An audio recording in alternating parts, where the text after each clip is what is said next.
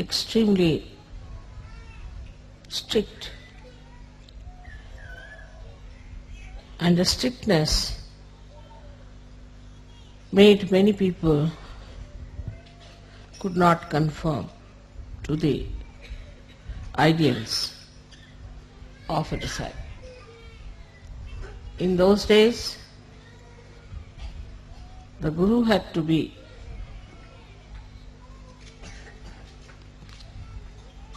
absolutely the authority, and it was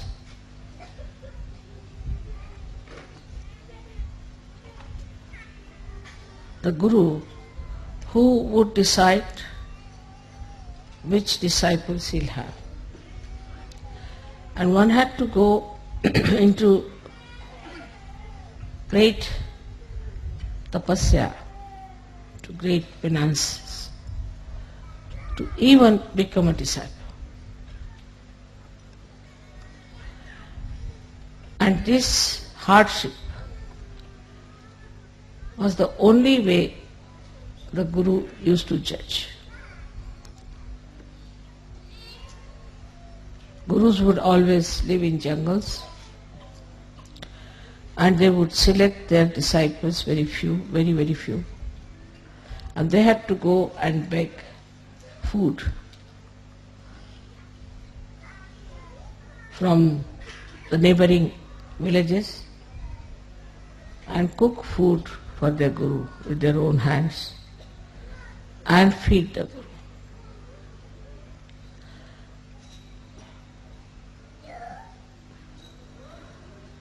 That sort of Guru business is not in search. That basically we must understand that the difference between those styles of Guruship and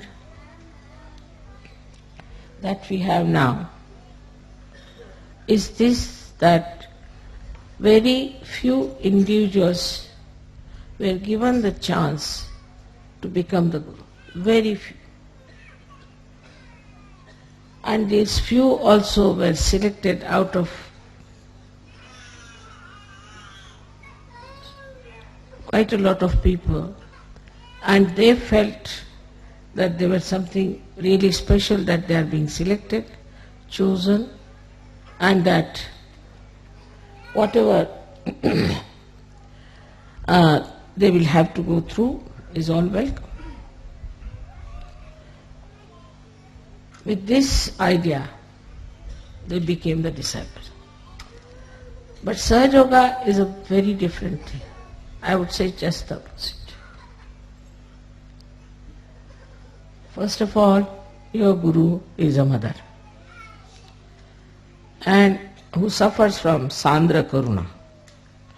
At the slightest things that happen to you, my eyes get filled with tears. So, as a mother, to be a Guru is a very difficult thing. But at the same time, for you to achieve heights is also difficult. Because you get lost when I love you so much, and in that love you forget sometimes that the progress in your being is very slow. It is important that in sahajayoga you have to be strict with yourself. That's why I said that you have to be your own Guru, which people do not understand what it means. You have to be your own Guru means you have to guide yourself, you have to treat yourself as your disciple, and you have to trim yourself If you do not understand the responsibility as sahajayogi of working it out yourself, everything, you cannot move very fast, because it is a different type of relationship between the Guru and the disciples. So first, I have always said, you become your own Guru. So you have to make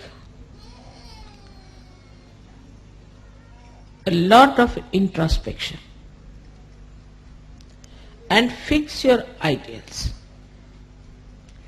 Before you, I am sitting.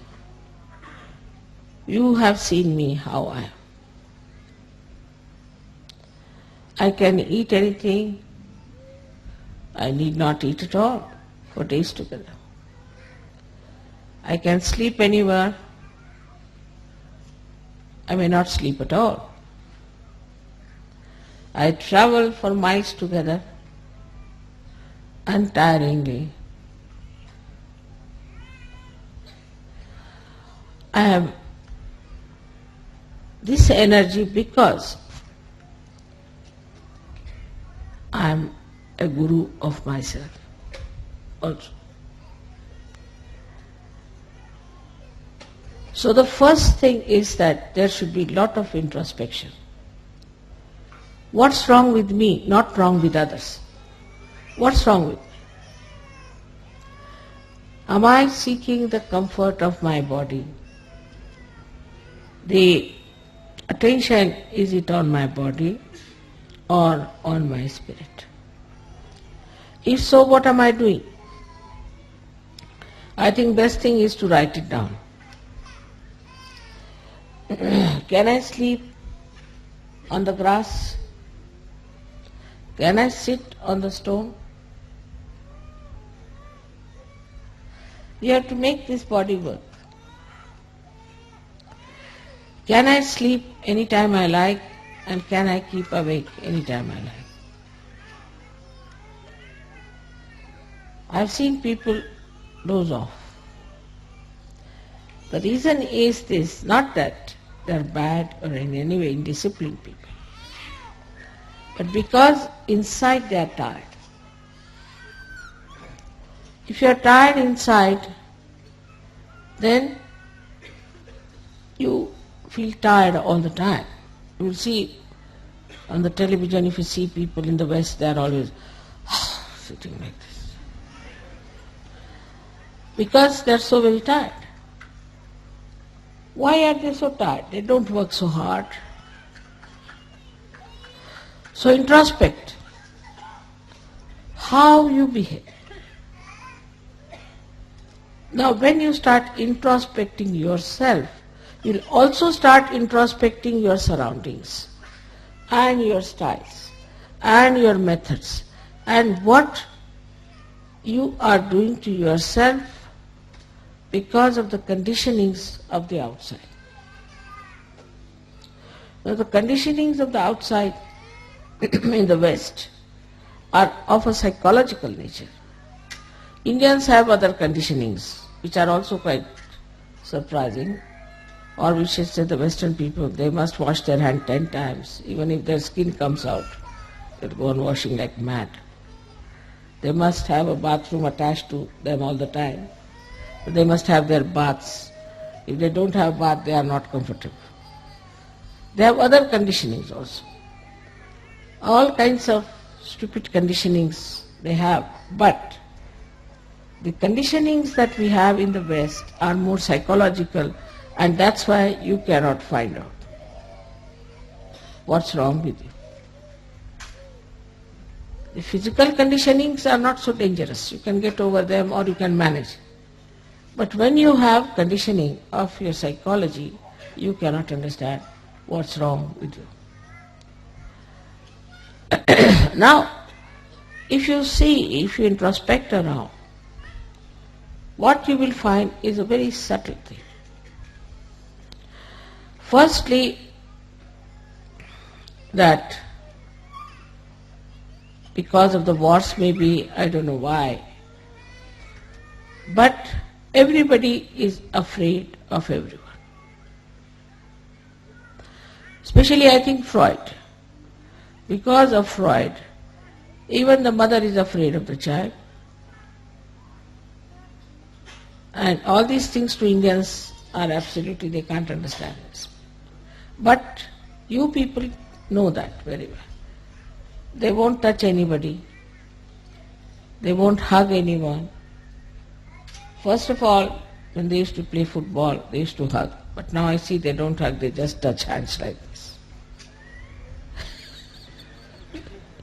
After some time, I think they may just do like that or something.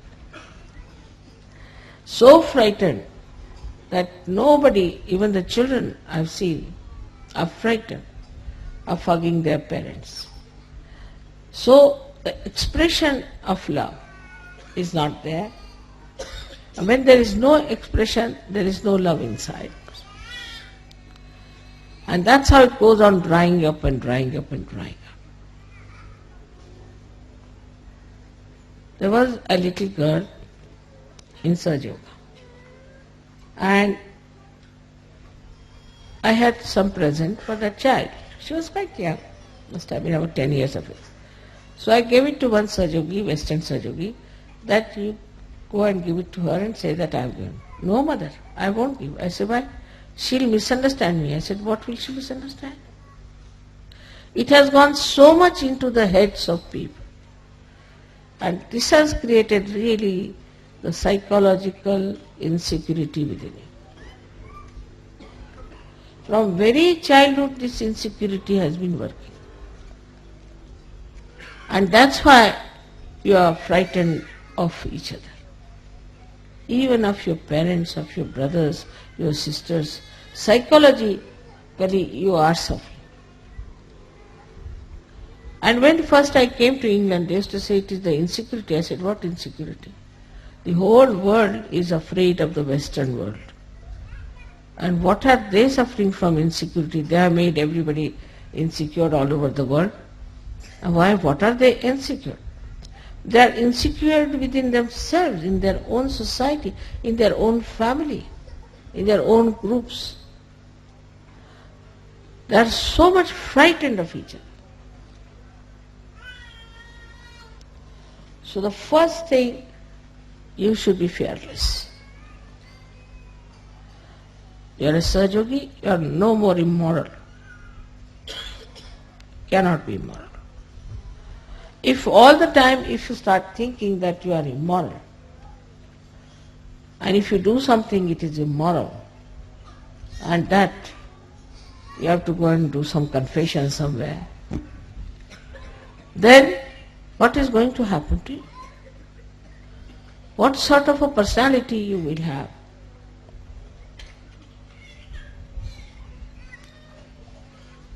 We have to change this by changing ourselves.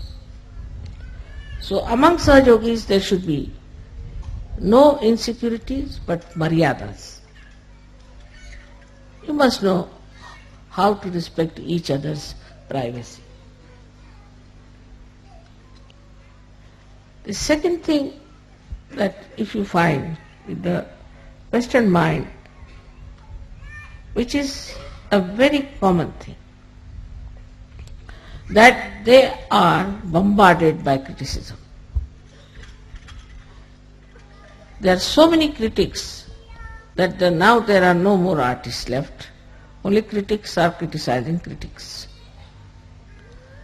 All artists are finished. They are all the time criticized. Somebody will come in, there's an education on criticism. They may not know how to play any instrument, they may not know how to sing, but they can criticize, all right. So all the time in your mind is a way that you always feel that somebody will criticize if you do this. All the time the fear is there that somebody will criticize. So, should I say or not? as Sahajogis, you shouldn't worry about these stupid people because they're blind, and if they want to criticize, you let them criticize. What does it matter?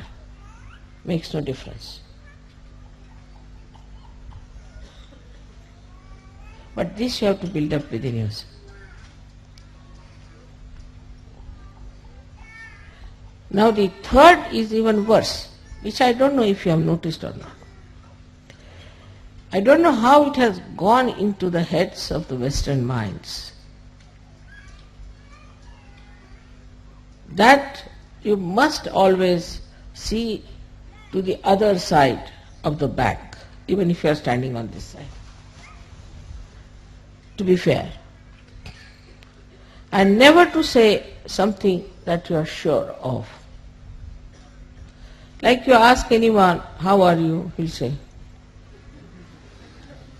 always. Nobody will say, I'm perfectly all right. Nothing wrong with me. What's wrong? Perfectly all right. Thank you very much. But it is never. They are not sure of themselves all the time. It's shaky. And this shaking inside gives you a personality which can never progress. Progress comes when you put your step forward, you put your foot firmly on that point, and then put the second step forward, like as you climb on a mountain. But in the first place only, if you are still thinking that it's halfway through, then how can you go further? You'll only move on two steps, this or that or this or that. This is another very big psychological detergent, I should call it, or detrimental thing for your progress. Now the third thing you have learnt, which is also third or fourth maybe, that you must argue out yourself. Like you have a problem. You'll come and tell me, Mother, this problem I have got. This is very common with everyone. I have this problem. I'll say, all right, this is the solution. Then you will come out, no, but in this will happen. Then you tell another solution. No, Mother, this can be this way. All right, you tell third solution. No, Mother, in this can happen. Tell fourth, this can happen. You are standing against yourself all the time. Then I have to say, this is your problem, not mine, and I am giving you the solutions, and if you want to solve your problem, better take a positive attitude. The brain is this way. In our Hindi language it is called ulti khopdi. You are all the time arguing against yourself. So how can you progress? This is another great problem of the Western mind, that it doesn't try to face any problem as your own, but go on arguing with yourself like a lawyer. See, there are two lawyers, one yourself, another lawyer, go on arguing. So is a double personality in the being, is not a single personality. As I said, it is very, very psychological that people have to take to this kind of a turn suddenly without understanding how dangerous it is.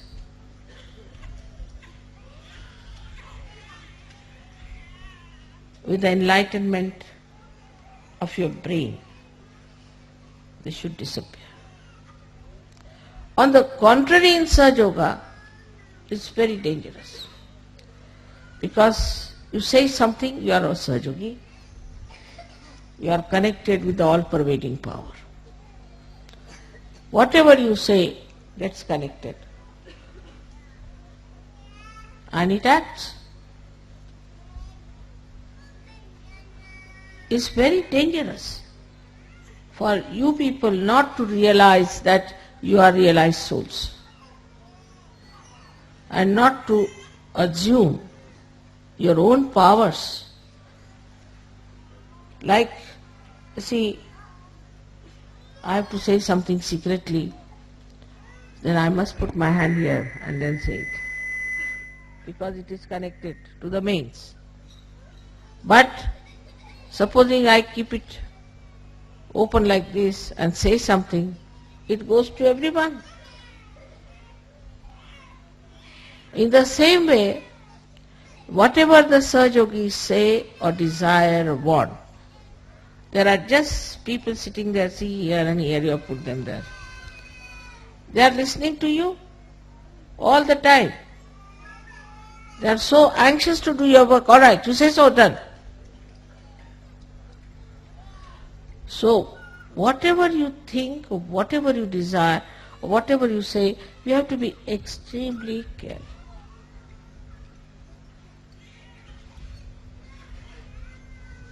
And when, now, I mean, old people, all right, I can say that very conditioned, they have problems, But the generation that is here, most of them are all capable of improving yourself and making your brain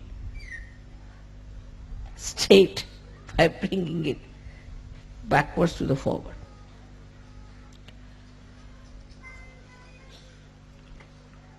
The psychological problem you do not see. The another psychological problem is which you do not know, which is very surprising. That whatever is the entrepreneur's ideas, you must act. Because the whole fundamentals of Western life is to see and to be seen. So, oh, that's the fashion, so we should do that.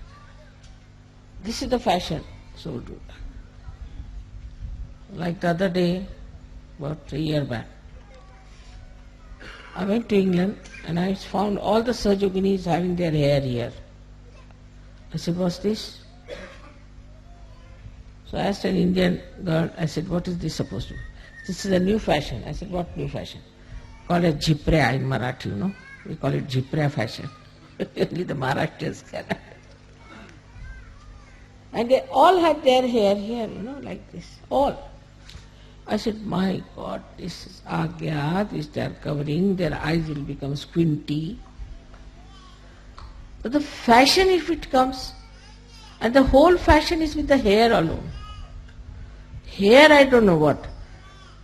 There's so much interest in the hair, and they lose the hair so fast in these countries without using the oil which they should use. They lose their hair very fast.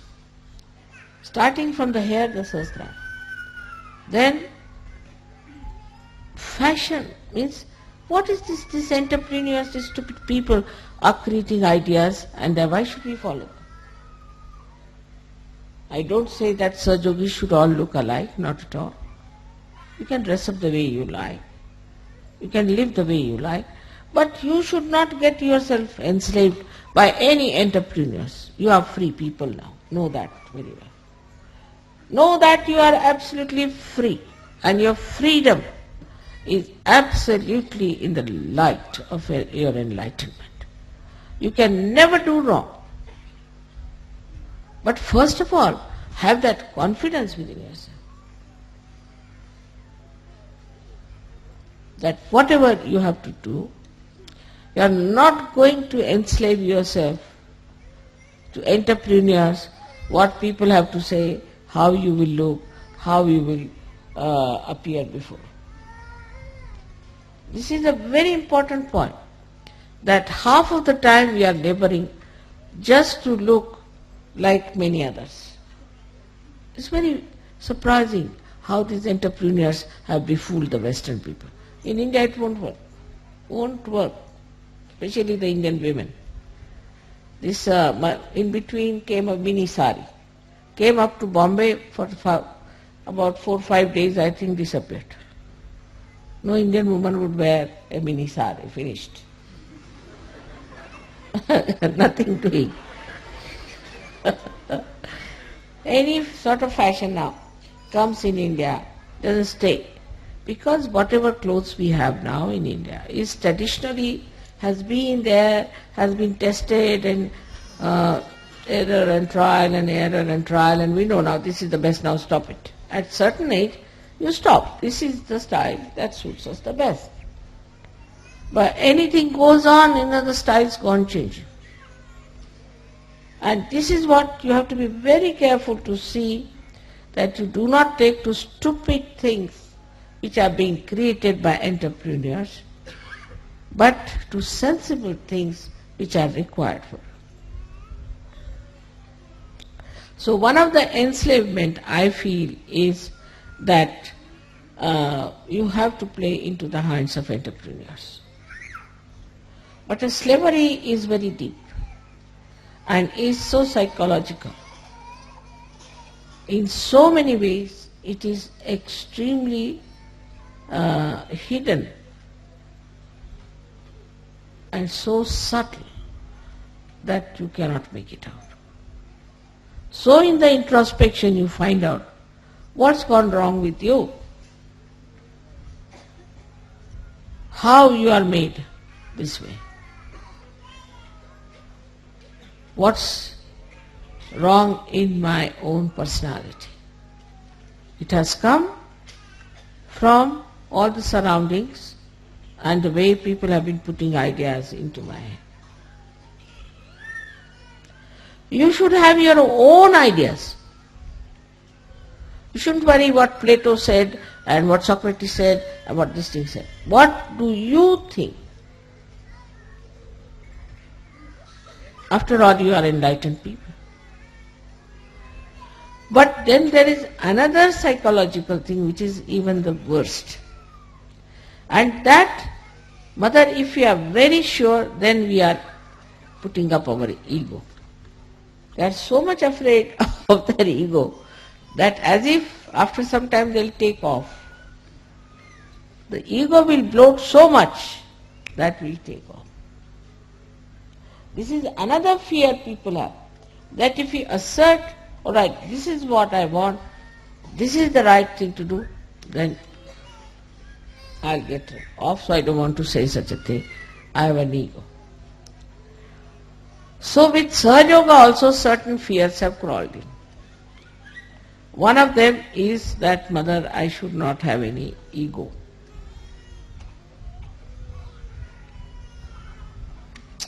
Now, what is the problem of ego? That also surprising despite all fear and everything. As a reaction to it, people have developed a kind of a protesting character.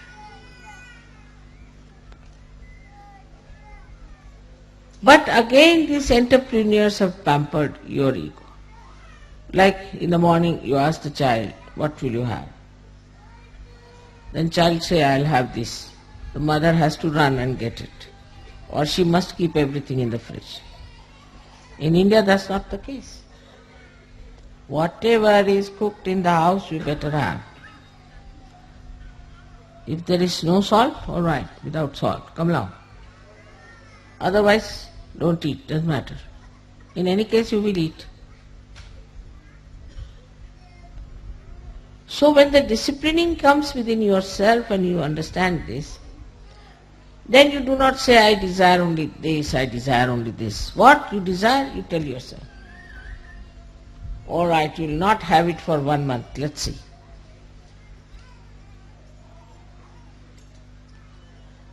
Once I must tell you about myself that little bit comfort grew upon me sometimes, I think.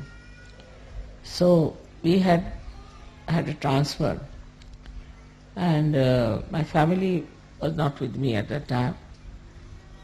We had only one small little bed where my husband slept, and I slept just on the bare cement in the. And next day I started getting the pain in the body. I said, all right. I slept on the cement for 1 month. On the cement you get pain, all right, sleep now. 1 month I said, I'm going to sleep on the cement. Then cement lost its power on me. Then might be the cement might be feeling the pain. So, that's what you have to do, is to master your mind.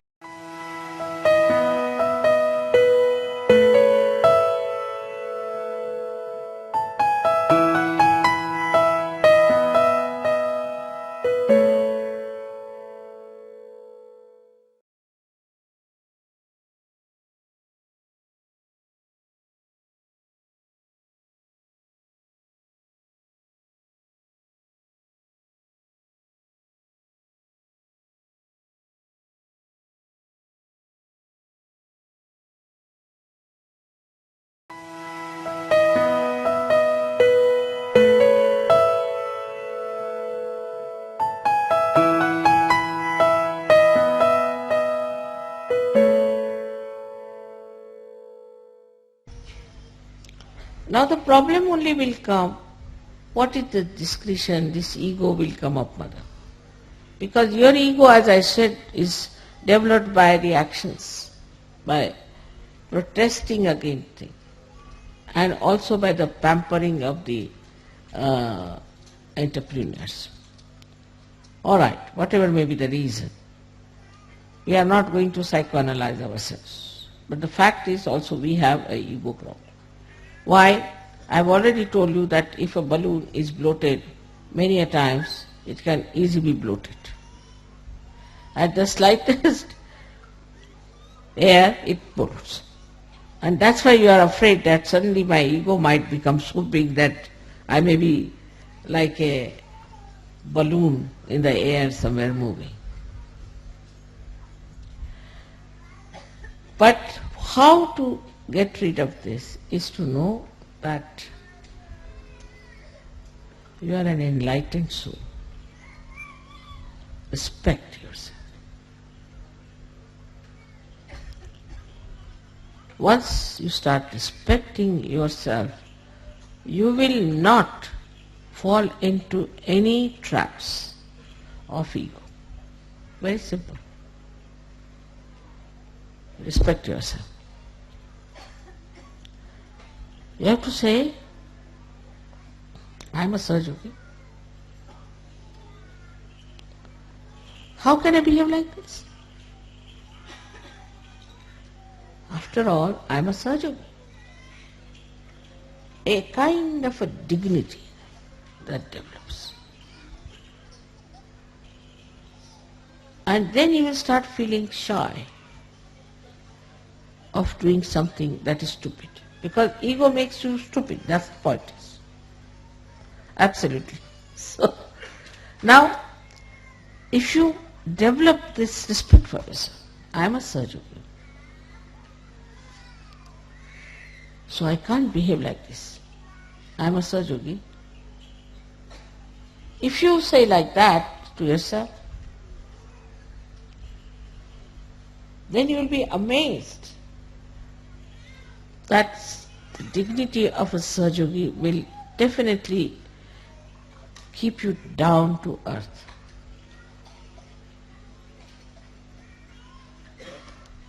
You will not get into the trap of your ego. So one side is the conditioning, another side is this ego. Simple thing is ego. That dignity has to be developed.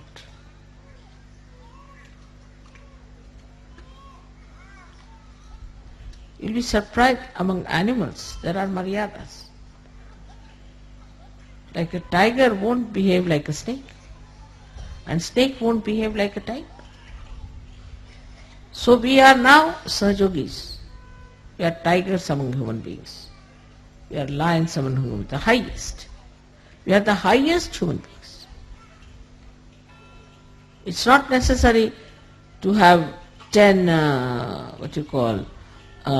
medals on your body to show that you are something great.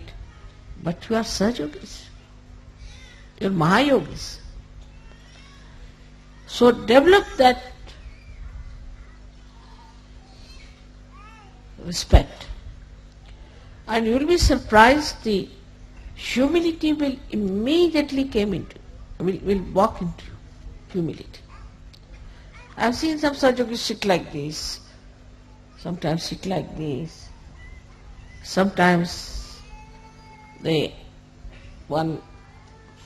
the left Vishuddhi is there, like this, right Vishuddhi is there, like this. But then you see yourself like a bridegroom has to dress up, and he remembers, I am the bridegroom. I cannot behave like other younger boys who will be there. I have to have my own personality. I am the bridegroom. I am going for my wedding. I cannot behave like all my other friends are there. You have to behave in a particular manner. So assume this. Still, we do not know that we are sahajogis. Once we know we are sahajogis, that dignity will develop within us, and with that dignity you will be amazed. You will also see what is wrong in your own country, what is indignified. Now, with whatever has happened in France, you can find out what's wrong with French laws. But French are more interested in drinking and eating and other things. So they never paid attention, oh, let it be, what do you care for laws, let it be as it is, doesn't matter, who should bother about these things, it's nothing important. After all, if you can get something to drink. You go to any French village at Steven time, you cannot meet anyone, even a drunkard. They are sitting inside and drinking. I mean, that's the main religion, main pastime. Next day with the hangover they come, so they see everything the other way down. Like this fellow, these journalists who went to India, they saw an iron gate and they thought this was the iron curtain of Hitler. Everything expanded, so big, crooked, because hangover, So the whole life in the West like a hangover. Either they see things too big or too small. They don't see things as they are. Now most of these things are written, which you will read, the psychology and all those things and the books. Mostly they are drunkards. If you see their lives, they have been drunkards. So whatever they have written, why should we take them so seriously? Except for very few who were realized souls, most of them were drunkards. Like those who wrote about Greek tragedies must have been really drunkard people. They must be taking a lot of things inside and they must be writing something like that. Because most of the drunkards, when they write, they say that why should I live? I must die. And like that we too have in India many people who have written ghazals who always say that why should we live? We should die. So there's one poet who has said, now you are talking of die, why don't you die once for all? So you will realize that what you will write, what you will say is higher than all these people. But sahajayoga has worked so smoothly in you that you do not know what you are.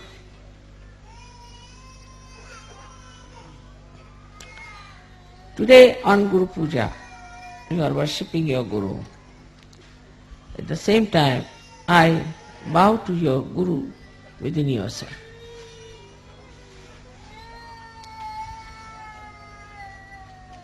Let your Guru come up and show itself. Especially the kind of a Guru you have. I am not strict with you, I am very gentle.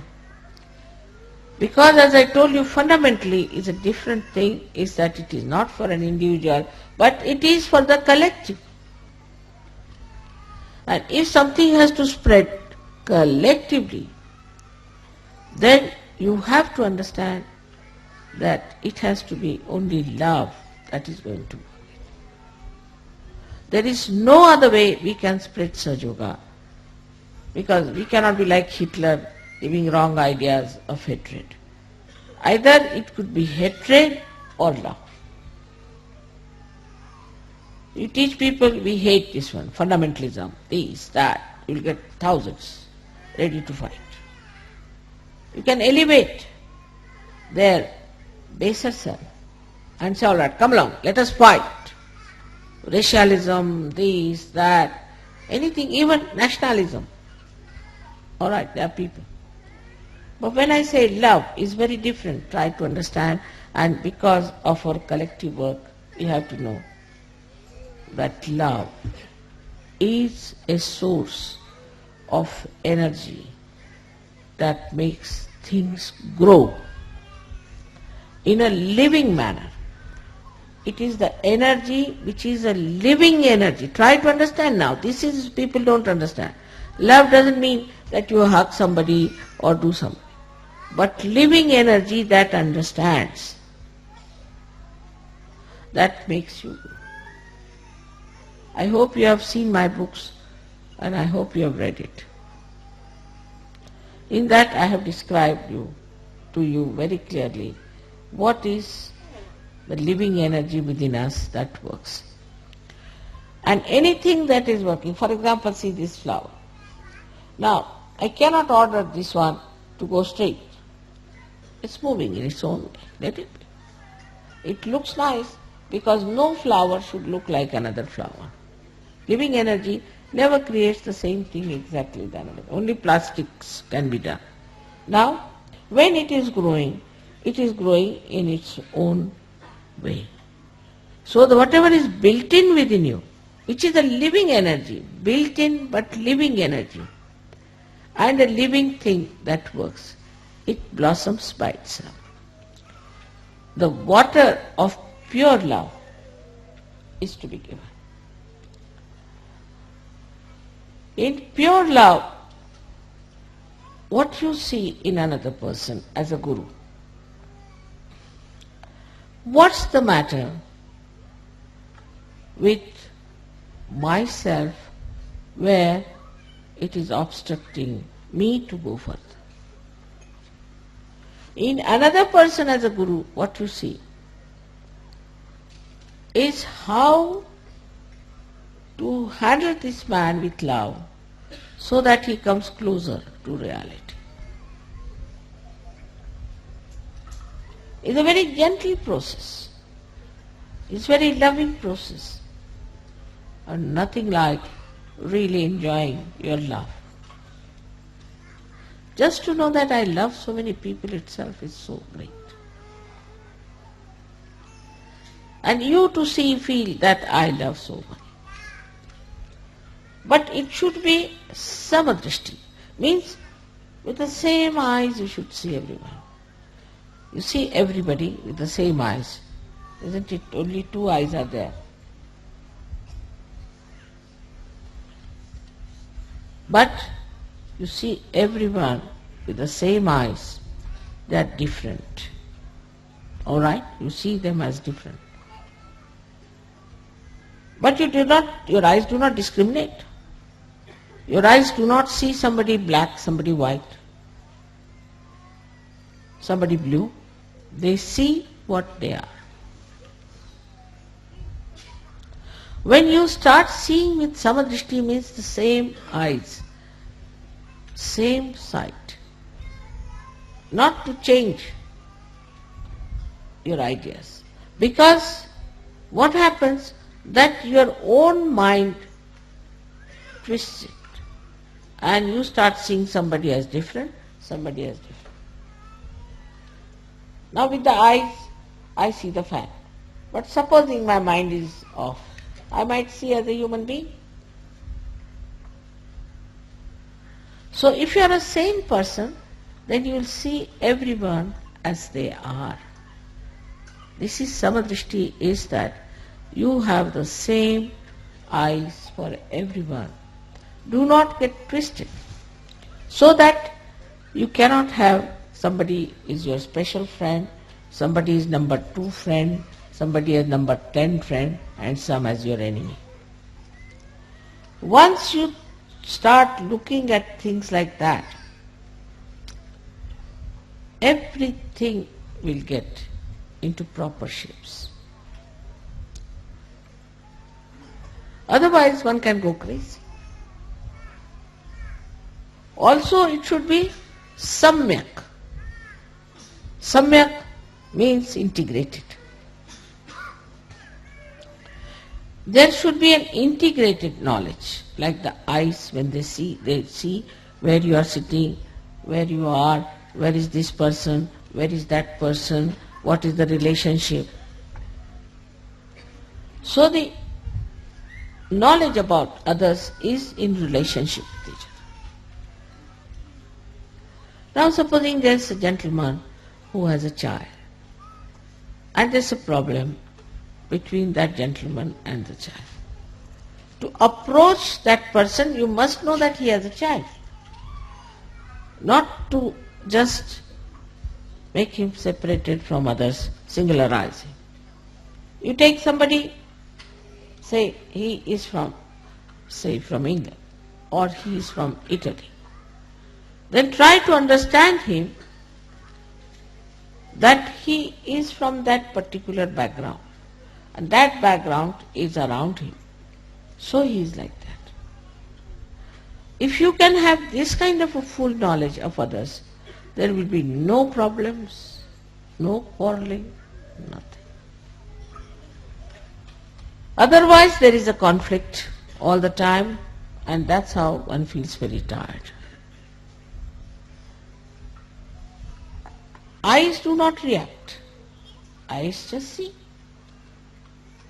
Whatever is there, they just see.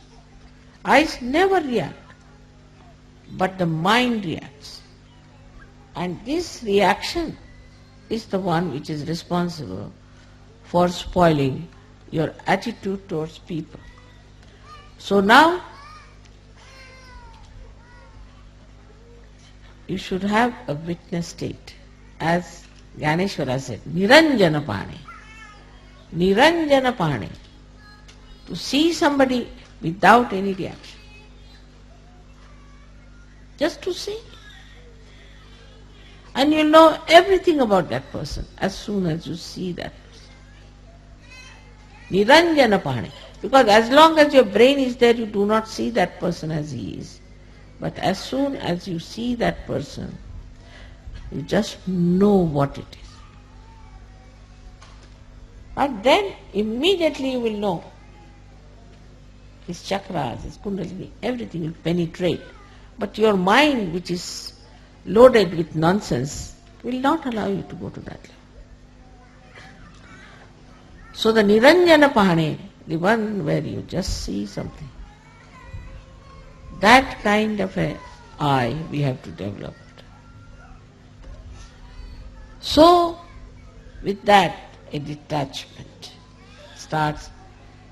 Automatically, you do not criticize anybody because your mind is like this against that person. You do not love somebody because your mind thinks this way. You cannot form groups, you cannot have some people who are dear to you, some are not.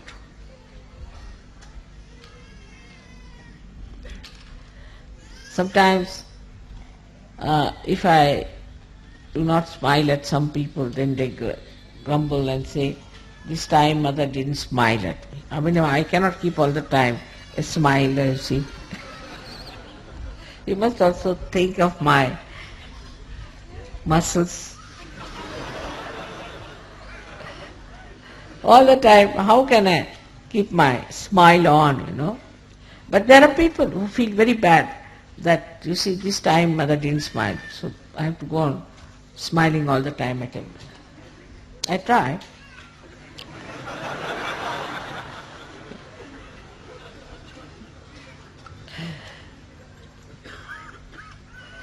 So the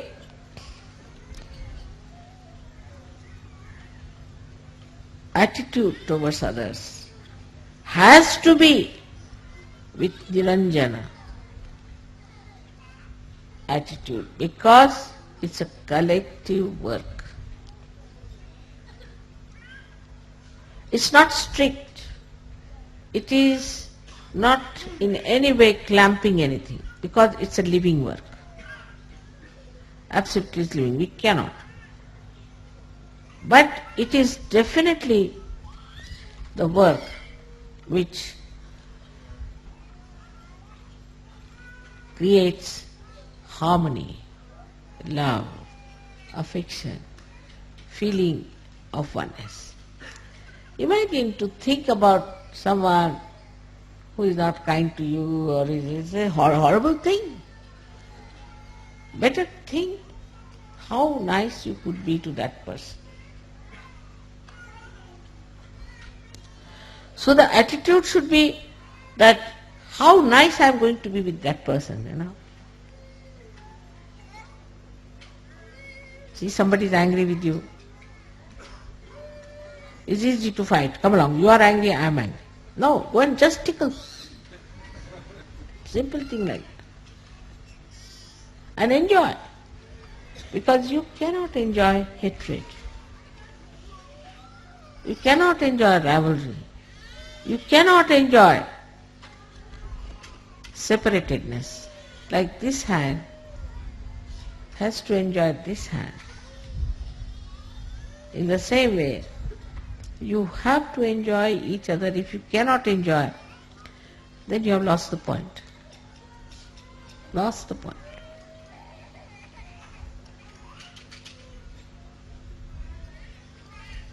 So, in the collective progress, we have to know that we cannot progress if we have no sense of collectivity, that we are part and parcel of one person.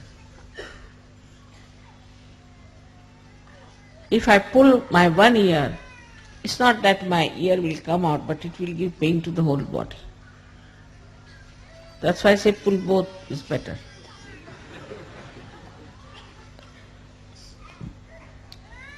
And when you start, you see, seeing this way yourself, then you'll be amazed a kind of a sweet humor about yourself develops.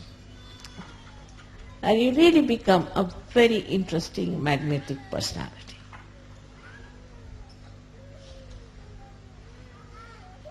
And a very enjoyable person, extremely enjoyable.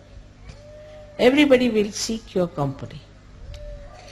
This is what is the sign of your Guru principle being enlightened. Of course, they have said that you should get detachment, you should not have any attachment to this and that and that and that. This is all talk. But actually, only introspection and assumption, or we can say the knowledge of your own depth itself will give you that feeling. If you have that knowledge that I am a sahajayogi and my depth of divinity is so great, that itself will be more than sufficient for you to exist as the topmost guru. Actually, I am no more a guru, I was never a guru. I am a mother, I am hopeless guru. Because a guru who cannot be strict is useless. And I have to prepare myself to say things, If there's problem between two people, and then if there's some gap of time where I have to say to them, then I start how to become strict. I tell myself. Spontaneously if something comes, then I say, why are you doing like this for the most? Spontaneous. So, you have to develop this special style of guruship in yourself, which is for the collective working. Again remember, it is for the collective working. So today, you worship your guru principle within yourself when you are worshipping. I would not say that you should try to follow me because I am hopeless in many things. Say banking I don't understand, money I don't understand. There's so many things I don't know. Really. I'm hopeless. Law I don't understand. You should not be like me, agreed. But you should be able to say, as I say, that, you see, I have these problems.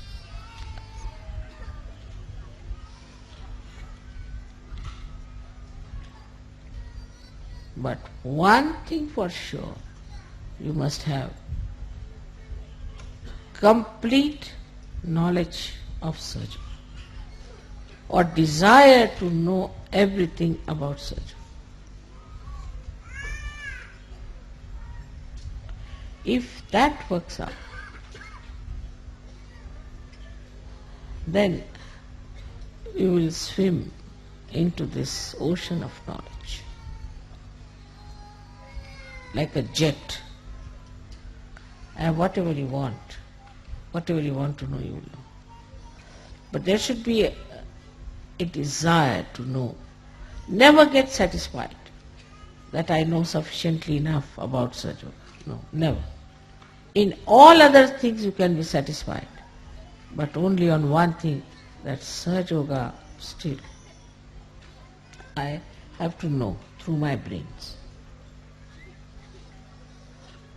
And my heart should have that knowledge. It should be in my heart, not only in my brain. I should know through my brain, it should be in my heart.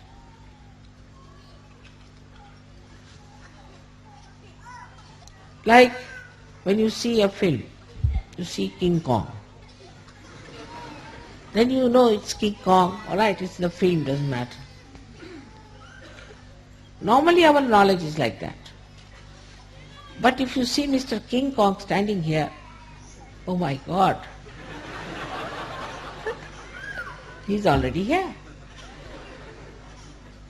In the same way, when our knowledge is in the brain, it is just like a film is away from, it's not in our heart. But when it is heart, it acts, it works. It doesn't work through brain. In the brain it just stays, but in the heart it works. In the heart resides the spirit. It's very simple that we are people who are more living with our brains, not with our heart. But know that we are in reality. See, King Kong is standing before us. We are not seeing a film, it's in reality. And in reality, the heart has to work, not the brain. Because reality is only through the heart, not through the brain.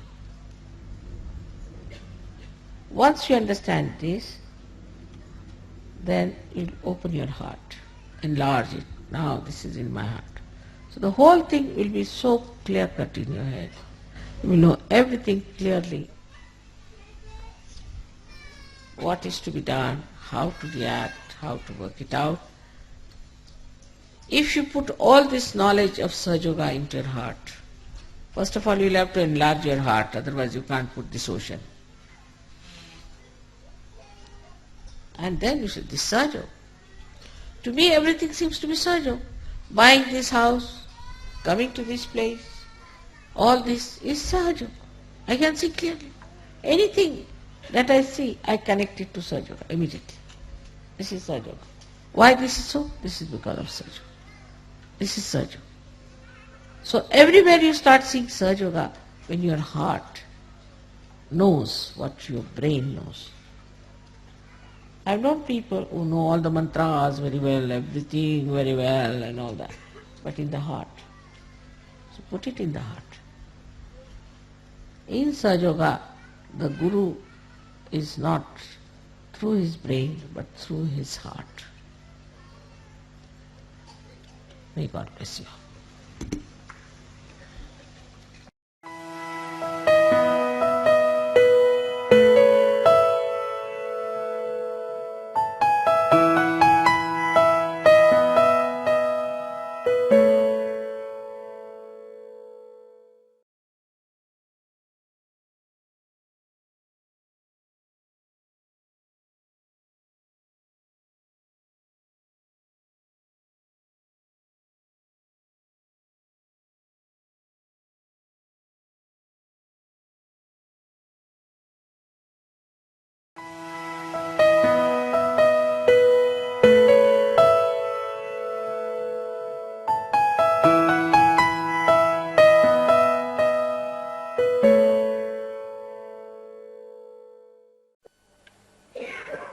सत्य को खोजने वाले आप सभी साधकों को हमारा नमस्कार।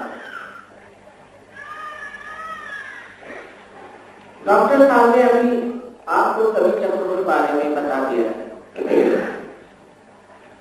उसी प्रकार कल मैंने आपको 3 नाड़ियों के बारे में बताया था, जो कि ईड़ा, पिंगला और सुषुम्ना नाड़ी। ये सब नाड़ियां, ये सारी व्यवस्था परमात्मा ने हमारे अंदर कर रखी है। वो क्रांति के काल में जबकि हमारा रिवोल्यूशन हुआ है, तब धीरे धीरे एक एक चक्र हमारे अंदर प्रस्तुत हुआ। किंतु अभी एक कार्य बचा हुआ था, वो ये कि ये सारी यंत्रणा करने के बाद, पूरी तरह से इसकी व्यवस्था करने के बाद एक प्रश्न था कि इस यंत्र को, जो हमारे अंदर ये जो परमेश्वरी यंत्र बनाया हुआ है, इसको किस तरह उस परमेश्वरी तत्व से जोड़ा है। मैंने आपको कल बताया था कि चारों तरफ ब्रह्म चैतन्य रूप, ये परमात्मा का प्रेम, उनकी शुद्ध इच्छा कार्य कर रहे। लेकिन ये ब्रह्म चैतन्य अभी तक युग शुरू हो गया है, और इस युग का अनुभव आपको साक्षात्कार के बाद आएगा, हर पल आएगा। आपको आश्चर्य होगा कि ये जो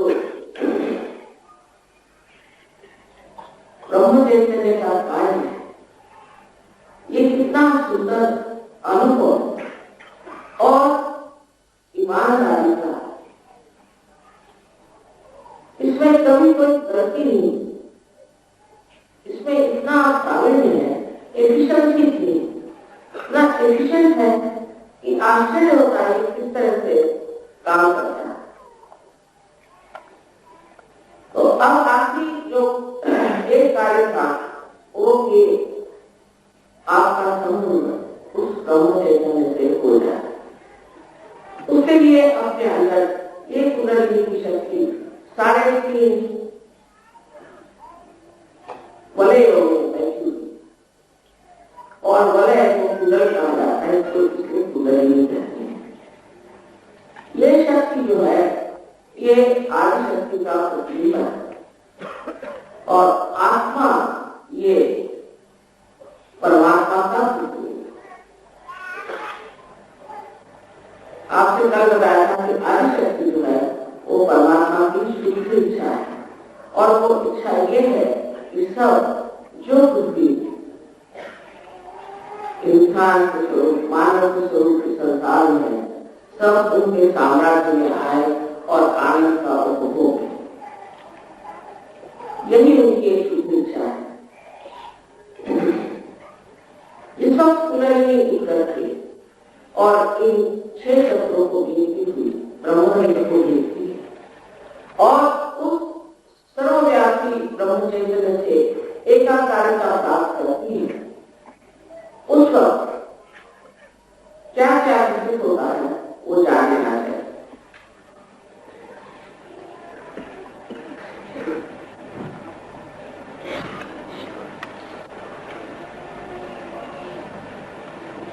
सबसे पहले जैसे आप लोगों से बहुत लोगों को ठंडी ठंडी हवा थी, ये ठंडी ठंडी हवा जो आपको महसूस हुई, जिसका बोध हुआ, यही ब्रह्म चैतन्य। और कुंडलिनी भी जब ऊपर चली आई तो वहां से भी आपको, उससे भी आपको ठंडी ठंडी हवा का एहसास। ये तो पानी की चीज हुई, इससे कि आप जान लें कि आप पा गए हैं, जिसे हम आपको साक्षात्कार कहते हैं। उसकी शुरुआत किंतु आत्मा क्या है ये जान लेना चाहिए। मैंने कहा है कि आत्मा आपके हृदय में प्रतिबिंबित हो। आत्मा सिर्फ एक प्रतिबिंब मात्र, हमारे सारे कार्य को देखने वाला एक दृष्टा है। अभी तक उससे हमारा कोई संबंध नहीं,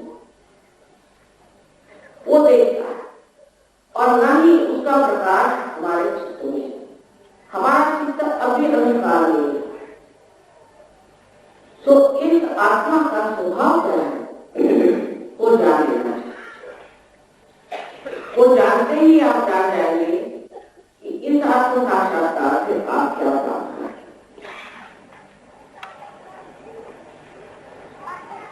पहले तो जब कुंडलिनी इन चक्रों में उतरती है तो ये आपको अनेक प्रकार की नई नई उपलब्धि होती है। जैसे शायद आपके सवाल से बताया कि क्या क्या उपलब्धियां होती है, लेकिन जब आत्मा का प्रकाश आपके चित्त में आ जाता है तब आप आत्मा का स्वरूप, उसका जो कार्य है उसे प्राप्त कर, और उसका सबसे बड़ा कार्य यह है कि उसके प्रकाश में आप केवल सत्य को जाए। मैं कहूँ सत्य को नहीं, केवल सत्य को। इसका मतलब समझा, जितनी है उतनी बात होती है, जितनी आंख से उसका देखना है। किंतु केवल सत्य ये होता है कि जब इसे आप प्राप्त करते हैं तो सब लोग एक ही चीज को जानते हैं।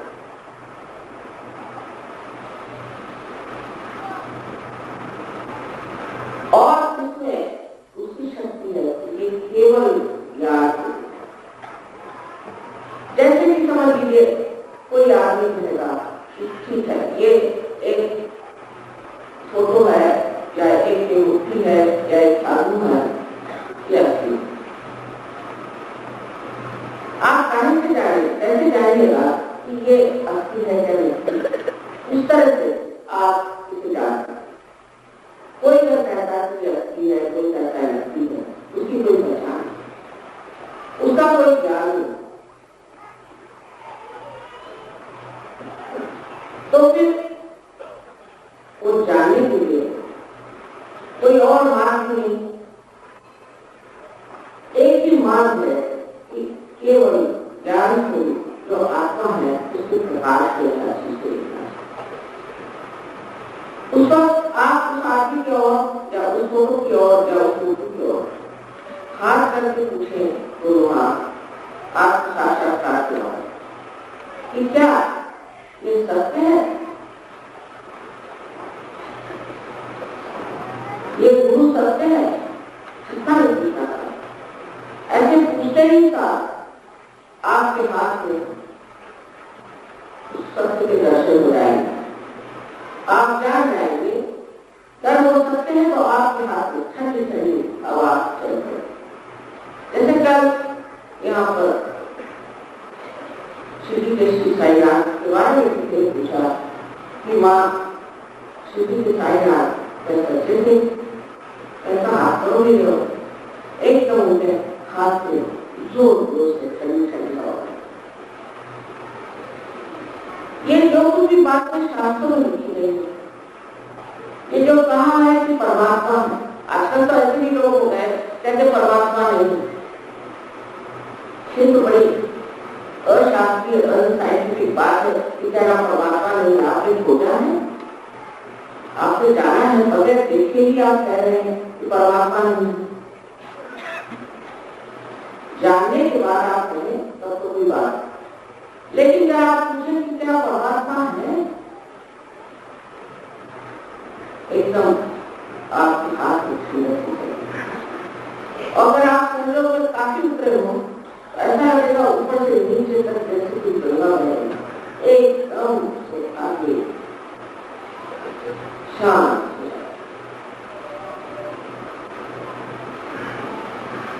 तो पूरी तरह से इसे हम केवल ज्ञान करते हैं, वो आकाश है।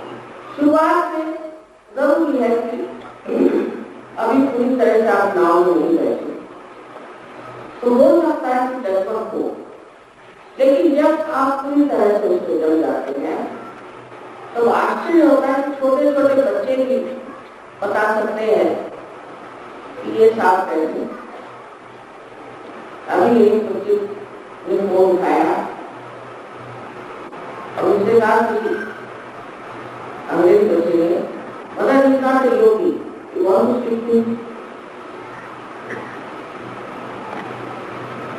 ये कैसे जाना, क्योंकि चैतन्य जो है उसका आपको बोध होता है। कल आपको बताया था कि बोध होने का मतलब होता है कि आप उसे सेंट्रल नर्वस सिस्टम में अपनी मज्जा संस्था पर जाते,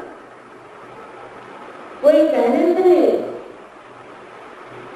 ये ऐसा है वैसा है। जैसे आप देख सकते हैं यहाँ सफेद चद्दर बिछी हुई है, सब लोग देख सकते हैं कि यहाँ सफेद चद्दर बिछी हुई है। उसी प्रकार आप जानते हैं आपके सेंट्रल नर्वस सिस्टम की सत्य क्या है, फिर बताने की जरूरत नहीं और कहने की जरूरत है।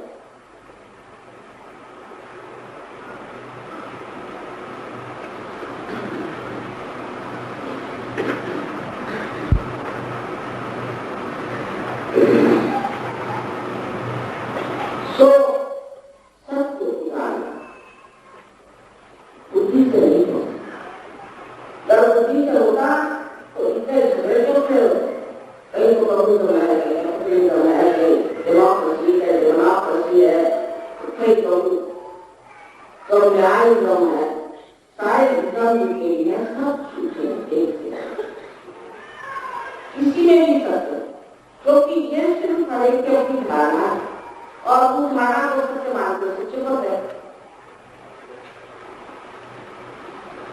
लेकिन एक तरह से जब आप आत्मसाक्षात्कार को प्राप्त करते हैं, जैसे हमारी बात कीजिए, तो हम ये कहेंगे कि हमारे पास जो सब शक्तियां हैं तो हमको बड़े बड़े कैपिटलिस्ट हैं, सारी शक्तियां हमारे पास हो गए हो तो हम तो बहुत बड़े कैपिटलिस्ट हैं और हम तो बहुत ही बड़े कैपिटलिस्ट हैं, क्योंकि सबको जेब लग जाएगी। इस सुबह में भी हर तीसरे दिन को वही करते रहते हैं और चाहिए जब तक दिया नहीं अच्छा ही नहीं। देने की भी शक्ति कम्युनिज्म से नहीं है और पाने की शक्ति भी कैपिटलिज्म से नहीं है, सिर्फ ये पैसा ही है ज्यादा से ज्यादा, क्योंकि चंचल है और जिसके तरफ किसी सूखे तो सब चीज में जो सत्य का अंश है उसे जानने का एक ही तरीका है कि इस आत्मा को प्राप्त करें। तब आप समझ जाएंगे कि कौन कौन दुनिया में आज तक हुए जो भी आत्मा साक्षात्कार केवल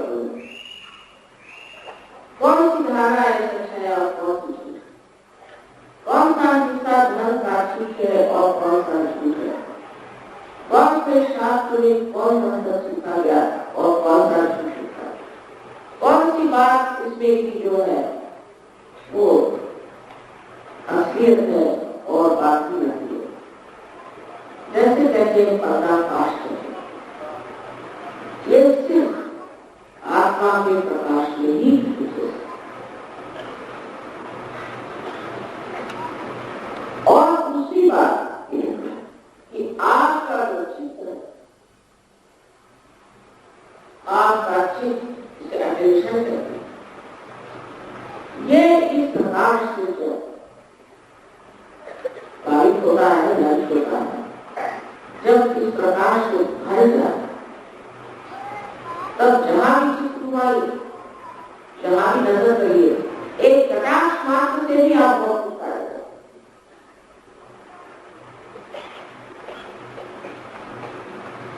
और यहां बैठे बैठे कहीं भी दुनिया में जो चीज हो गई है,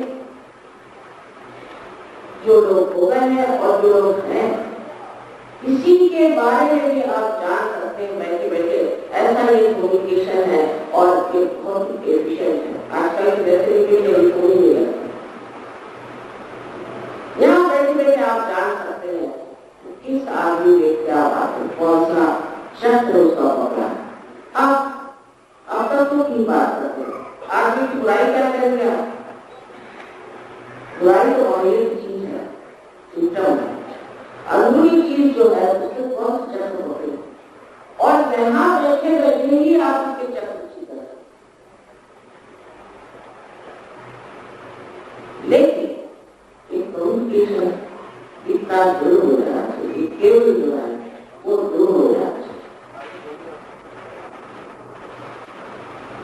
एक चित्त मात्र से आप इतना कार्य कर सकते हैं, और आपका चित्त जो है वो एकांत सब देखता ही है, बस देखता है। जैसे मैंने आपको कल कहा था कि इसे देखने के साथ सोचने की कोई बात नहीं, देखते बनता है, कितने प्रेम से ये सजाया है, ये भी सोचने की बात। या जिस कलाकार ने अपने कला का आनंद यहाँ भरा है, वो भी सोचने की बात।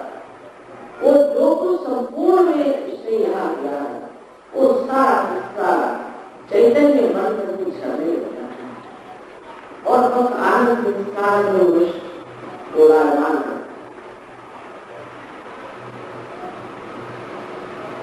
जिसे हम पहले की बात कर रहे हैं, ये विचार समाधि का अशोक में इन लोगों ने सिर्फ व्यायाम करना चाहना है, वो करना चाहिए। व्यायाम तो बहुत थोड़ी सी चीज और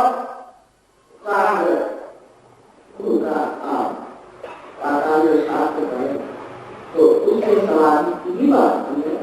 पहले विचार विकल्प समाधि, इस विकल्प समाधि, इस तरह से उन्होंने इसकी तीन दशाएं दिखाई, वही आपको सहयोग में प्राप्त।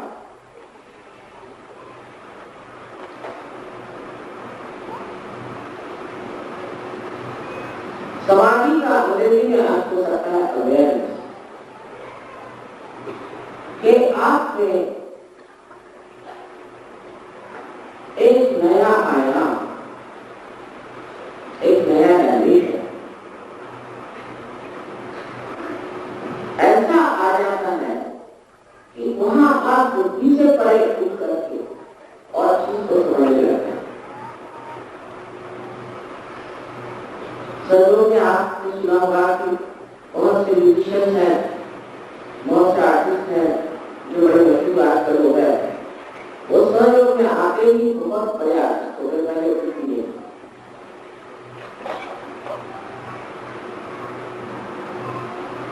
उसकी वजह यह है कि उनका चित्त जो है वो चित्त इतना एकाग्र हो गया है कि जिस भी चीज को देखता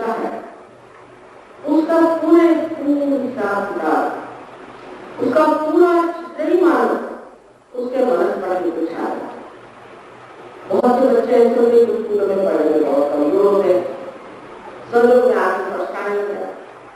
यहाँ तो रिकॉर्ड है, एक लड़का तो 23 साल के अंदर सीए हो गया, सब चीज के रिकॉर्ड। इंजीनियर जो कभी इतनी उम्र नहीं होते हो गए सब पढ़े लिखे में बच्चे हो जाए, लेकिन स्वभाव में उनके अलग है। अपनी संस्कृति की जो विशेषता है कि हमें अलग सुबह से पृथ्वी तत्व को हम नमस्कार करते हैं, तुझे हम पैर सीखेंगे तो क्षमा। वो जो अलग है पहले सिखाया जाता था, बताया जाता था, दिखाया जाता था, अब अपने आप ही मनुष्य अत्यंत नम्र हो जाता है, उसके एक अलग है। और उस नम्रता का बड़ा मजा जिन बातों के बारे में धार्मिक पुस्तकों में लिखा है, वो सारे ही तत्व हमारे अंदर जागरूक हो जाते हैं। ऐसे ऐसे लोग जो मशहूर हुसैन थे, हुसैन को क्या कहना चाहिए, बहुत ही ज्यादा बदली लोग जो हाथ में हमेशा तलवार बंदूक लेके घूमते थे, वो भी इतने प्यारे बेटे हो गए हमारे कि लोगों को समझ नहीं आता है वो क्या हो गया, ऐसे बदल कैसे गए, ये इतने सुंदर कैसे। तो अपने अंदर का जितना भी गौरव है, इतनी भी विशेषताएं है, इतना भी प्यार है, वो सारी एकदम गुण है। और मनुष्य शांति में स्थापित हो, जैसे एक चक्का है, चक्र है, पहिया है, वो घूम रहा है, लेकिन उसका जो मध्य है, जो उसका एक्सिस है, वो शांत है। इसी प्रकार आप उस परिधि से, उस पेरी से निकाल करके अपने मध्य में आते और आप देखते हैं जैसे कि पानी में इंसान का उसे पानी से डर लगता है, वो नाव में चला आता है और फिर तैराक होता है। जो पानी से डराता था आज उसी को मदद से खेलता है और 50 को बचा भी ले रहा है। ये सब होने का है, आप सबका अधिकार में प्राप्त करने का। ये आत्मा आपके अंदर बसा हुआ आपका अपना और पुनर्जीवी आपकी अपनी शक्ति। आत्मा के प्रकाश में जो सबसे बड़ी चीज देखती है आनंद। आनंद में सुख और दुख नहीं होता, एक तो निरा आनंद, सिर्फ निरा आनंद। और उस निरानंद को आप अपने आप ही प्राप्त कर देते।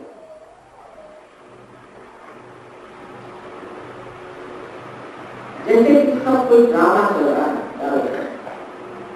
और आप उधर जाते हैं, अगर कोई लड़ रहा है तो आप उसके साथ लड़ने लग जाते हैं और कोई रो रहा है तो आपके साथ रोने लग जाते हैं। लेकिन जब ड्रामा खत्म हो जाता है तो आप बात कर रही तो खत्म हो जाए। अब ये तो ड्रामा, उसी प्रकार दुनिया के लिए जो झमेला है, आप भवसागर पार करके और इस भवसागर में और देखते हैं ये लीला तो श्री चक्र के श्री कृष्ण की बात, सारे धर्म आपके अंदर जागरूक हो जाते हैं, जो कि गुरुओं ने हमें बताया, महागुरुओं ने बताया, आदि गुरुओं ने बताया, वो सारे अपने अंदर ही जागरूक हो जाते हैं, फिर सर जो भी गलत काम नहीं कर सकते, डर से नहीं। 5 दिनों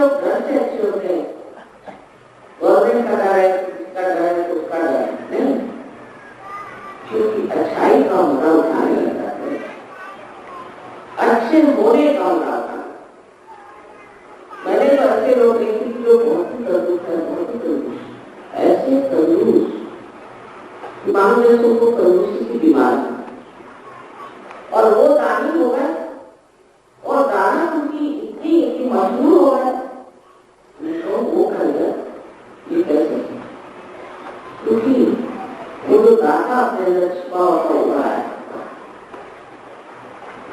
आपकी एक सारा कार्य सारे विश्व को प्रेम है। ये परमात्मा का प्रेम निवास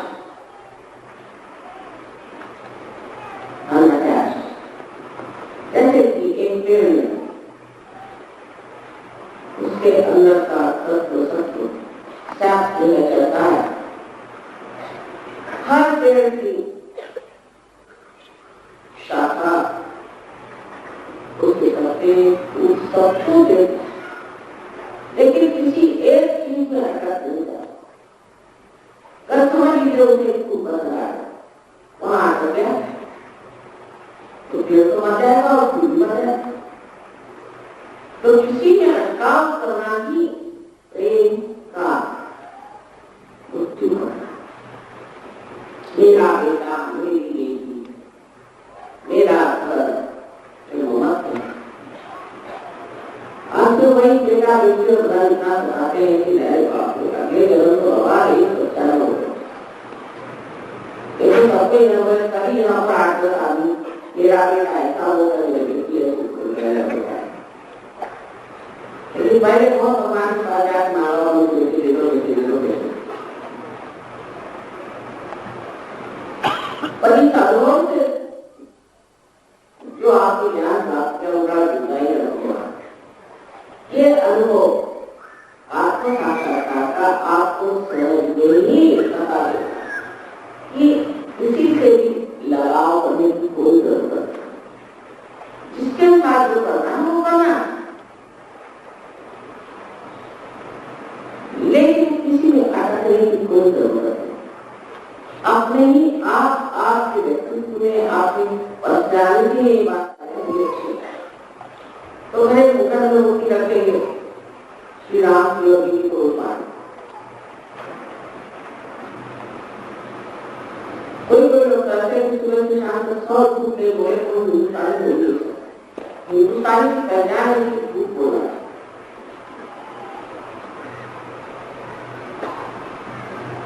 सोचिए, ये सब चीजें हमारे अंदर इसलिए हमारे कि हमें भोग करना होता है। इसकी वजह यह है कि हर आदमी अपने को आदर्श बनाने की कोशिश करता है, उसे कभी अपने को अंदर देखा ही नहीं, इंट्रोस्पेक्शन नहीं, ये देखा ही नहीं मैं क्या हूं, मैं क्यों झूठ बोलता, क्या जरूरत है झूठ बोलने। ठीक है, आप बोलता है बोले ही मत, लेकिन वजह ये कि हमारा में इतने बड़े बड़े आदर्श, इतने ऊंचे तरह के जीवनियों की प्रणालियां बैठे हुए हैं, उनको देखकर हमें लगता है कि अरे हम इनके सामने कितने बुरे इसके दिखावा करते हैं।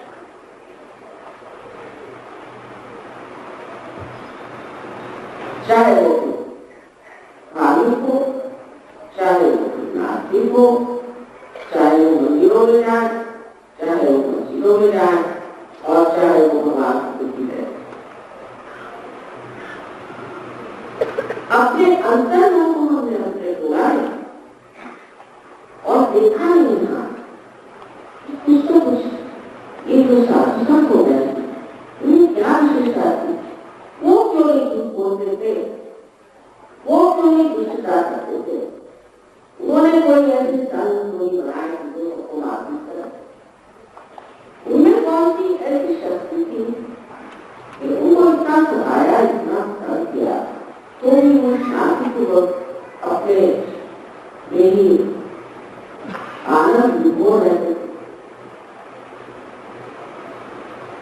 तो इसमें भी हमारा दोष है, अगर हमने योग किए कम से कम उसमें एक बात अच्छी है कि हम इन आदर्शों को विशेष मानते हैं। अगर आपने योग कार्य छोड़ दिए तो आप बुक हो जाएंगे। और जैसे देशों में मैं देखती हूँ कि वहाँ तो कोई कल्चर ही नहीं, वहाँ कोई संस्कृति नहीं है, ऐसी गंदी संस्कृति है, उनसे तो कुछ सीखने का अपने को कहीं है,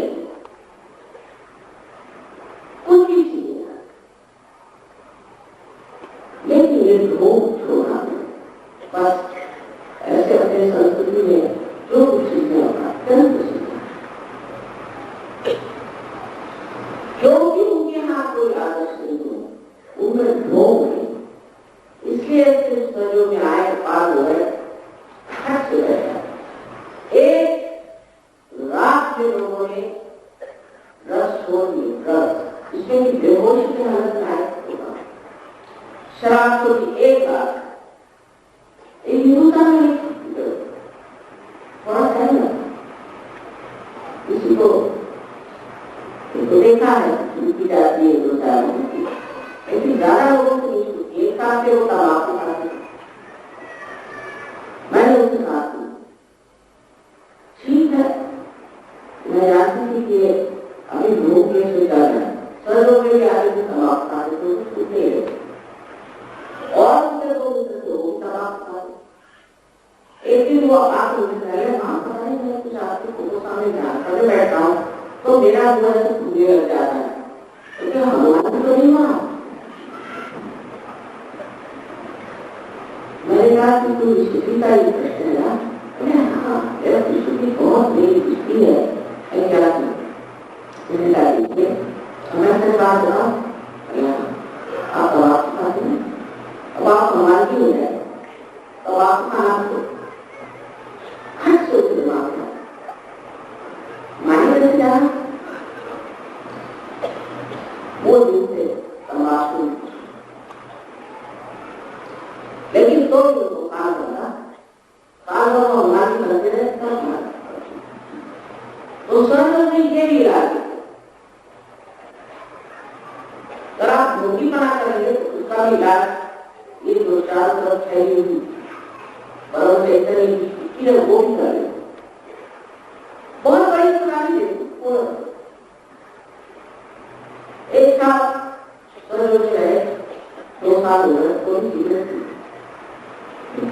कभी पीते, जो भी होती पहले कभी किसी से नहीं कहा कि सिगरेट मत पियो, शराब मत पियो, तो आदमी को ऐसे उठ जाए। सर्दियों की बात है तो एक दिन ड्राइव कर रहे थे, उनके साथ 6 और लड़के घर के गाड़ी में जा रहे और 7 आदमी गाड़ी तो कहीं जा सकते एक्सीडेंट हो, सारी गाड़ी सब कुछ हो गया, सब लड़कों को चोट आई, लेकिन इन महाशय को सिर्फ इस उंगली में और ये विशुद्ध पीते हैं, और जब आप सिगरेट पीते हैं तो राइट की शुद्धि पकड़ती है। सब आएंगे मेरे पास मां आज से सिगरेट पीते, ऐसी छोटी छोटी बातों को आदिशक्ति की ये जो शक्तियां ऐसी छोटे छोटे तरीकों से आपको ठीक है, और आप स्वयं ही जानते हैं कि मेरा ये चक्कर होगा। जैसे दिल्ली में तो जब शुरू में आती थी तो सब मेरा तो आ गया, सब जो है तो आ गया, मानी गई कि मैं बड़ा अंधकार ही हूँ, मेरे अंदर अंधकार है हमारे को सूत्र, लेकिन आपने बताइए किसी से अगर आपने कहा कि तुम अंधकारी हो सदा मुझे उससे कहिए तो मारने को दौड़ेगा, मारेगा कोई नहीं मानने वाला कि मैं अंधकारी, पर जब आप अपने से हट गए तो देखते हैं और ये संघर्ष शुरू हो गए आ गया था माँ में बड़ा अंधकारी। लेकिन ऐसा नहीं, अब सारी भाषा जो है वो चक्रों की शुरू हो गई, चक्रों की बात होती है, माँ मेरा आज्ञा पकड़ा थी,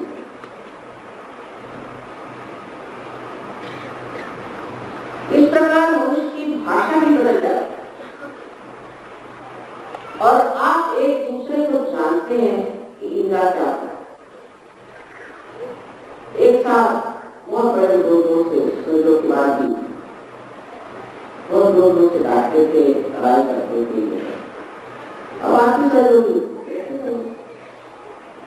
खासकर दिल्ली से भी लोग पहुंचे थे महाराष्ट्र के लोग वो है दिल्ली वाले उसके राजधानी रहते तो उन्होंने खाना शुरू कर दिया, तो चुपचाप सब खड़े। तो ऐसा बोले कुछ कहा तो नहीं, तुम आप क्या करोगे? राइट शुद्धि पकड़ी हुई थी तो वो करते क्या?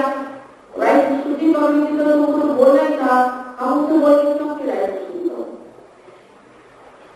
बोले नहीं बोले क्या? तो जो सीतापति की भाषा आपको पिता बताई है इस चीज को अभी रचना को लाइट चली जाए तो आप बताइएगा कि कौन सामने बैठा है।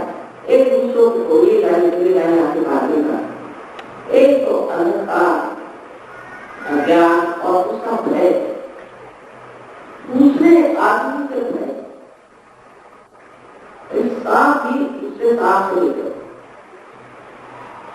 कोई जानवर मैंने सुना है तो एक दूसरे से डरता है, पर इंसान जो है एक दूसरे से बहुत डरता है। और जितना देश प्रबल हो गया है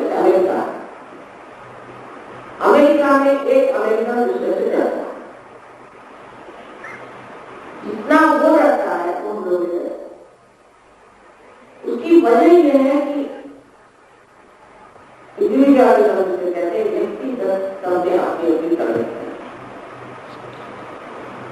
व्यक्तिगत प्रगति में मनुष्य अपने राष्ट्र छूट जाता है, लेकिन आत्म साक्षात्कार के बाद सामूहिकता में होता है। जैसे कि आप एक ही शरीर के अंग करते हो, एक ही विराट के आप अंग करते हो, एक ही अपर के आप अंग करते हो, कि कौन कहाँ इसके साथ तकलीफ हुई तो क्या ये हाथ सोचता है कि अब मुझे तकलीफ हुई मैं अकेले बैठा हूँ कैसे होगा? नहीं, तो तुझे हाथ की साथ छोड़ना, सारा शरीर उसको छोड़ा, सारा संसार आपका है, सारा संसार आपको मदद करने वाला है। इन सब कुछ से सहयोग से हो सकता है और उस उत्थान का फल है। इस उत्थान को आप प्राप्त करें, उससे चलें और अपने आत्म साक्षात्कार में पूर्ण प्रयास करें।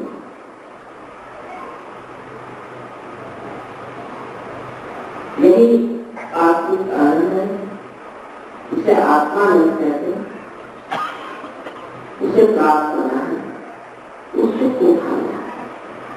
सब कुछ आपके लिए तैयार है, पूरा इंतजाम है, सिर्फ आपकी तैयारी होती हो तो ये कार्य पूर्ण नया हो सकता है। पर समझने के बाद ये जान लेना चाहिए कि अभी भी अंदर कुछ दोष है, चक्रों में दोष है, उनको पूरी तरह से स्वच्छ करना है और ठीक से रखना है। उसे किस तरह से करना चाहिए ये आपको सीखना है।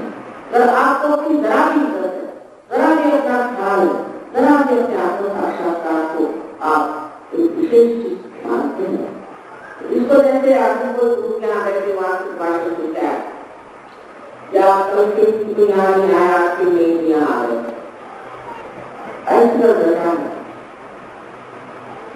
तो समझो जमीन इसके लिए चाहिए विशेष मराठी में है चाला मंदिर काफी से कानून ऐसे आलतू फालतू लोगों का ये काम नहीं, वो चाहिए विशेष। और ऐसे आप विशेष है तभी आप यहाँ आए।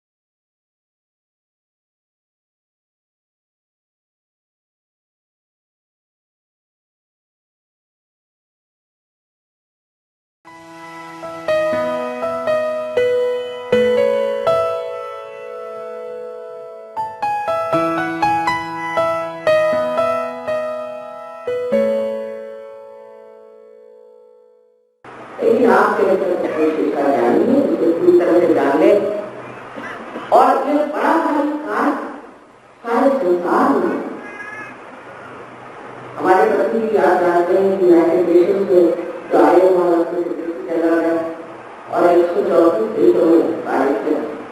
वो कहते थे कि यूनाइटेड नेशन जो वास्तविक है इसमें कोई जरूरत नहीं। हजारों आदमी इकट्ठे हो जाते हैं। यहाँ दिसंबर में हम लोगों का मेला लगता है। 8-10 दिन लोग रहते हैं। इस वक्त 56 देशों में से 33 देशों में से लोग आए थे। कोई झगड़ा नहीं, सब आपस में कोई बच्चों का, स्त्रियों का, पुरुषों का कोई नहीं। और इतनी शुद्धता ऐसी तो मेरी जिंदगी दो तरह से आप जानते हैं पति के साथ को देखते हैं कि आदमी उस औरत पीछे मारा, वो औरत उस आदमी पीछे मार गई।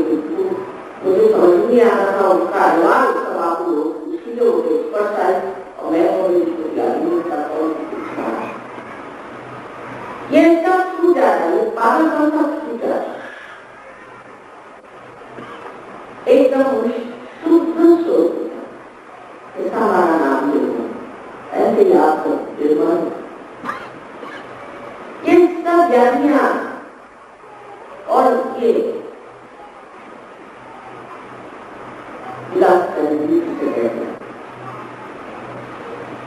लालच और इससे एकदम आप फारिग हो जाते हैं, छूट जाते हैं, निकल जाता है, छूट जाता है।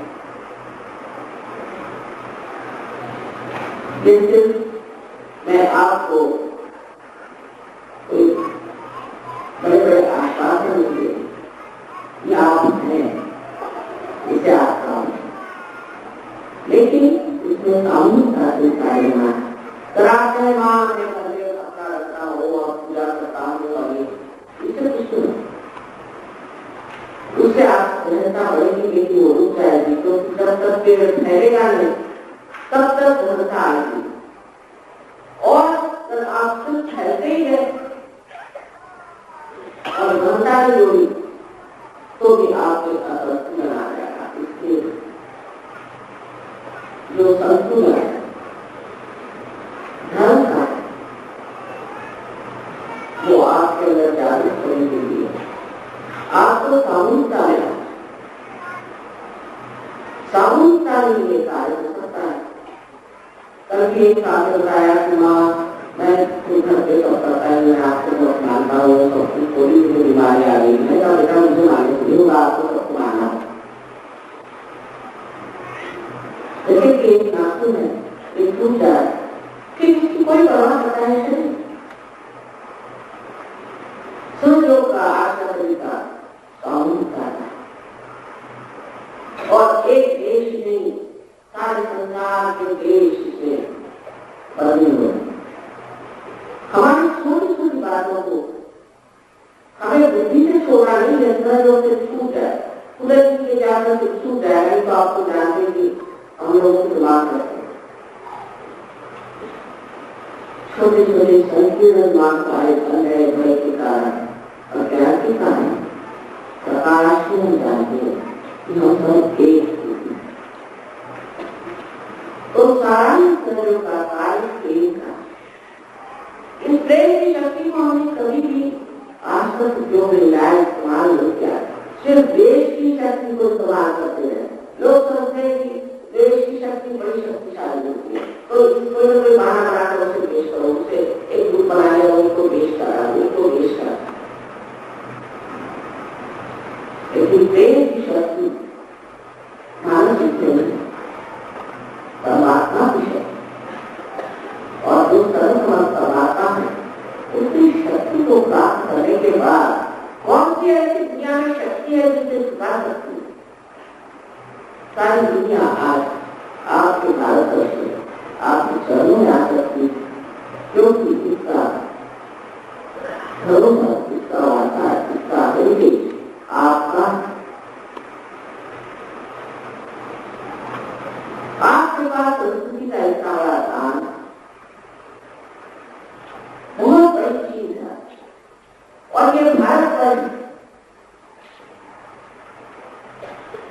साक्षात योग एकाध हम ट्रेन से आ रहे थे, मैंने अपने बहन को कहा कि आगे हमें होगा। पहले कैसे नेता चैतन्य कैसे चमक रहा। उन्होंने जाकर पायलट से पूछा, बताते हैं अभी मैं दिन पहले आया, ये ऐसा था भारत, ये पृथ्वी को आप क्या समझते, इस पर आप बैठे हो, ये पृथ्वी को क्या हजार लोग आगे समझो अपना कुछ सीखा। इस पवित्र भूमि में रहते आप बहुत आसानी से कोई बता सकता, लेकिन जो कुछ गंदगी इधर उधर इकट्ठी हो गई है वो छूट जाए, उसके लिए रहता चाहिए अपने आप को सीखी। 8 साल में रास्ते बहुत ही है, और मैं जब यूँ पहले आए 2 साल पहले की बात, तुम्हारे घर से मेरा सारा इनको मैं समझो कैसे समझाऊंगी। और फिर तो फैशन की बात कर रही और आदमियों की बात कर रहे, इसके बीच में मैं कहाँ चलूं और क्या बात करूं। तो देखिए बदल रहा है, अब लोग आत्मा की बात कर रहे हैं और प्यार की बात कर रहे हैं। सभी आनंद दे रहे हैं, तब आप ही से और इसलिए आप देखिए कि आज रात आपको साक्षात्कार हो गया, तो इसको आखिरी चीज नहीं हो, अभी आपको संपूर्ण समग्र होना, तो क्या लिए इसको होलिस्टिक, इसका नाम पूर्ण उसको प्राप्त करना है, और उस पूर्णत्व को प्राप्त करने के लिए आपको थोड़ा सा समय देना है। उसे दुबई यहाँ पर बहुत अच्छे तरह लोग हैं, उनसे पूछ करके और आप सोच सकते हैं। शुरू में आप जानते हैं कि दरवाजा खुलाया जो पागल के अंदर आ जाते, हर तरह के आदमी हैं, बहुत से लोग उसे लेके भाग जाते, पर वो पागल तो आपको नहीं है, यहाँ तो सबके लिए लड़ा जाते हैं, बहुत से लड़ाक अंदर आ जाते हैं, बहुत गुस्से आ जाते हैं, हर तरह के लोग अंदर आ जाते हैं, लेकिन आप उसको लेके भाग मत जाइए। और पहले सीख रहे हैं कि हम पूरी तरह से इसे बात, और जो आज का महान युग है, इस परिवर्तन का महान कार्य है,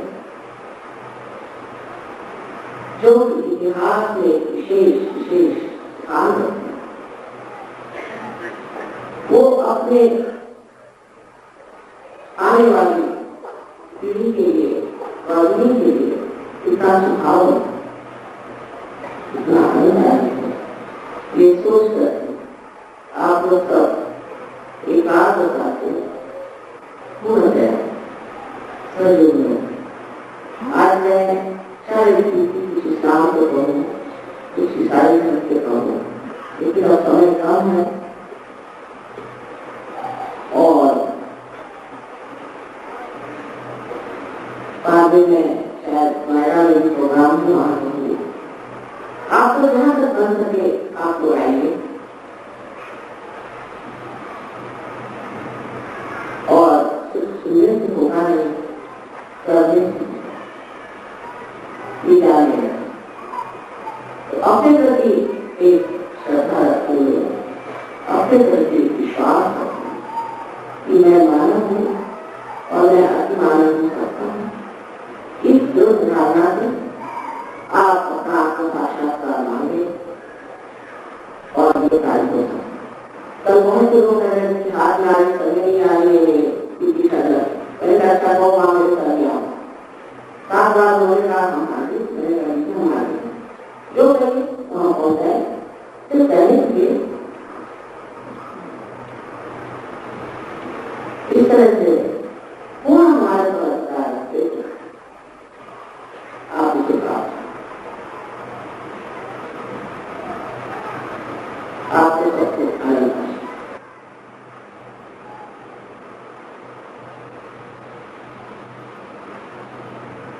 ऐसा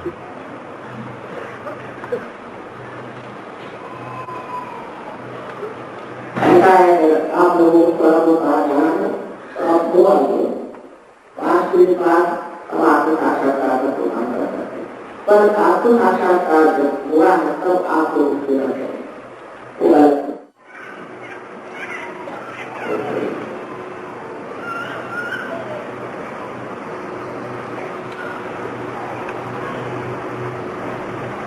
अपनी विपत्तियां और परेशानियां तो एक मिनट को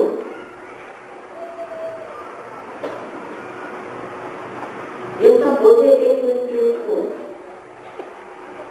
और कोई प्रश्न हो तो वो छोड़ दीजिएगा, क्योंकि दिमागी जवाब करके पूरे नहीं जा सकते।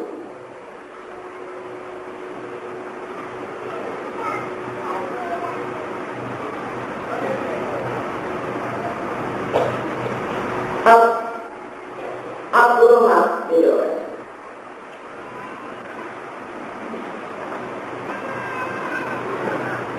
इसमें से जो लेफ्ट है मैंने आपको पहले बताया था और आप बता नहीं थे, ये हमारी इच्छा है।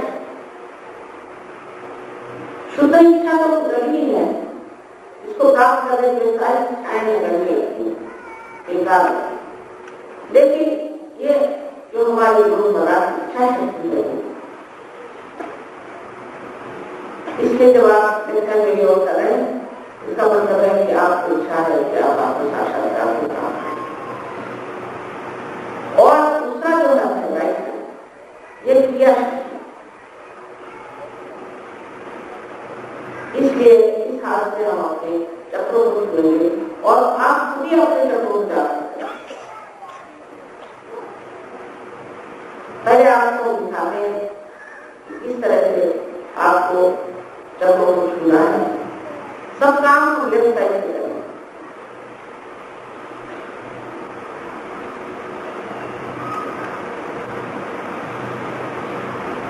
सबसे पहले हम अपना राइट हाथ हृदय पे रखते हैं, क्योंकि हृदय में मैंने आपको कहा था आत्मा सबसे बहुत सीधा आत्मा। उसके बाद हम अपना हाथ पेट के ऊपरी हिस्से में रखते हैं। ये हमारा दूसरा प्रिंसिपल ऑफ मास्टरी, ये हमारे अंदर बनाया गया है महान गुरुओं को। नानक साहब ने बनाया, कबीर ने बनाया, इतने महान गुरु लक्ष्मी ने, रामदास ने, सब ने जो महान गुरु हो गए, आदि गुरु आदिनाथ, दत्तात्रेय आदि सब लोग उनके स्वरूप जो की दुनिया में आए, जैसे कि राम से की अब आखिरी हो गया करके शुरू बताया। इन सब गुरुओं ने हमारे अंदर जो चक्र बनाया हुआ है वो है इस जगह, इसके जागृति से हम स्वयं गुरु हो जाते हैं। अपनी क्योंकि आत्मा जागृत हो जाने से आत्मा ही हमारी चालना करता है, वही हमको संभालता है, वही हमारा मार्गदर्शन करता है, वही हमें रास्ता देता है। फिर इसके नीचे पेट के नीचे हिस्से में फिर से लेफ्ट है जो चलता है, ये चलते शुद्ध इच्छा, शुद्ध विद्या, शुद्ध विद्या, शुद्ध विद्या है वो विद्या।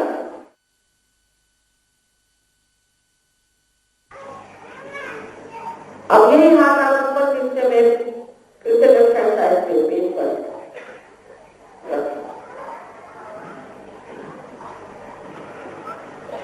ऊपरी हिस्से में गुरु तत्व, फिर आपके पास हो गए। उसके बाद इसे हमारी गर्दन और कंधा, इसके बीच का जो कोण है, इसके काफी पीछे तक इस तरह से हाथ पीछे की ओर रख के और अपनी गर्दन को राइट साइड में मोड़ दें। मैंने पहले कहा है ये चक्र आप दोषी हैं ये सोच नहीं सकते।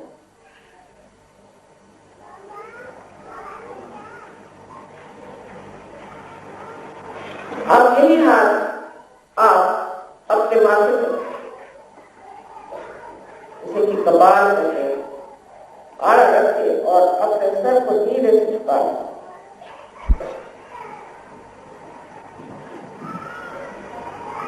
ये जब क्षमा मांगे, क्षमा करने, सबको क्षमा करने का ये शब्द आज्ञा का शब्द सामने की ओर होता है। क्षम का बीच में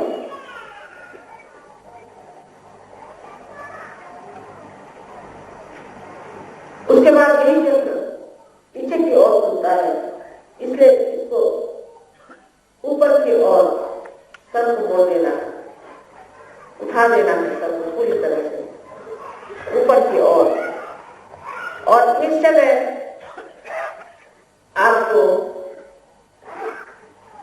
अपने को दोषी न ठहरा दो, बिल्कुल नहीं, सिर्फ अपने समाधान किया, आपको समाधान इस परम चैतन्य से क्षमा मांगे, इस रूहानी शक्ति से आपको क्षमा मांगे। अब इस हाथ को पूरी तरह से खोल देना, पूरी तरह से, और इसका जो इसका हिस्सा है, इसके हथेली का जो बीच का हिस्सा है, उसे बराबर अपने तालू पर, जो बचपन में एक बहुत सिक्त हड्डी थी, नरम हड्डी थी, उस पर रख लेना है और सर को पूरी तरह से पूरी तरह और दबा लें, अच्छे से दबा लें, उंगलियों को बाहर की ओर पूरी तरह से खींच लेने से दबाव अच्छा पड़ेगा। और अब इसे आपने अगर पगड़ी भी पहनी तो कोई नहीं है, उसके ऊपर से आप इसे गोल घुमाएं,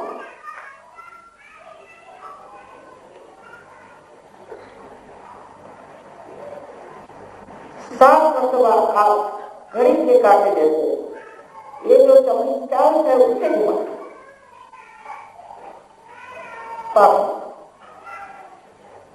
इतना ही कर देगा। अभी भी पहनाने की संस्कार का बचाव है।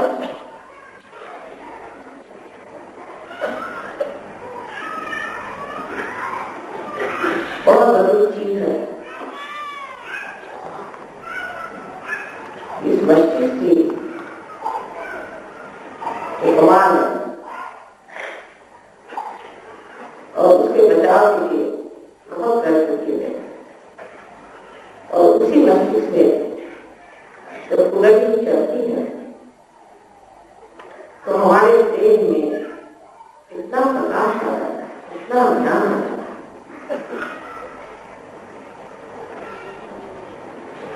अब हम लोगों को आंखें बंद करते हैं और लेफ्ट हैंड हमारी ओर और राइट हैंड हृदय पर रख देना। जो बैठे हैं कुर्सियों के ऊपर दोनों पैर अलग अलग रखना चाहिए, क्योंकि ये दो शक्ति है, लेफ्ट हैंड राइट।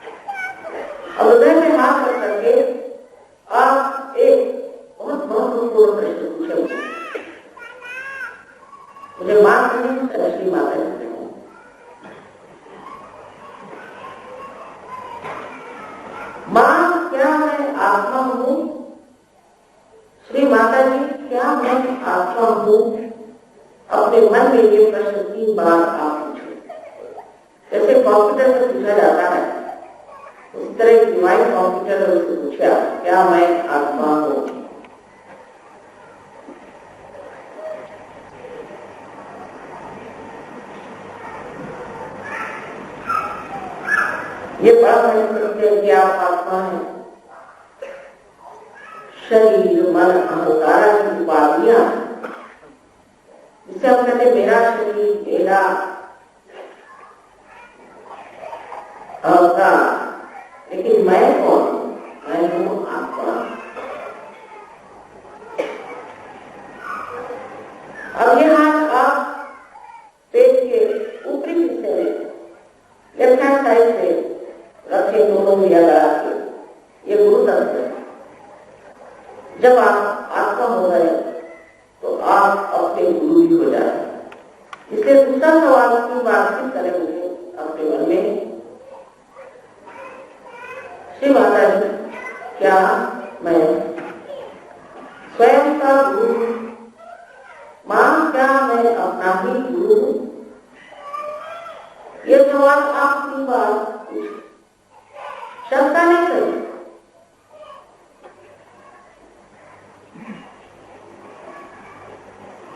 आपको परमात्मा ने स्वतंत्रता दी, मुझको ही स्वतंत्रता दी। अगर वो चाहे तो परमात्मा क्यों हो जाए और नहीं तो शैतान क्यों हो जाए। इसलिए मैं आपकी स्वतंत्रता का पूरा मान रखता हूं। और जो शुद्ध विद्या है वो जबरदस्ती आप ला नहीं सकती, कोई भी नहीं ला। इसलिए अब आप अपना राइट हैंड पेट के नीचे के हिस्से में रखें, लेफ्ट हैंड साइड पर, और यहां पर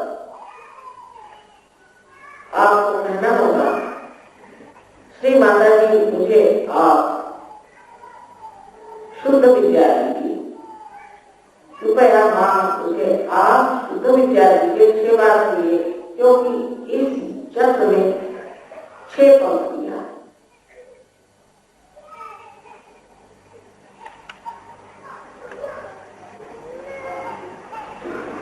आपके कहते कुंडलिनी का उठना शुरू, आपका जाना शुरू है और वो ऊपर की ओर चढ़ रही है। इसलिए हमें चाहिए कि ऊपर के चक्रों को हम अपने आत्मविश्वास से पूरी तरह से खोल दें। अब अपना राइट हैंड हाथ पेट के ऊपरी हिस्से में रखें, लेफ्ट हैंड साइड, और पूर्ण विश्वास के साथ, पूर्ण आत्मविश्वास के साथ आप 10 तत्वा कहें, जो कि गुरु तत्व है, और 10 गुरु हो गए। मां, मैं स्वयं का गुरु हूं, कहिए 10 तत्वा पूर्ण विश्वास। मां, मैं स्वयं का गुरु हूं।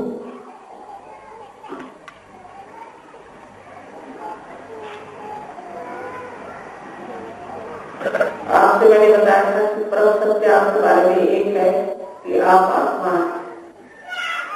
शरीर, बुद्धि, अहंकार, ये सब कुछ उपाधियां।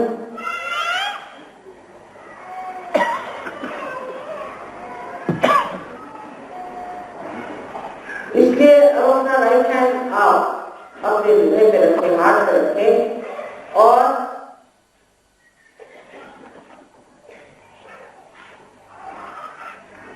पूर्ण आत्मविश्वास के साथ रहे, मां, मैं आत्मा हूं। श्री माता जी, मैं आत्मा हूं। पूर्ण विश्वास से कहे, 12 मतलब इस चक्र में 12 पंक्तियां। लेफ्ट हैंड हमारे और चाहे आप अपने गोदी में रखें, लेकिन सही हो।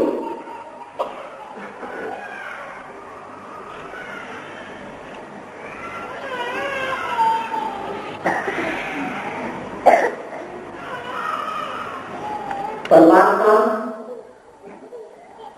प्रेम का नाम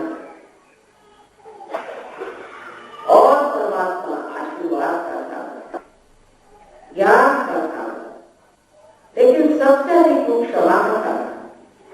इसलिए कोई हमारी गलती नहीं कर सकती जो ये क्षमा का सागर में भूल नहीं जा सकता।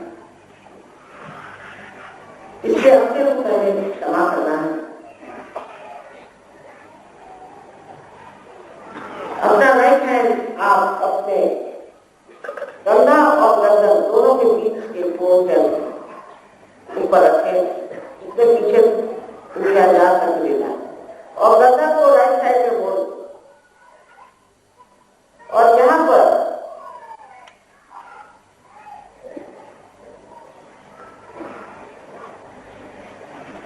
आपको पूर्ण आत्मविश्वास के साथ 16 मरतबा करना होगा। माँ, मैं बिल्कुल दोषी नहीं हूँ। Mother, I am not guilty at all. Shri Mata जी, मैं बिल्कुल दोषी नहीं हूँ, मैंने कोई दोष नहीं।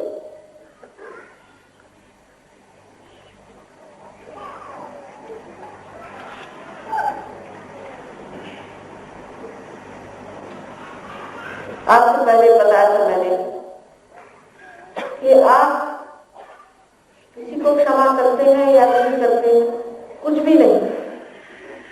लेकिन जब आप क्षमा नहीं करते हैं तो आप दूसरों के हाथों खेलते हैं, गलत हाथों में खेलते हैं और अपने को तकलीफ देते हैं, अपने साथ अन्याय करते हैं और जिससे आपको तकलीफ दी वो तो मजे में रहता है। तो दिमागी दबाव को खत्म करना है। कृपया अपना राइट हैंड अब आप उठाकर अपने कपाल में या माथे पर रखें और गर्दन को झुका। यहाँ पर पूर्ण हृदय से कितने बार की बात है, इसकी तो एक ही पंक्ति सामने और एक पीछे आ गया। पूर्ण हृदय से कहें, माँ, मैंने सबको क्षमा कर दिया।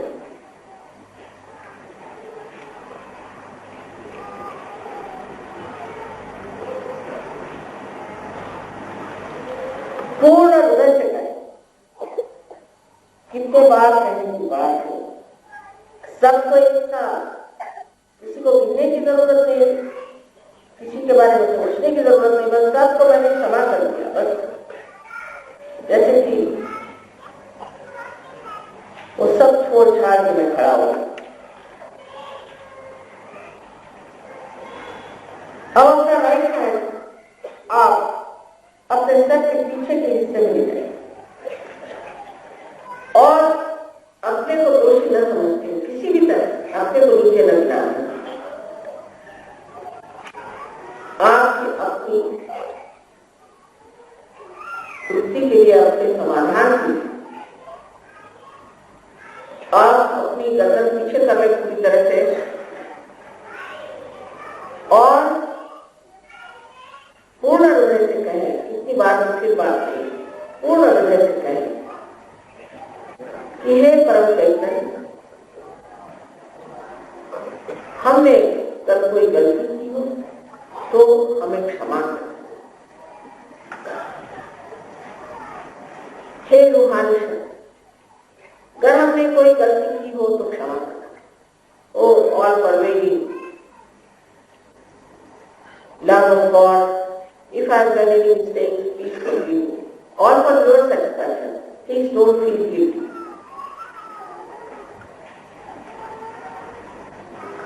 अब ये राइट हैंड आपको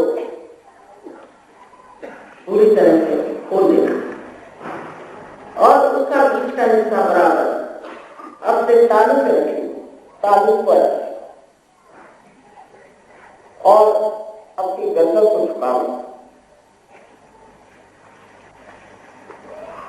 अब यहाँ पर फिर आज की स्वतंत्रता में उसकी मान्यता करती हूँ और इस वजह से ये जान लीजिए कि आप पर आत्म साक्षात्कार लादा नहीं जा सकता। आपको मांगना हो, आपकी इच्छा होनी चाहिए। इसलिए मन में कहे 7 बार, श्री माता जी मुझे कृपया आत्म साक्षात्कार दीजिए, और ऐसे कहते कहते अपने सर की जो चमड़ी है जिसे स्कैल्प कहते हैं उसको खूब जोर से दबाएं और ऐसा कहते कहते आप अपने सर को नीचे झुका करके बार बार घड़ी के कांटे जैसे घुमा देता है। इंद्रियों को बाहर की ओर खींचने लगाओ है।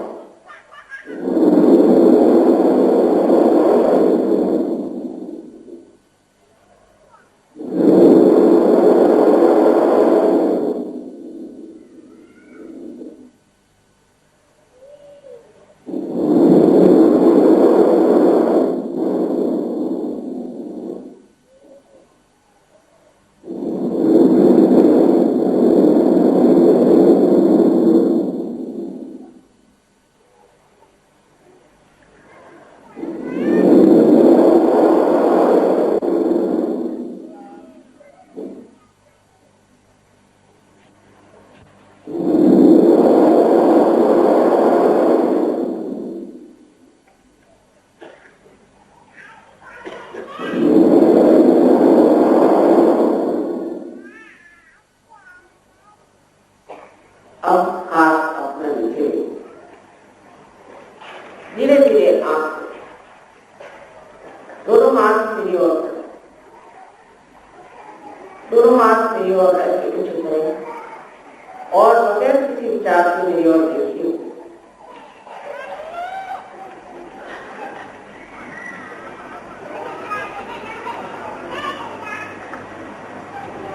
अब राइट हैंड मेरी ओर ऐसे बढ़ा के और लेफ्ट हैंड सबको झुका करके देखिए कि इस तालु से ठंडी हवा आ रही है।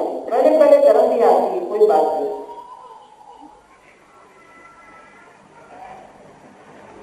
सबको झुका लें।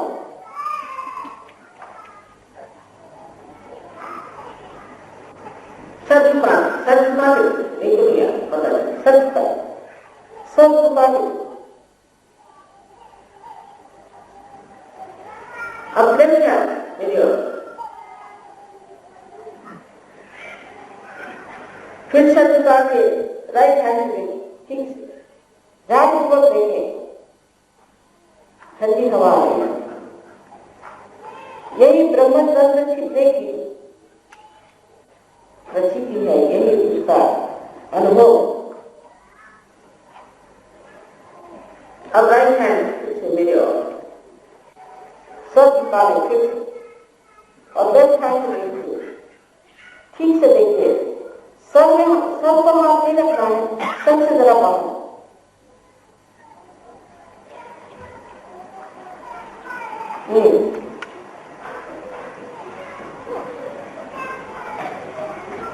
किसी को जरा बहुत बुरा बहुत जोर में खवाल किसी को लगती, किसी को फैली जैसी भी प्रकृति गर्म हो तो भी खाते। अब ये दोनों हाथ आकाश की ओर करें और गर्दन पीछे मुड़ाकर मोड़ करके एक सवाल 3 बार पूछे। श्री माता जी, यही वो परम चैतन्य है? या क्या सवाल? Is this the all-pervading power of God's love? Is this the full being of the Holy Ghost? कोई सा भी एक जैसे सवाल आप 3 बार पूछ लीजिए मन में।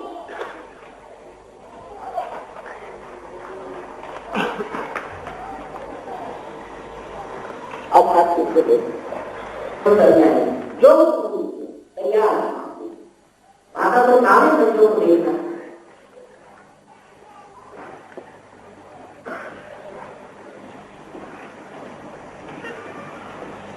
ये विचार हो रहे हैं, अगर आप विचार करता है तो फिर आपकी दशा मुक्ति हो जाएगी। आप मन से करें, बुद्धि से करें, उनकी इसको पूरी आ सकते हैं। चौथी दशा में पूरी आ सकते।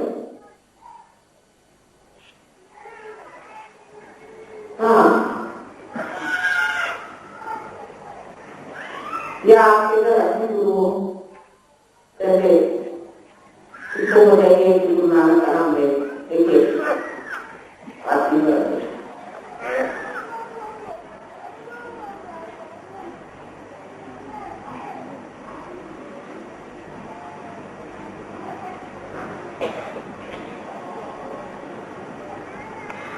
या आपके घर को ड्राइवर हो उनका नाम वो भी होते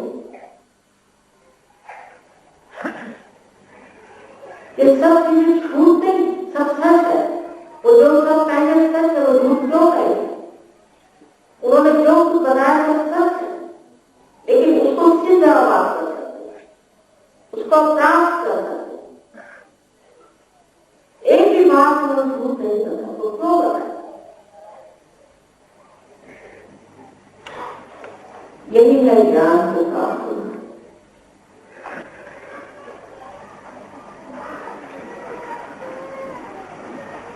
मैंने आपसे कहा है ये कार्य व्यक्ति होता है और हम लोग को पैसा लिखते नहीं आप जानते, इसमें आप कितना पैसा दीजिएगा, इसका मूल्य किसने आता है, इसका मूल्य कौन देगा, कौन देगा? इसीलिए हमारे पास बड़ी आलिशान जमीन है, लेकिन जो कुछ भी है माता दर आपको नमूनाई और सामूहिक में से प्राप्त करें। हर जगह वहां पे नम्रता को माता दर जब कैसा भी हो उसको मान्य करना। आशा है आप सबके सब पैसे अब आपको मुलाकात करके साल होगी, ऐसे माता बता रही आप उस जो माता आ सकते जरूर करा।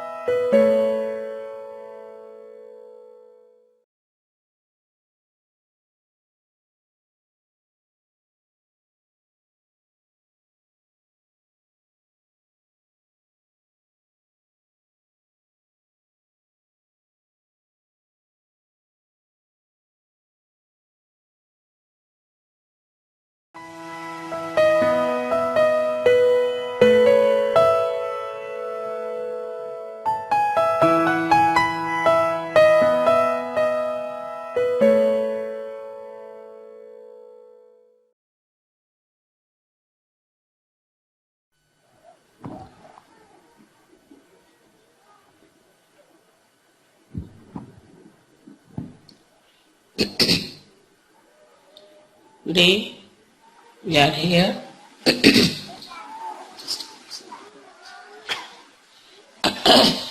to celebrate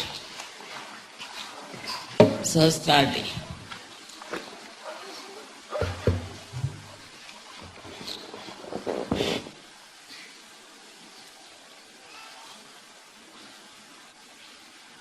It was not very difficult for me to open the Sahasrara because there were so many seekers in this world. Because, of course, I had studied also the permutations and combinations from which you all are, in a way, suffering. Also, the time had come. I felt horrible gurus who are really devils are trying to capture all the seekers.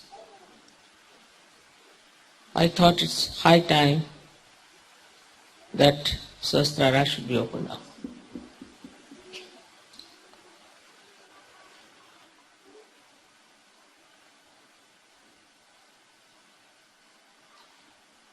It was not like Christ's crucifixion by any chance. In those days,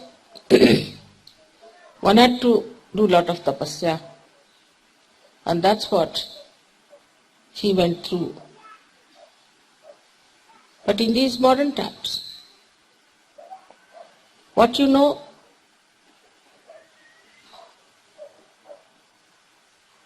is much more important than what you do.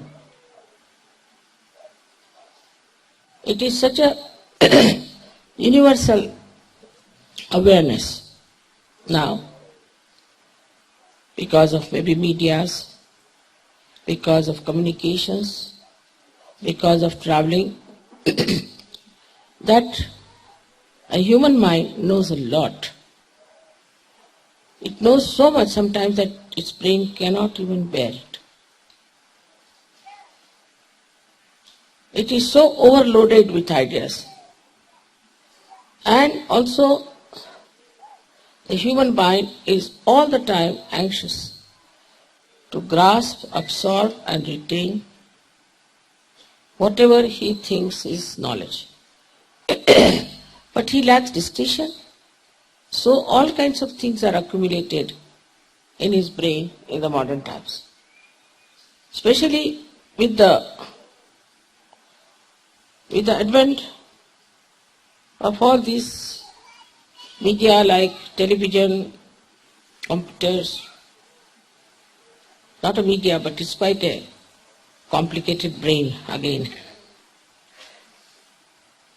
The man had to know the technique of all these things very much.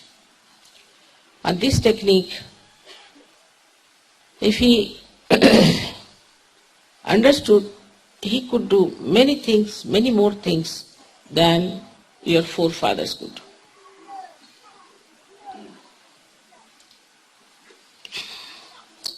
Thus materialism started taking its own development in the minds of people. So the curse of human beings at that time was materialism. When I felt that Sahasrara must be opened up. Before that, people were simple, innocent. They all believed in God. They never doubted. And they didn't even seek the truth. This materialism created such a competition among human beings, such hypocrisy, that people started finding out that this is not honest. Materialism is not joy-giving. You can't get peace out of materialism. Just it started developing into their awareness that this is not the end of our achievement. This is not what we have to know. This is not what is going to give us joy and peace. Especially after war, this awareness started growing very much among young people.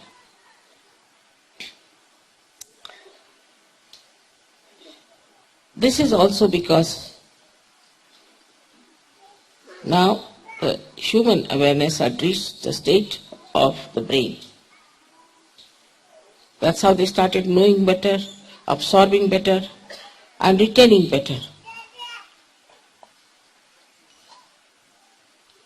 You take a little child of today, he knows much better than you would have known when you were even 25 years of age. Because he's supposed to know about everything.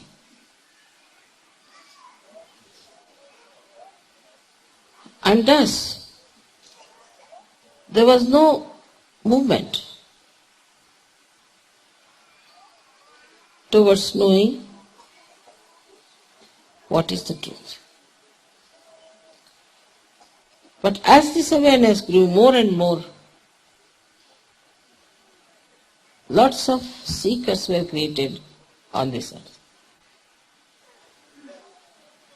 So many people who never knew they were seekers suddenly became seekers. It's an atmospheric effect, I should say. And thus a new category of people were born, became aware that they have to find out the truth.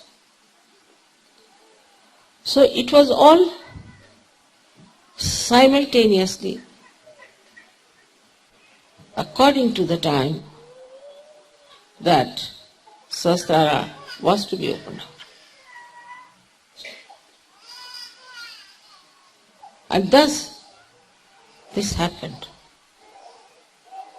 For us Sahajogis, of course, Sahasrara is the biggest event. Or we should say, whatever work all the incarnations have done, all the seers and saints and prophets have done, this is the culminating point.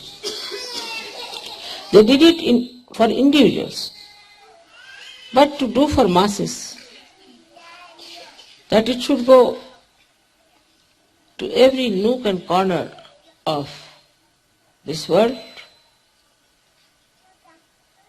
is the ultimate end of all spiritual growth all over, in every religion, through every great incarnations and prophets. What they indicated about future, what they talked about, what you are to know yourself, that you have to find yourself, that you have to become a realized soul, that you should have Atma Sakshatkar, that you should be a Wali. All these indications, even the Buddhists know that Matraya has to come. Matraya, Ma is mother 3 times. Trigunatmika.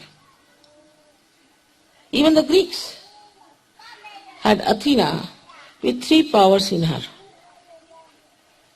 So all of them have been predicting about this time. And that time came. And that's how I call it the blossom time and the fruits that are you people. So it is all so much we can say in the cosmic cycle of different seasons. This beautiful time has come, and like the wheel of time has to turn and go further, Sahajayoga started. Of course in a very small way, but has now grown so big all over the world. Here now, there's another thing that has happened, which is rather remarkable. That so far, people used to meditate alone, and maybe one of them might get realization. But there was no phenomena of amas realization, nor of amas meditation in those days. They all used to disappear into some nook and corner of a quiet place where they would sit down and meditate. But this amas realization, amas meditation, amas understanding and learning about your being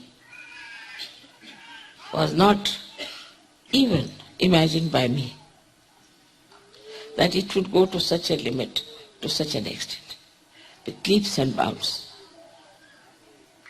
This year especially, it has taken a very new dimension.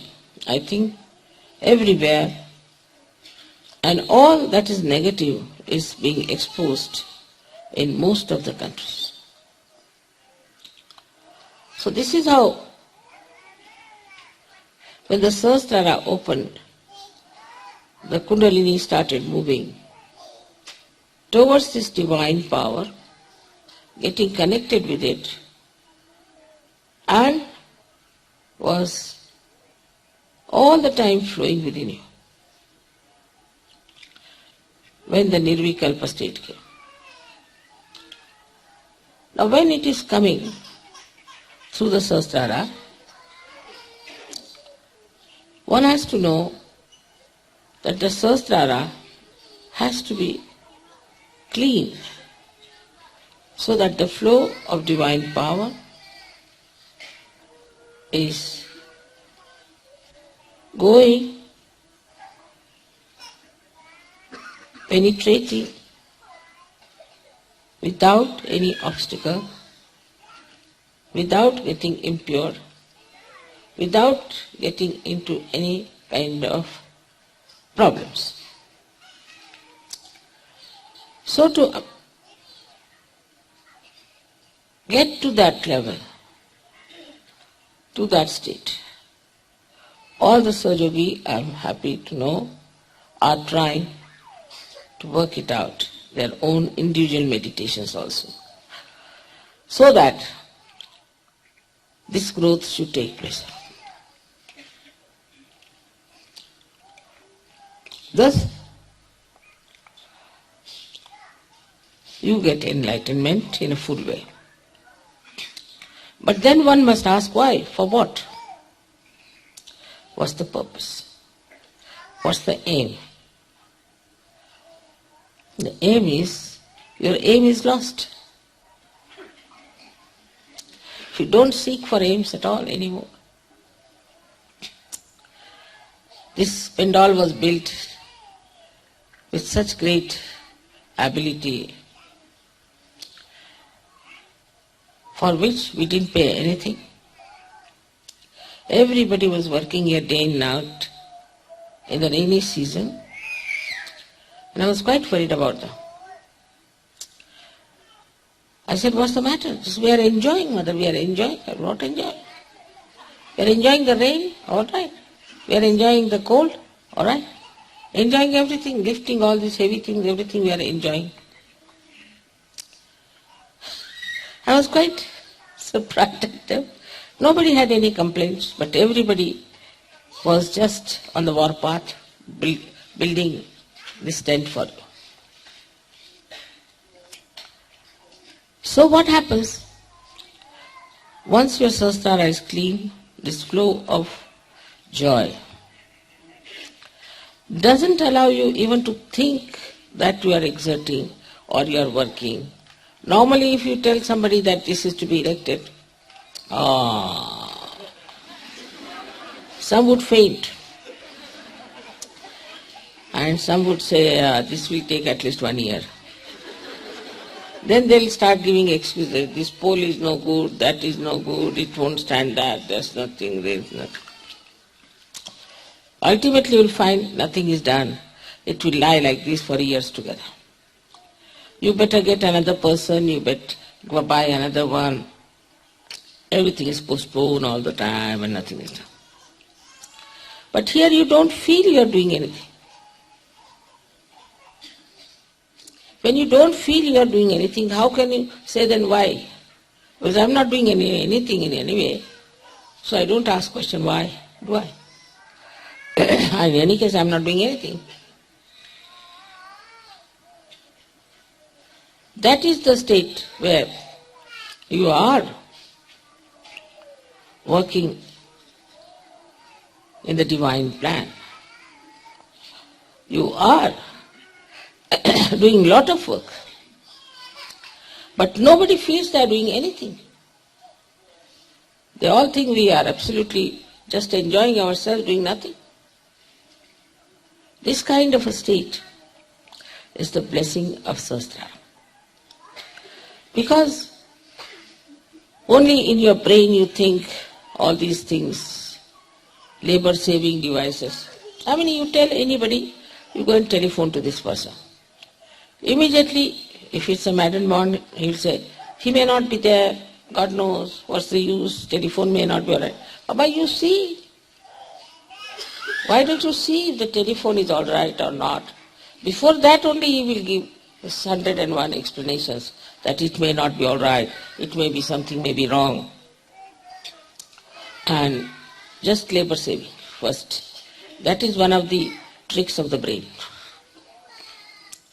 Then this intelligence cheats all the time. It gives you rationality for everything. Like a person kills his father. You ask him, why did you kill him? Why not? He was so old, he was suffering, and I wanted to have all the property, so I thought better kill him. Like Queen Victoria became very old, so her son was to think that I'll never become a king if this lady goes on like this.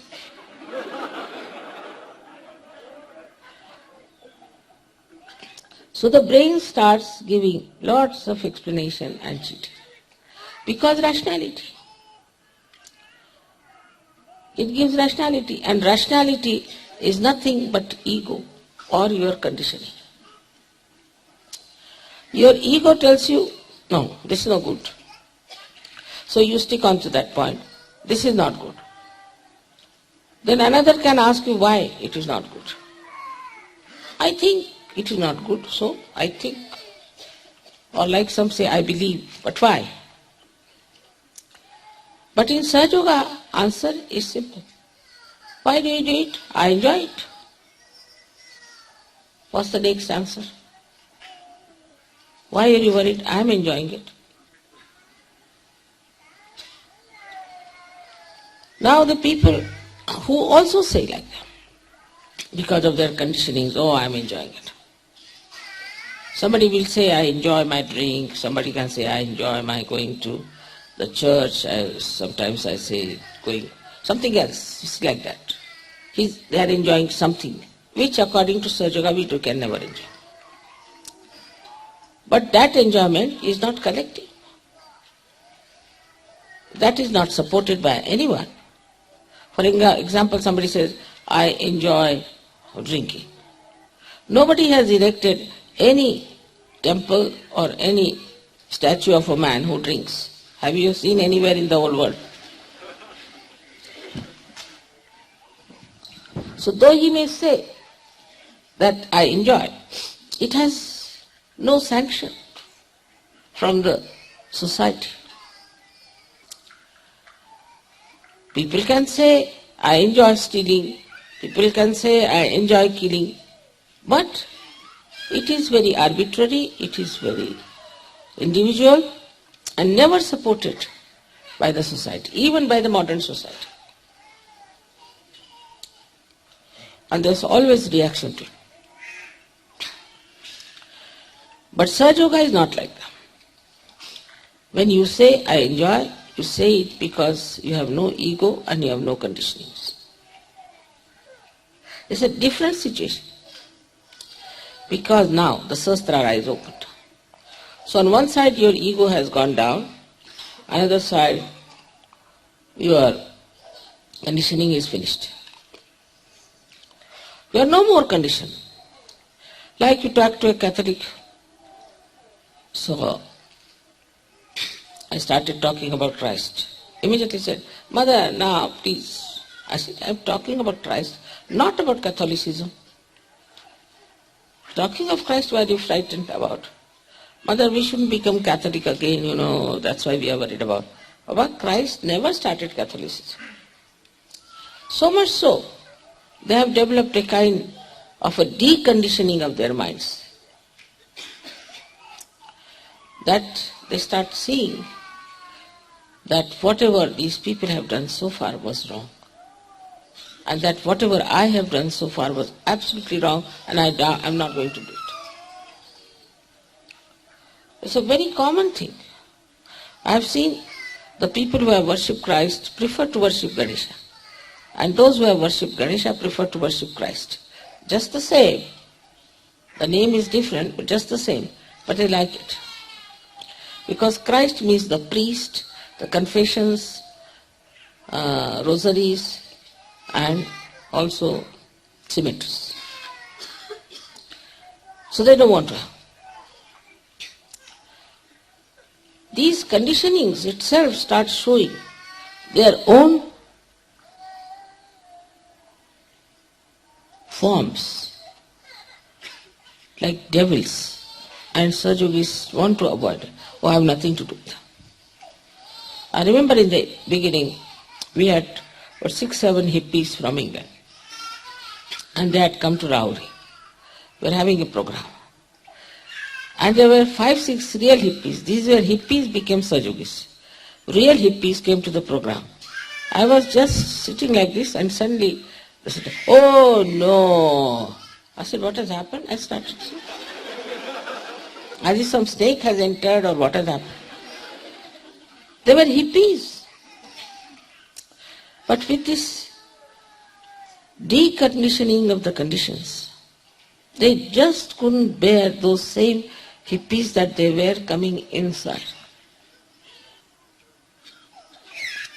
Because you start seeing clearly, very clearly,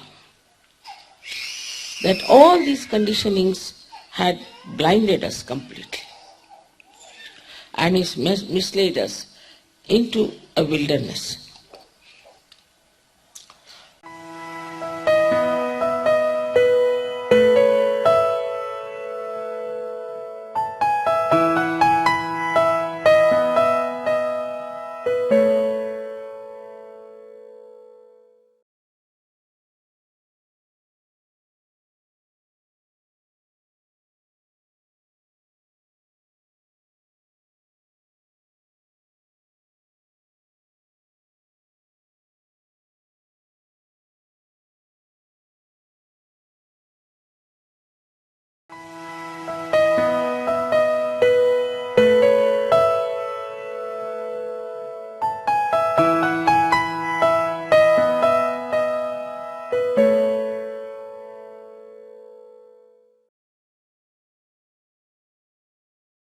Of course, about ego, in the West people are extremely conscious.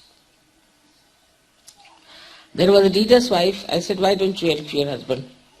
She said, Mother, I'm worried about my ego. I said, why? If I start doing some work, this ego might develop again, so I'm rather worried. They are so conscious of it that this ego should not come back. One fellow who came to me and I was talking to him, then he just ran away. I said, what happened? She said, no, those people who go close to Mother always develop very bad ego. I don't want to be there close with her. So it's such a mind that sees madness, that sees insanity, that sees immaturity, it sees vulgarity, it sees deceit, hypocrisy, everything so clearly. And in that state he gets confused and quite upset, wants to run away from it. Then we have some Sahajogis who have such problems, who come to Sahajayoga with problems. Then these people see them with these problems, they are still continuing. Now the Sahasrara doesn't want to accept it. It's terrible. I was like him. No more. Me, I don't want to be that. So they abhor the person who was just like them. They just can't bear him. They just can't tolerate.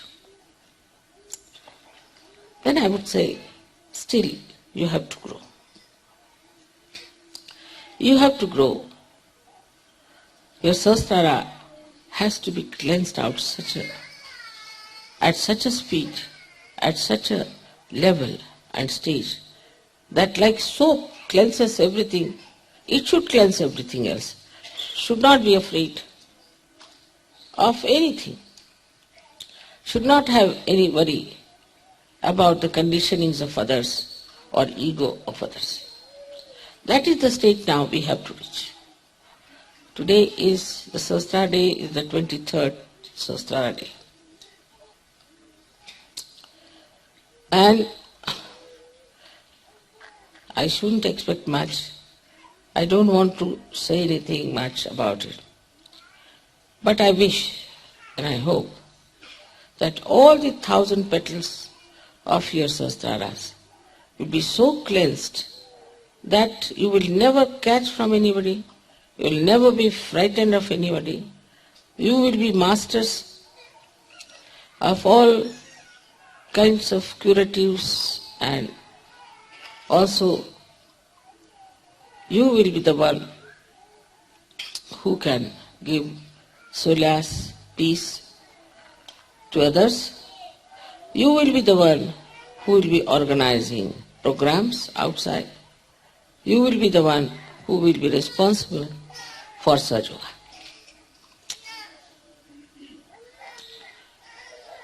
And when that happens, then we can see that these 1,000 petals of the Sahasrara have opened out.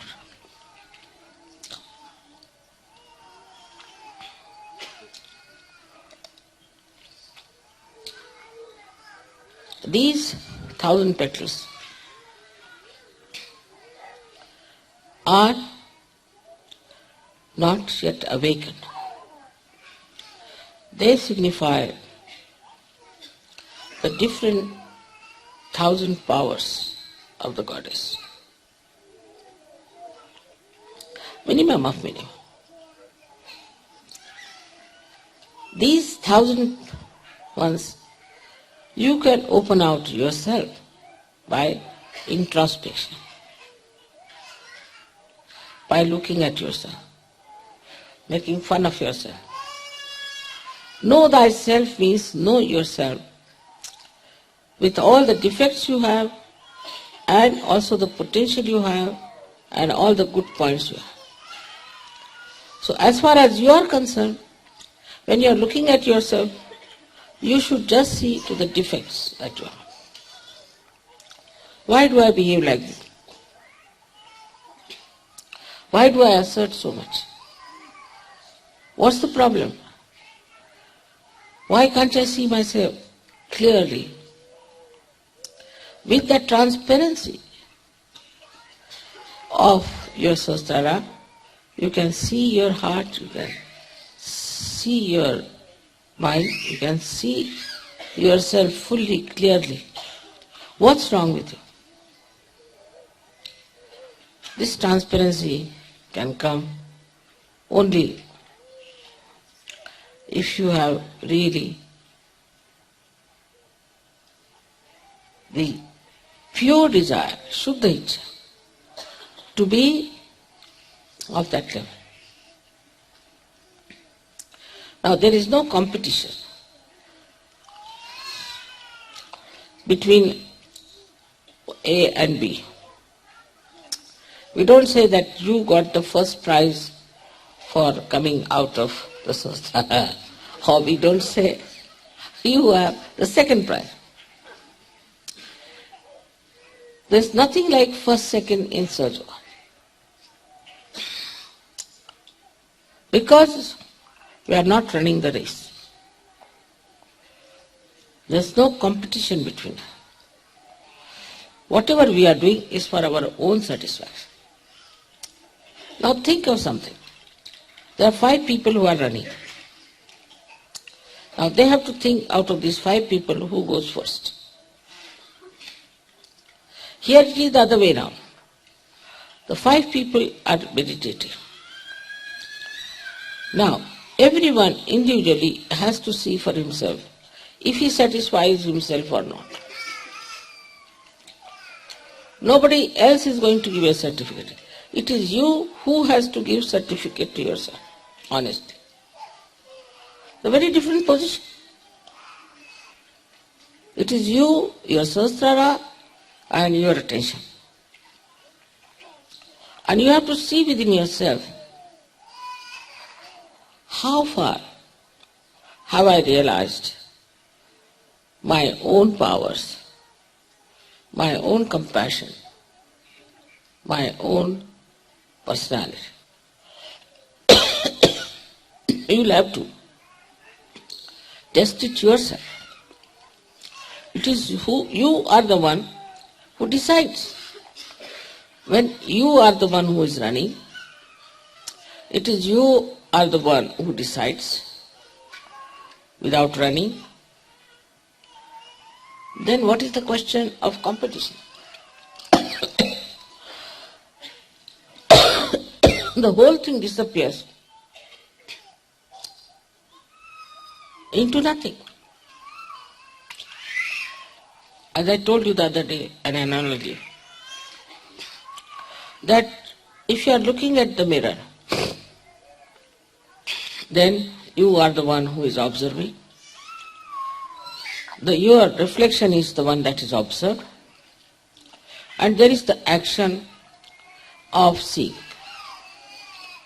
So you are in 3 dimensions. But supposing you become the mirror yourself,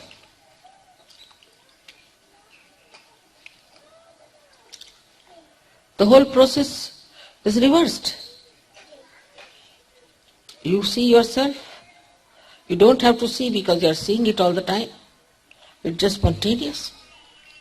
In the same manner, when it comes to Sahasrara, it is your Sahasrara itself gives you the full idea as to how you are. The diagnosis comes from your own Sahasrara. Your own Sahasrara tells you what centers are catching, because all the pitas of these 7 centers are in the Sahasrara. As if the Sahasrara is now watching yourself and reporting to you, see, this is wrong with you, this is wrong with you, this is wrong with you. So, Sahasrara, being the best well-wisher that you have, gives you the right information about yourself. So the best is that you correct yourself. So then achieve that perfect state. That is what you have to do. But once you have achieved the perfect state, you have achieved your aim, you have no aim left. Like the lights now. Till you have to make the lights, you have to work hard. Make the lights, put them right, do everything that is necessary. But once it is made and the light comes into it, then the job of the light is to give the light. So the first function is over.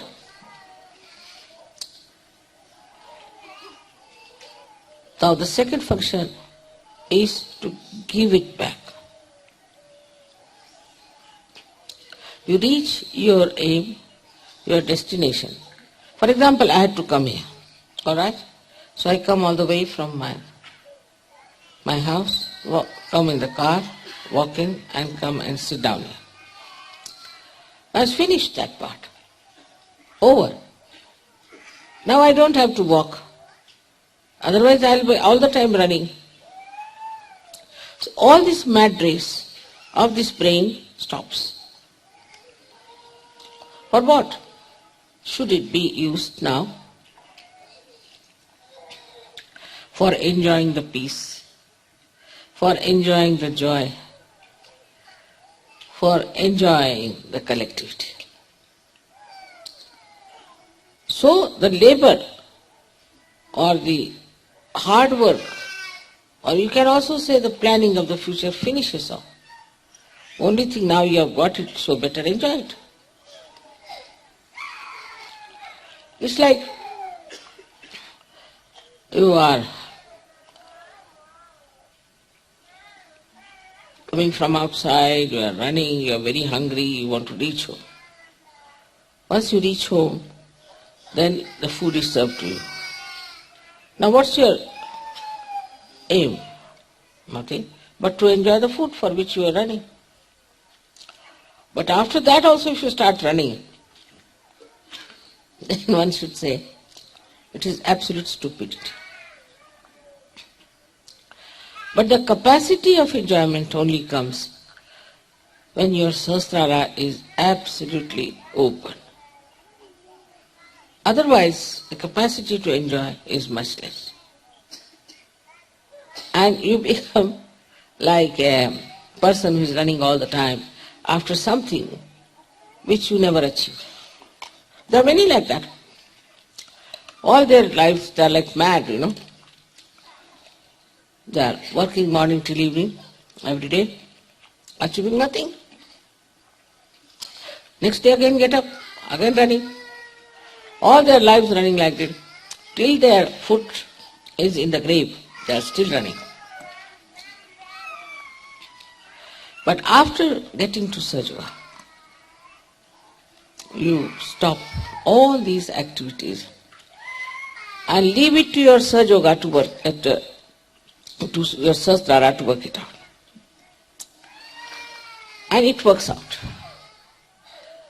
You don't have to rush, you don't have to be so competent, you don't have to write down everything, you don't have to think of planning everything, just everything works out. And it works out beautifully. The only thing that one has to do is to accept whatever is happening for our good. Even in small, small things. For today's delay in the puja is the desire of some people who wanted to give you some sort of a, I shouldn't say that, but some secret show was going to be there. And they didn't want any light. So they were thinking what will happen, the puja will be over by about 5, then by 6 o'clock they'll eat their food, but the sun would be there till 9 o'clock. Then how can we show this? All right? So have it in the night. In every small thing you will see. Some people were coming from India and they had to bring my 2 boxes from there. And they wouldn't allow these boxes. They said it is overweight. So they didn't know what to do. They thought that they should send them back and later on it can go till Guru Puja or something. But they thought that there must be some plan, must be some drama. The plane was late 19 hours. So they thought there must be some drama. And then they were put into some sort of a tourist hotel for that night. Next morning they met 2 other Indians from Sahajogis from Pune. 2 boys. That settled it. My luggage, they could put it in their name. And that's how the luggage came in. But they never felt bored, 19 hours. We had nice time together, we were enjoying and talking, finished. Nobody feels that time is passing out, otherwise anybody else would have eaten up all the airport personnel. I would have broken all the telephones. Waiting for 19 hours, my God, what is this? Would have given it in the newspapers, everyone, it's the greatest crime. While these were enjoying life nicely. So, we have lost now the sense of aim. We don't have any aims. We just want to enjoy.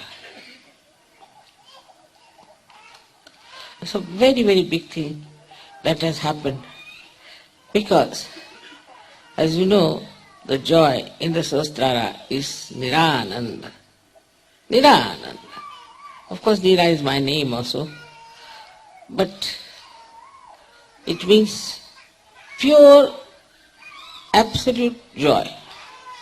Nirananda. And that Nirananda, that joy, has no other hues. It's just pure, pure joy. Without thinking, it just pours into it. After all, every activity is for what? For getting some sort of a pleasure, sensation. And also some people believe for joy. It's not. Only after the opening of Sahasrara and the cleansing of it, then you know what is joy. You can't explain how you can spend hours together like this. People don't understand. Like even our mayor was telling me that we can't sit in the church for more than 15 minutes. And how people are sitting here for so many hours. 15 minutes we cannot sit, but how these people are sitting for such a long time? What are they doing there? What is their entertainment? How can they sit for hours together? Without saying anything, without dropping even a pin, they are just all the time there. So what have we given them? What is happening to them? This is very surprising and remarkable that these people who are not even Sahajogis can see clearly that you people are least bothered, you are absolutely enjoying life. Whatever you may be doing is not important. What is important is that whether you are working in the office or outside, you are full of joy, enjoying everything. This is the most important thing in life, which you can have only through sahajayoga. Because your sastragas are open. Because they are open. There is now one more thing I have to tell you that is very important for all of you to remember. That while living in this ocean of joy, we have to remember that there are many who have not yet jumped into it. So we have to bring them in. And it's such a pleasure, such a joy to give realization to someone. Extremely joyful. So we need people who would come and say that we definitely come for this. They should really come forward. And once they come forward, you'll be amazed how things will work out. There are many I know who are going all over, everywhere, and spreading sahajayoga. So it's very important for all of you to know that you have got the light to be given to others. Come forward. Don't have fear of your ego, condition is nothing. Come forward. You have all the strength, you have everything within yourself, and you will do everything with such happiness and joy. Everywhere, in every country, people are doing that, but some of them are doing, some of them are not doing. All of you are quite capable of doing it, so please come forward and see for yourself what you are capable of. First of all, you should have faith in yourself. If you have no faith in yourself, you cannot do anything. Have faith. You should have no fears of any kind. And also to introspect, to see within yourself what's going on. To be very frank, I find my brain absolutely empty. What I talk from this emptiness, I don't know. You will also find your brain absolutely empty. And still, with that empty brain, you will be achieving a lot. It's very remarkable, as you have seen that from the candle you get cool breeze. How can you get from the candle cool breeze? You do get. So it's important to recognize yourself as a sahajayogi and to recognize what have you done for sahajayoga. Without doing for sahajayoga, you cannot enjoy life. That was your aim. And that's aim you have reached. Now if you don't, supposing I have to come and sit on this thing and I don't sit on this thing, then what's the use of coming here? I came here to tell you something about Sahasrara. And if I don't tell you, then what's the use of my coming here and celebrating Sahasrara Day? In the same way, when you have reached that state now, what you have to do is not to use for your own purpose. You have used it quite a lot. For your health, wealth, everything. Now what are we doing about sahajayoga? What have we done for sahajayoga? After some time, you will do a lot and you will never know you have done anything for sahajayoga. Very surprising it happens to so many of you. And should happen to all of you. I hope all of you will realize that your sastraras are clean, completely, you are perfectly all right. You don't have to worry about it, and you can really go ahead with spreading of sahajayoga. May God bless you all.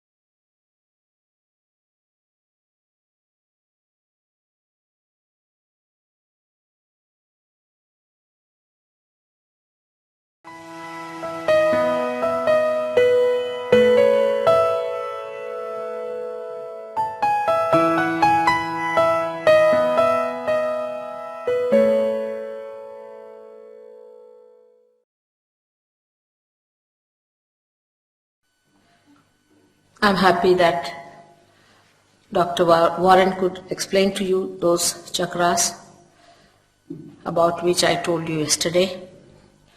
Because in one short lecture, you can't cover all these points.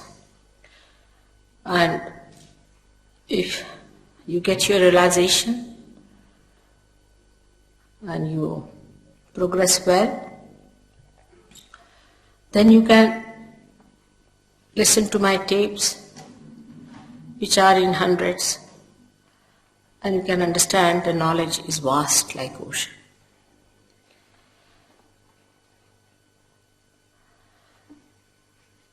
As I yesterday told you, that when you get enlightenment, you become the knowledge. It's a very confused statement. People don't understand what does it mean to become the knowledge.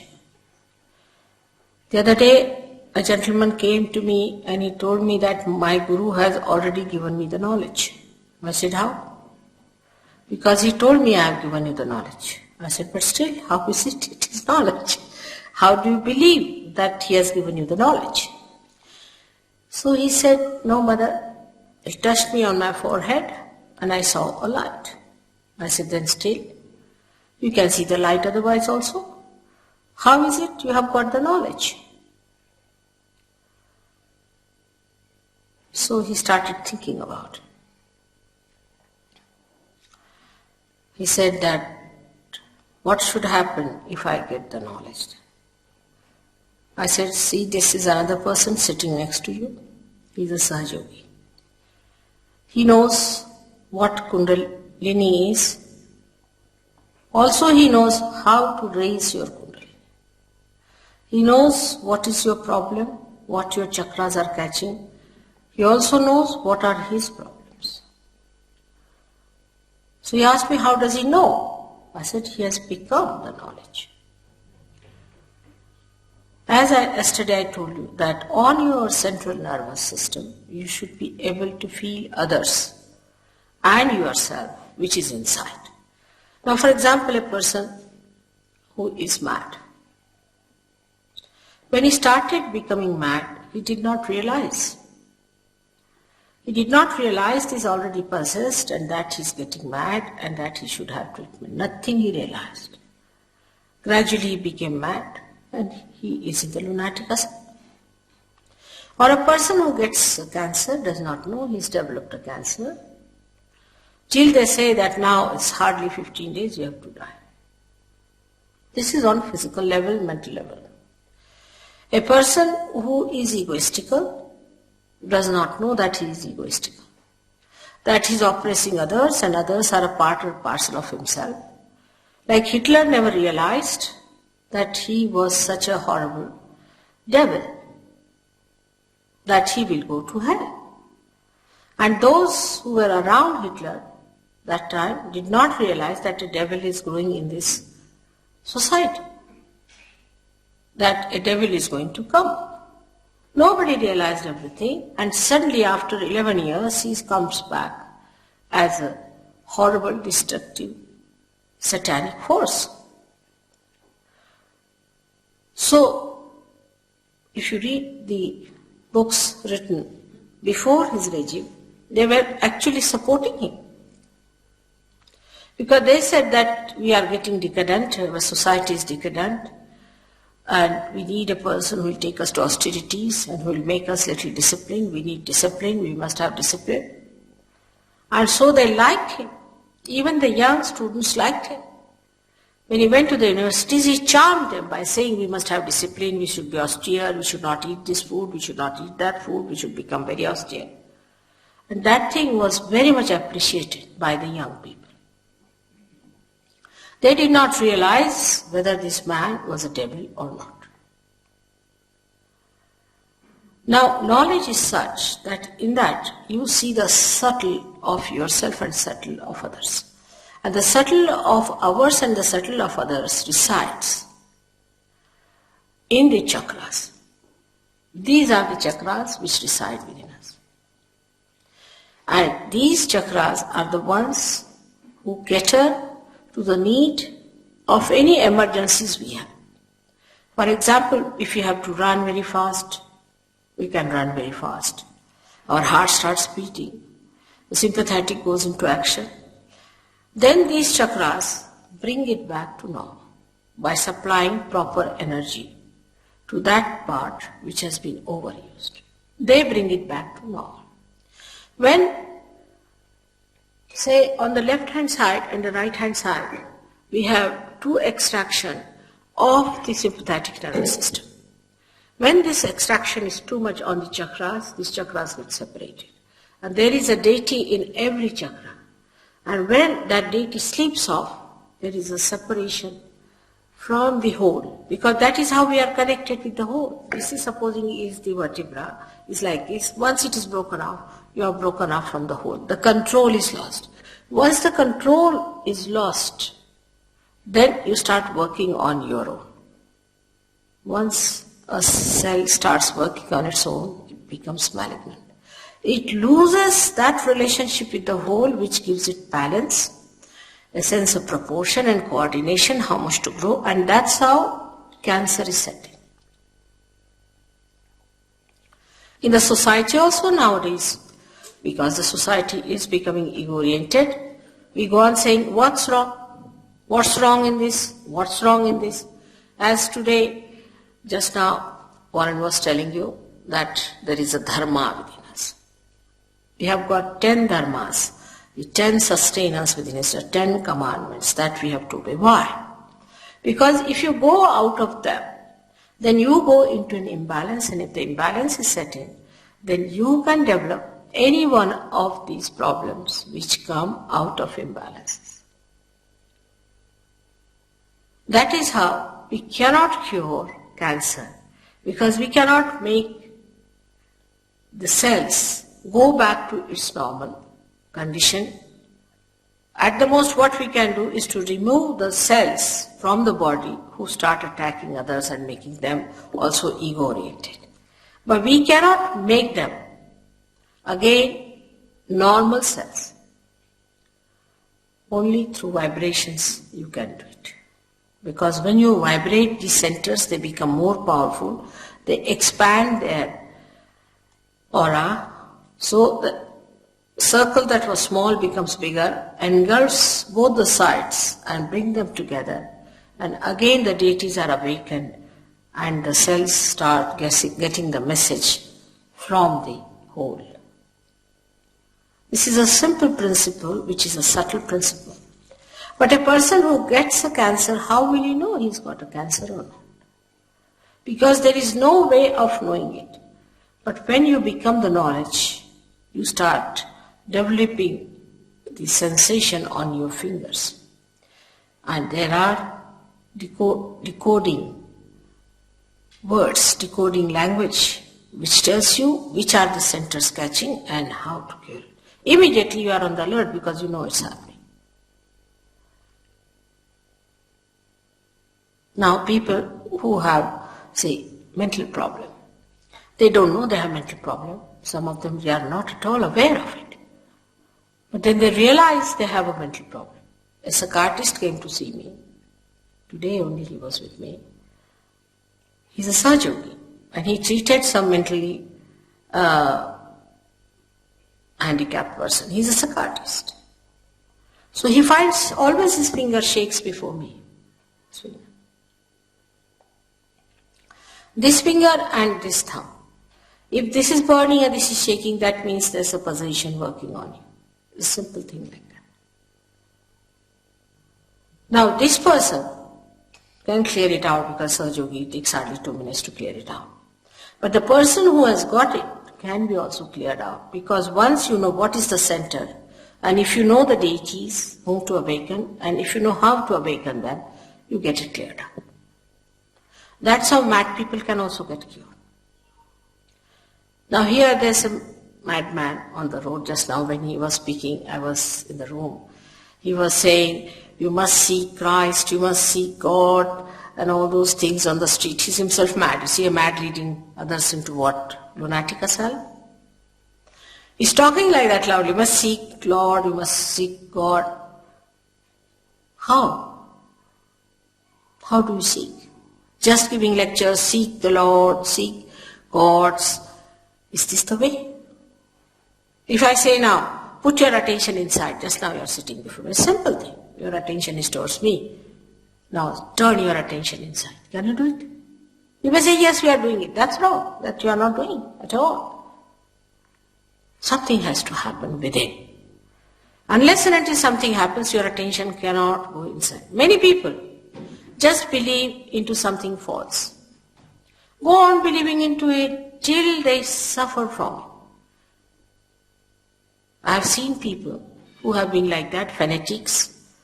In their old age, they become absolutely either violent people or useless or aggressive or boring. Some of them become really half mad and some of them full mads.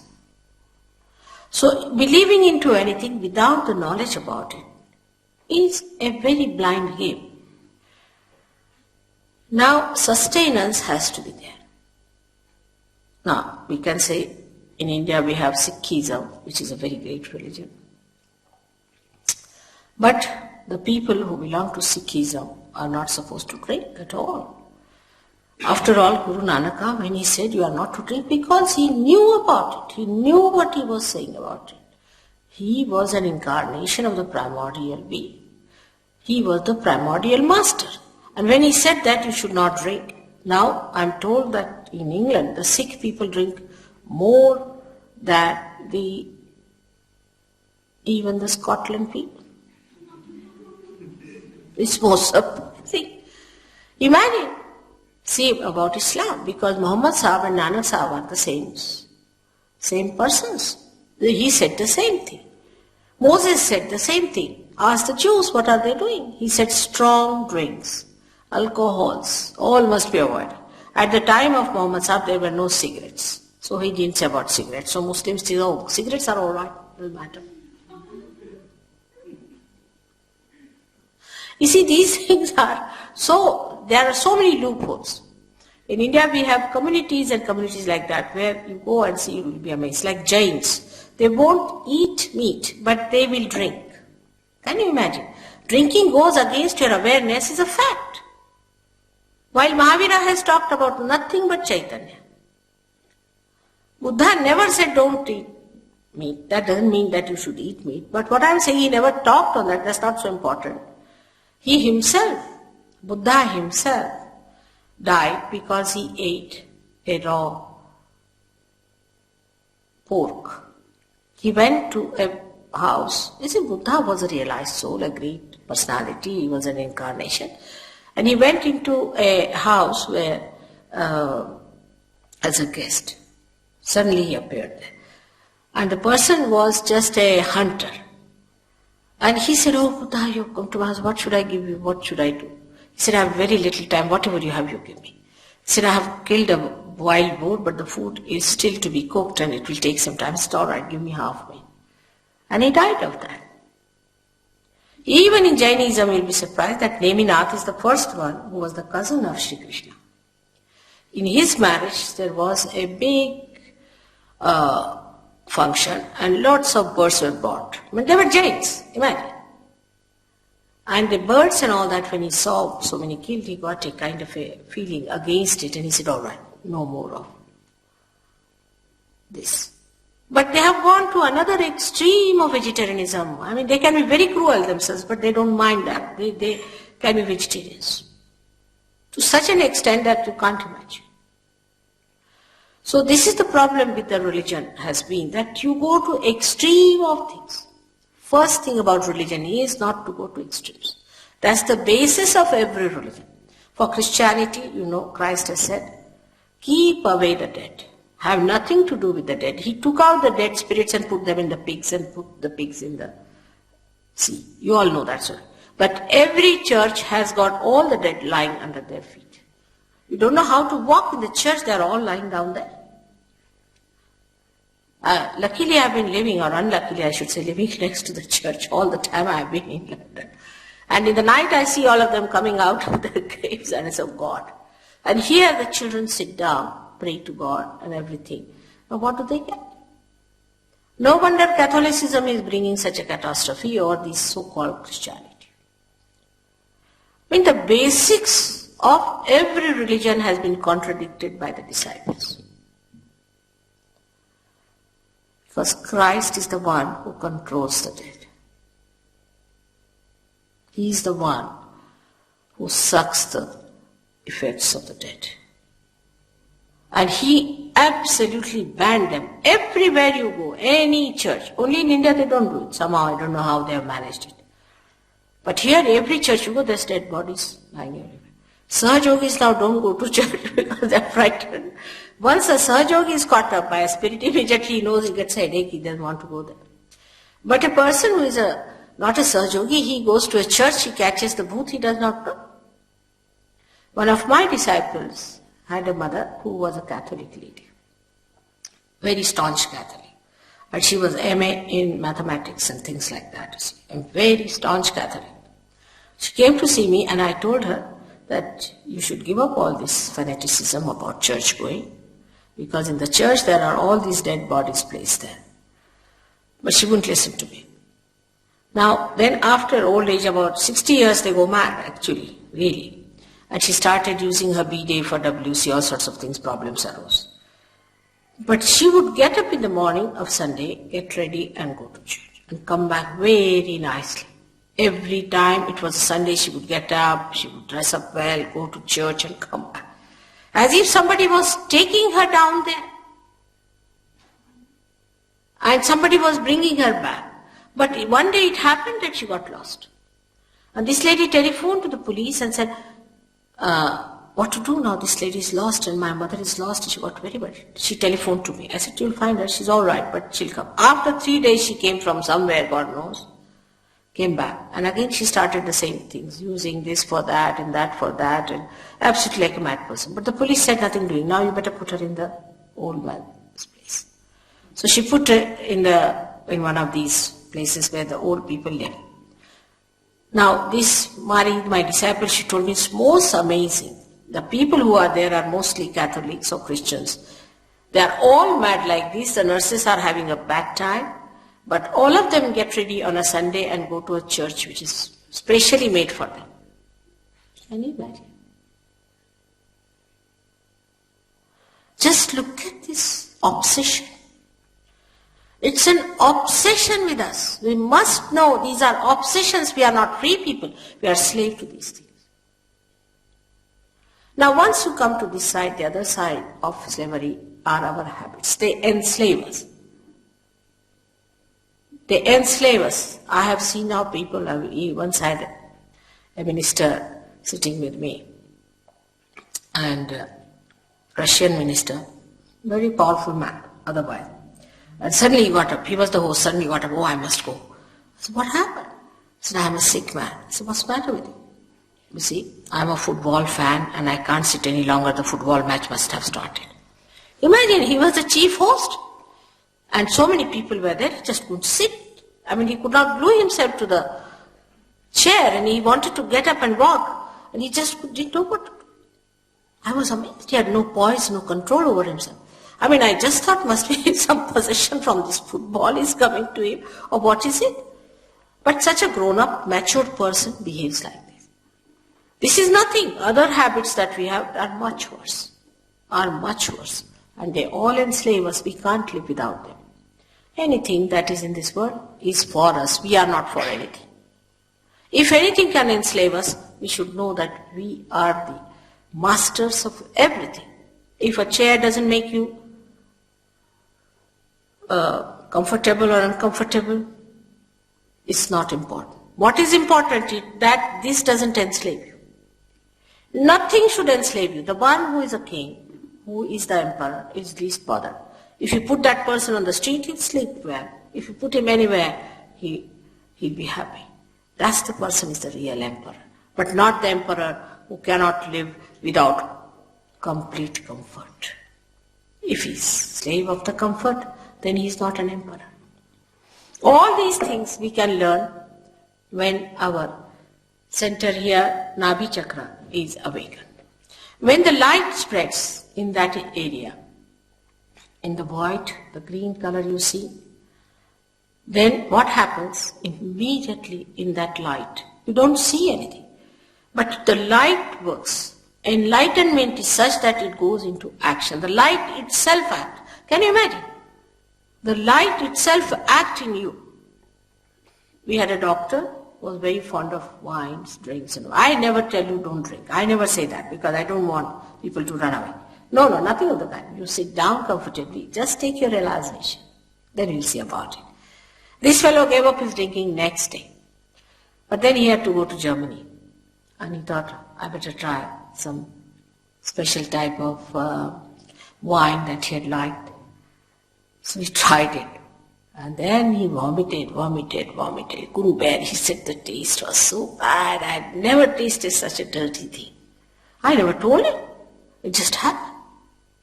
He saved money. He could buy things out of the money he saved. He was a free bird. But I don't have to tell you this because we are so addicted and identified that even if you say that this can happen with sahajayoga, many people will refuse. Our identifications have gone so deeper into our being, our hangs up, as we say, that we are not free people at all. We might be free politically, all right. But this is so superficial. The spirit is the only thing that is free within you, which has no hangs up, which has no habits, which does not stick on to anything, is completely detached and emitting joy to us. It is the thing that makes our spirit, our attention so enlightened. Now, enlightened attention, as I said, is not the attention that we understand that there's a light, we see the light, nothing of the kind. But with this enlightened attention, our awareness becomes enlightened. So that we start feeling other people on our hands. Like the other person here sitting yesterday, you must have seen. आप जरा ठीक से बैठिए, सब लोग क्या सोचेंगे? कायदे से बैठिए, हिंदुस्तानी आदमी. The other day, one gentleman was here and he told me that your energies are different from mine. Nothing of the kind. If you have negative energies, for the time being you will shake. Definitely you will shake for a while. No doubt if you have too much negative energies. Like once we had a program and some people were there, some Brahmins. And they were very much against me because I am not a Brahmin. They said, we'll not have a mother's program. I didn't know all these stories. They never told me. But they came before me and started shaking like this. So I said, why are you shaking so much? They said, we are Brahmins and we understand you are Shakti, so we are shaking. I said, but why are you shaking? Nobody is shaking here. So they pointed out to other 4 people. They said, see, they are also shaking. So I said, go and find out from where do they come. They went and found out that they came from lunatic asylum. I said, relatively you should see who are shaking, are you and these people, nobody else. So if there are negative forces, do shake a little bit. But we should see again, what's the use? What's the use of getting this energy within us? That is very important because we are utility-oriented people. Everything must have an utility. As it is, what do we have which has utility in this world? Nothing. If we had something which had real utility, we would not hanker after anything else. The hankering is still on, so we should conclude that whatever we have got now is not the ultimate. The utility of the ultimate is that once you get the ultimate, everything becomes relative. Everything becomes relative. That is, what becomes relative is all these changing things, all those things which are perishable, all those things which try to enslave us, all those things they are attracted outwardly but inside they are like snakes. And what we become is a detached personality. आपको कोई शिकायत है क्या? Sorry, yeah? शिकायत है, इससे some problem होती है. तो फिर आराम से बैठिए, पर सामने बैठे ना ये लोग उसका गलत समझ लेते हैं. Now, our idea about any understanding about religion is that we go to a limited church and a limited society, limited club, do exactly the same, wear the same sort of dresses, wear the same sort of cap or things, we belong to one religion. There is nothing like that. It's all man-made. You see, it's all artificial. Whatever is man-made is artificial, you know that. They write it down also for all the clothes that are made by man. They say man-made material. So it's not God-made. It's we have made our own religions and we are fighting for it. The religions are something within yourself, within your being. It has nothing to do with what sort of nonsense we have made out of it. This is the quality of a person. Like carbon has got 4 valencies, you have got these 10 valencies. And if these valencies are missing, then what happens that as in the combination of chemical combinations you have seen, if one valence is missing, it becomes a negative. And then it combines with another. So there are negative and positive valencies. So if you have some additional valencies with you, then you jump onto other people. If you have less, then you catch some other people. It's exactly the same as it happens in a chemical compound. Now these valencies within us are to be there to give us a balance, and that's what Warren has told you what it means. When you get your realization, your dharma, your 10 commandments get enlightened, means you get empowered. You become that. You go beyond religion. You don't have to follow anything, you just become. You become so integrated. For example, some people, it doesn't suit to have, say, potatoes. They will just don't like it. Just don't like it. Before you realize it's just the other way around. If they are not supposed to eat potatoes, they'll eat potatoes more. After realization, you won't just have it. You won't have it. You are so integrated. The sustenance within us gets so enlightened that our priorities change completely. We start judging everything on vibrations. Now we have a little girl, you have seen Olympia. She eats very little, practically solid food she does not eat. But if I give her anything to eat, she will eat.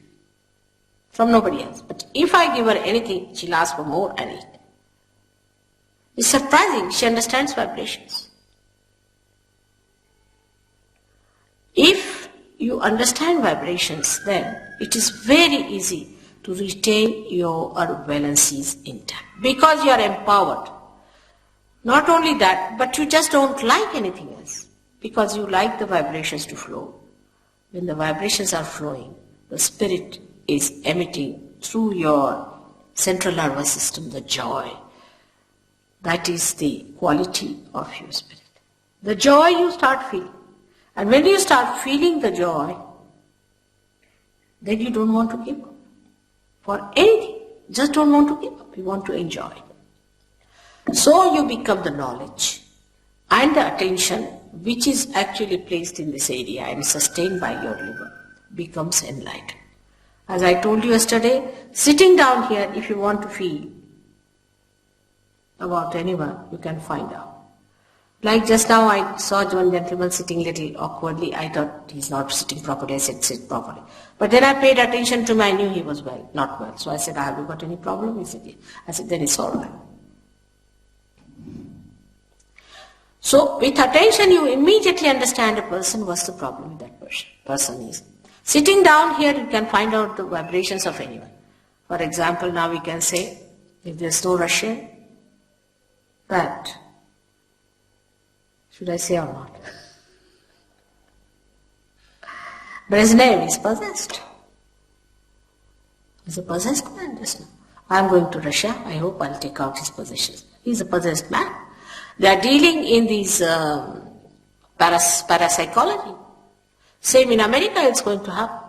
It's going to happen everywhere where you try to practice these spiritualists and all that, what we call Preta Vidya, Smashana Vidya and all that, which is absolutely horrible things. calling them with sophisticated names like parapsychology and calling by, what are the names they call it? Charismatic movements and all sorts of, nothing but spirits. Nothing but spirits. All these people are practicing nothing but spirits. They bring out the dead spirits and call it the Holy Ghost, imagine. This charismatic movement is another horrible thing. I don't know how to tell you about it, but I must say that the whole science has become so subtle that nobody knows that this is the scorpious, horrible satanic force that is working through us and attracting us to these spirits. Some people said, Mother, there are good spirits and bad spirits. But why? Why go to the dead? You don't know which is good, which is bad. How will you know? Why go to the dead? We have to be in the present. We don't have to be in the past. So that's one thing happens when you lose your balances, that you go to the left. When you go to the right, you may be very austere, you don't eat that food and this and that. You may become a very ego-oriented person. You go to another side called supraconscious, the collective supraconscious. The left side is the collective subconscious and the right side is the collective supraconscious. When I started my work, I decided not to talk about these dead spirits. I said, I'll manage without that. That's not possible. For 3 years, I never talked about it. I didn't talk about the deities. I didn't talk about anything. For 3 years, I managed it. But then among us, a lady came who was practicing all these things. And she possessed so many people. And thousands of people used to go to her. She would tell them which horse will come first. Where is the money lost? All sorts of things. And thousands of people used to throng, Here we have so few people, but let some tantrika come in, you won't be able to control your traffic. This will be the condition with any one of these horrible people coming in. And this lady really made me talk of these things. And that's what it is, they exist. So going to the left or to the right, you go into a problem because you enter into an unknown area which is very dangerous. Very dangerous. For your information, cancer is caused by left side movement. I have not seen one patient of cancer who has had no such experiences. For example, these fake gurus or this initiation by these horrible people or reading the books of these left-sided things like, what's his name, is Rampa, Sampa and all these so-called Buddhists. Any one of these things can cause cancer. And recently I saw a very good film on this by your television here, English television. They showed where some doctors had made an investigation and they said that they have seen that the cancer is triggered by some proteins which they recognize. They call them as 52, protein 52, 58, that's the name they give. But they recognize that they are coming from the area which is built within us since our creation. So it is the collective subconscious. And they have pictured also, photographed. So now, though, what I have said about 10 years back, they are saying now, but they are reaching that point. They have to just cross the limit. They have to just get the realization. And because the doctors cannot reach that area themselves, they cannot cure cancer. At the most, they may stop it, they may try to reduce the possibilities and all that, but complete cure they cannot give because they cannot extract people from that area altogether. They can always be drawn into it if that area is made like this. It's very interesting to see how these things are caused within us. This center is one of the most important center because it gives us our seeking, and our pure seeking should be for spirit, for nothing else. But those people who go wrong, all that you see in such people who have bent their forehead before wrong people, They develop a ridge on their head. And there are 11 centers here, which just come out like a ridge. And these are the 11 centers called as Ekadasha Rudras, which are responsible for the destruction, the ultimate destruction, the Kalaki as called as, or what you call the Maitreya, or the coming Christ on the white horse. That ridge once set in, it starts developing more and more, and destruction is made. I must say, from the unconscious, many people get ideas. I have seen people drawing or showing some pictures where they show a very devilish person with a horrible this thing coming out and a squarish thing. I don't know how they get these ideas, but that's a fact.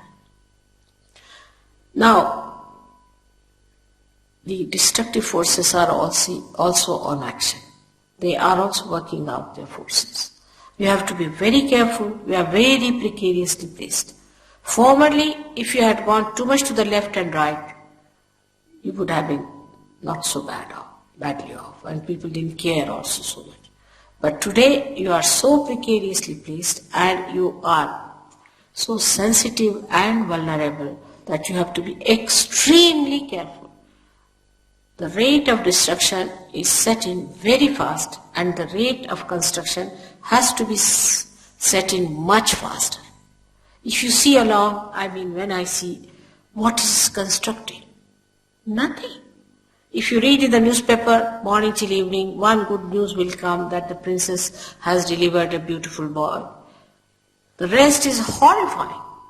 You ask them to publish something nice. I told them to publish about sahajayoga. They are not interested. They are interested if there's a mishap, an accident, some people died, some people killed. They want to put all these photographs, how the people were killed and what wars took place, this and that. They have no time for some good news, some good message, something of hope. They don't want it. That's how you see any organization that is working out today, how they are building up ego-oriented organization. Even charity organizations are nothing but ego-oriented. I have myself been with many associations like that and worked with them. I was amazed. These people had no charity in them. Charity is something that should come as compassion, should just flow from you. But it is some sort of a camouflage for earning better position or a better status, and all nonsense going on. A person who is charitable is actually a person who just flows. Who is the other to be charitable? If they are the part and parcel of me, whom am I going to be charitable? If this finger is paining, am I going to be charitable to this finger? I must look after it jolly well, because it's paining me. I have to do rubbing of it, whatever is necessary. I have to do it. And that's what people don't understand. All this kind of our facade will one day fall down, and we'll find out that we have been wasting our energy over something very, very trivial. Actually, the all-pervading power does everything. We do not do anything. Believe me, we do not do anything. How many flowers are turning into fruits just now? Who is doing that job? How many seeds are sprouting at this moment just now? Who is doing all that? How many children are born at this moment?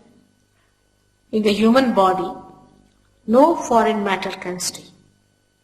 No foreign matter. It tries always to expel it. But when it comes to fetus, not that the body only keeps it there, but sustains it, nurtures it, looks after it, makes it grow, and when the right times come, it throws out. Who does that?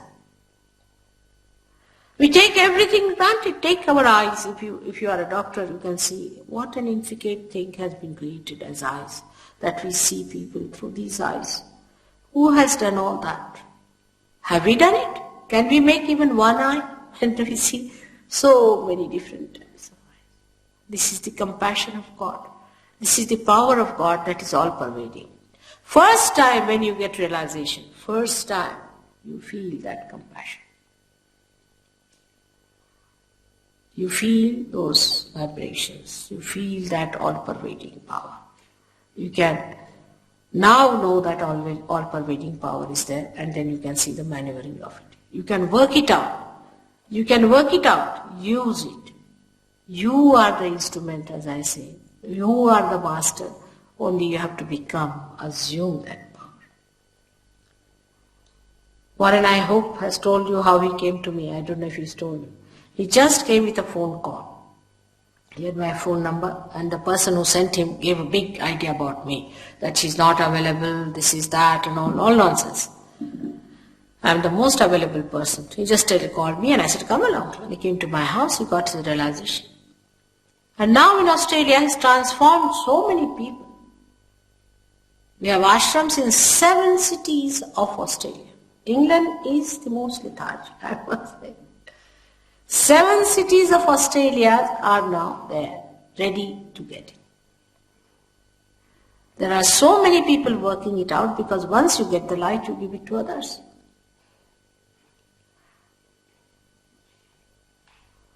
So now we move to another center. Above that is the center of the Mother of the Universe. The Father resides in this center, previous center, the Nabhi Chakra, and rises above and then settles down on to the right side. This is the fatherhood. Say, a gentleman yesterday told me that he had trouble with his asthma. I don't know if he's come back or not. Is he here? Yes, good. Now, this gentleman has asthma. Of course, I told him that he had trouble because of too much bathing systems of India. Indians, you see, we bathe too much. Apart from that, it comes from the father's grief. His father had died, and the father himself is not willing to leave him, is worried about him. It can happen to any one of us. If a man is unkind to his son, it's a father principle. If the son is unkind to the father, so the father is hurt. It's the father principle if it is disturbed by any chance. Or suddenly father dies and you feel the pinch of that all your life. All that can work out here and you get this right heart catch. With that you get asthma. It is said that in homeopathy they believe that with more tension you get it. Because when you are more tense, you see, you remember your father. If he was here, he would have helped you. In the subconscious sometimes it works out. And that's how it adds to the problem.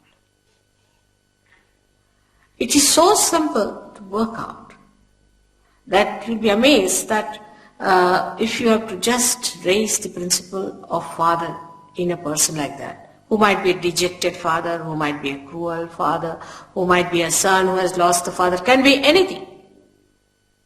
That you have to just put your hand on that part and just say a mantra, a chanting, which will raise or which will awaken the fatherhood in a full bloom, and you get cured. It's very simple.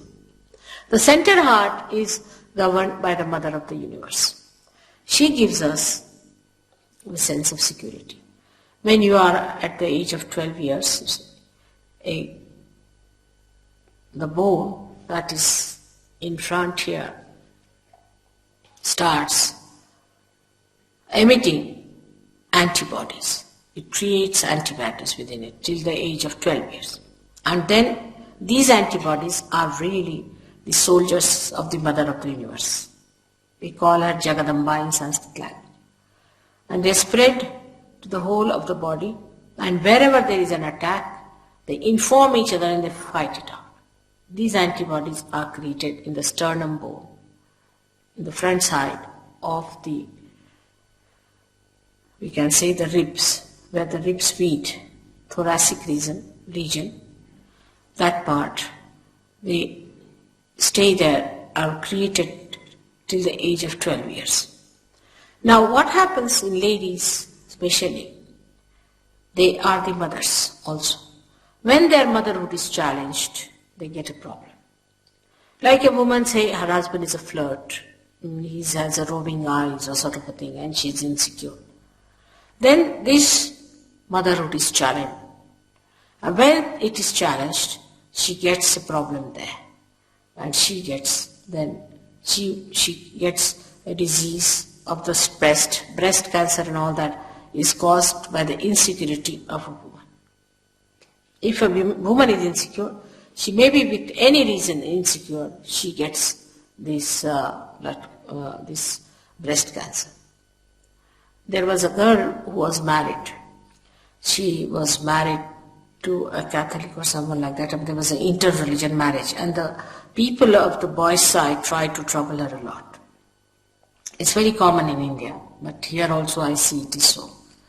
And they tried to sort of say these things to them and that thing to her and to her parents and things like that, and she developed this insecurity within her, that she developed breast cancer. Now when we are cruel to others, we don't know we are giving them cancers. What does it take for us to be kind to a girl who's married in our family, who has come to us? We are experts in saying things that hurt others. We learn from childhood how to talk to people so that they are really hurt. By hurting them, we give them cancers. But this only one realizes when you get your realization.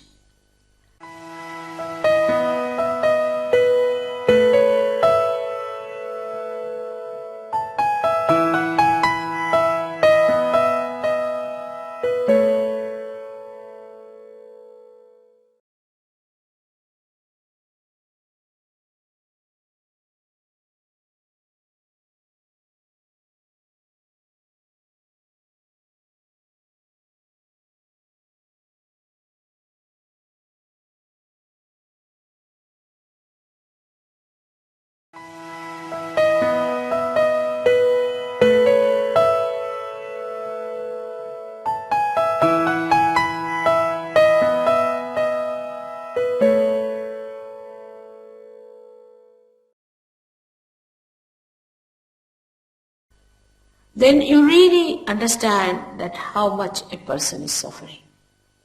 Because you also feel a little pain there. Your whole style of talking, your whole style of behavior, of commuting with others completely changes. This center is very important. On the left-hand side is the mother's side, and the mother itself is. If the mother is a lunatic, you get a problem there. You might get it, we call it a heart. There are two hearts. One is the heart of the spirit and one is the heart chakra. If a mother is a fanatic, she's a woman who is very fanatic about her food, things like that, then the children get it. It's a dangerous thing to play with children like that, to have complete discipline on the children and just keep them, must walk straight like a horse put to things. And children should be allowed to have their freedom. Actually, when we suppress them too much, they become hooligans. That way Indians are better. They know how to bring up their children. They allow their children to have all the freedom. Just give them the idea of dignity. And when the children are so free with their parents in childhood, by the time they're about 4 or 5, they become extremely dignified. Like I see children saying their words like, get out, get away. From where do they learn these words? They learn it from their parents, or learn it from friends, or someone they must be learning, because these words are normally not spoken by children. Get lost. I've seen a little child saying that, get lost. I mean, it's too much to say to someone. But it happens like that, because we do not understand what we should talk before the children. How decently, we may be most indecent people, doesn't matter. We might be absolutely rotten people. Even a dacoit knows that he should behave properly before his children, because children will become dacoits. Even a prostitute will understand that she should not behave in a manner that the child takes to prostitution. It's a common sense that whatever we do, the children take so easily. So whatever you want to give them, whatever you want to impart them, that's how you should behave before them. But now, as the society is today, people are not paying so much attention to their children at all. They are so, still the ladies are, the mothers are still like brides, busy finding new husbands. Husbands are still like bridegrooms finding new wives. And the children, poor things, don't know where to look. God knows in what orphanage they have to end up their life.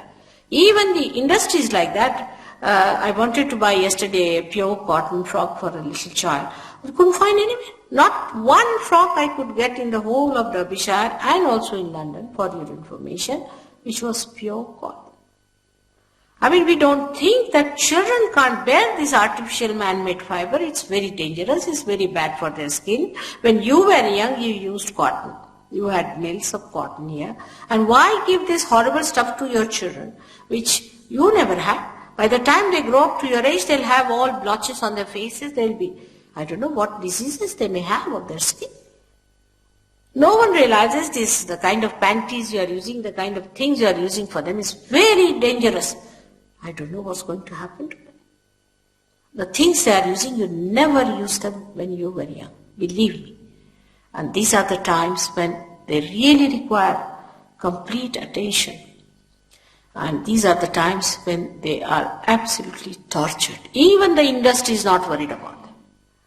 Why not make some cotton clothes for little children? Actually, I would say the government must pass a law that no children's clothes should be made of any artificial things. You can have the elders with that, doesn't matter. But for the young children, you can't give them atomic bombs to wear. This is too much. And these modern times, I think, are the cruelest for children. That's why very few children want to be born in these advanced countries. We have to bear the load in India. If you are not kind to children, imagine 2 children are killed by the parents. What sort of a society we have? Every week in London city itself, I used to think in England, but they told me it's in London city 2 children are killed by the parents. But I have not heard a single case like that in India. With this cruelty towards children. I don't know what women are up to. Where are they going to take their figures and their beauties and everything in front of God? Such cruelty exists, such self-centeredness. Then with all this, the children develop this struggle and they have palpitations. They have very weak hearts. They are in your trust. God has given you such beautiful children that you should thank Him for that. They are not some surplus quantities have come to you. It's a blessing to you that God has given you children. If one woman in India doesn't get a child, she'll go and weep and ask every god and every prophet and everyone that she should get a child. While in Germany, it is going towards -5% growth now. They pay to a woman who has 5 children as much as the Prime Minister, or even more than that, but she won't have. She says, I lose my figure. Where are you going to take these figures? I don't understand. What are these figures for? Who is interested in your figures? Why? Why should we make ourselves so cheap? We are mothers and we should be proud of our motherhood. Motherhood is the highest thing a woman can achieve. I have achieved it because I am a mother for thousands. And I think that's the greatest thing that can happen to a woman is to be a mother. And mother and a guru, you can imagine my plight. It's much worse. That you have to tell your children something to be done and you love them so much that you don't want to say that. Then you have to play some little sweet tricks with them to bring them along. It's such an interesting and a beautiful life to be a mother. We should be proud mothers. But I would say the men too are to be blamed because they are not interested in mothers. They are interested in younger and younger girls. It's a sign of perversion, I tell you. It's a sign of a complete perversion. At the time of Muhammad Sahib, there were many women and very few men because so many were killed. So Muhammad Sahib did not know what to do. So he thought they were pragmatic, as I told you yesterday, that with the society one has to be pragmatic. So he said, all right, we have to have marriages because without marriage, any relationship of any kind is adharmic, is against the balances. So he said, we must have marriage. All right, now we have many women. So let us have distribution of women according to the men we have. If you have more men, then we'll have the other way down. But we have to marry. Means we have to take a collective sanction. A collective sanction has to be there to be blessed. So he said, all right, marry 5. But he himself, you see, was surprised at that time. People were so sensitive, they would not marry young girls. Old men would not marry young girls. They said, how can we marry these young girls, you see? So he said, no, all right, I'll marry 1. Because where will these young girls go? There are no young men left. So what to do? But these days, if you ask an old man of 80 years, he would be very willing to marry a girl of 18 years. Stupid old fool, I call him. Because he doesn't understand. He doesn't understand that this girl is not going to respect him as a husband, and he cannot enjoy the life of a husband. He is a grandfather, or call it a great-grandfather. He should behave like a great-grandfather. That's an ideal relationship he should have with a younger girl. All these ideals are confused today. Our relationships with others, every woman has to be attractive. Why? Every man has to be attractive. Why? For what? What are we going to achieve out of it? What is the utility? The attractiveness is all right as long as you are not repulsive. As long as you keep the ideal relationship with others. If the relationship becomes nothing but like a dog and bitches one, it's better not to have this kind of an idea. It's absolutely wrong to run after something which is not our way. Human beings have to live with dignity and with complete sense of idealism as far as their relationship with each other is concerned. If you just say, what's wrong? Then it's anarchy. Everything is wrong then, and everything is wrong. It's not one wrong, but everything is wrong. But if you want to have a flowering society, then you must keep to your ideals of your family life. That's a very important thing, but it happens to you as soon as you get realization. I don't have to give a lecture on that. You just do it. You just become a very nice husband and a very nice wife. Beautiful families can come out of such. There are so many, you will see them. There are so many beautiful families now in Sahaja Yoga, and now the great children, the great sages who wanted to be born are being born to them. Many great children want to be born in this England, and there are many who are born. But I don't know how they are treated. If people understand them or not, they have no vibrations to see if they are sages or not. But born realized children are so many in England that I'm regretting sometimes the way they are treated. Nobody knows they are born realized. The way they talk nothing but wisdom. All these children are being insulted and humiliated by us who are so ignorant about them. I must say they are very brave. They are very courageous to take birth in the countries where they are not appreciated and looked after. Another extreme is in our country, I should say, where people will sell their whole country for the sake of their children. I mean, that's going too far. That's another nonsense we do. But something in between is that you love your children, respect them, they are your trust, they are realized souls, they are sages. They are the foundations of the new world that is going to come. And this is what it is a mother has to learn. The dignity of a mother must be respected. I am sure you all must have respected your mothers very much. But now, as mothers, I don't know if you will be respected. Once this is established that a mother itself is the highest position a woman can reach, and she is to be respected, all the priorities will change among women also. Because what can they do? They have no place as mothers. So they just get fed up of their children. They think, what's the use of this motherhood? Is a thankless job. All this can only change when man changes within himself. When the transformation takes place. Just now, it is just one of the sermons that you could hear somewhere in a very, I should say, an orthodox place.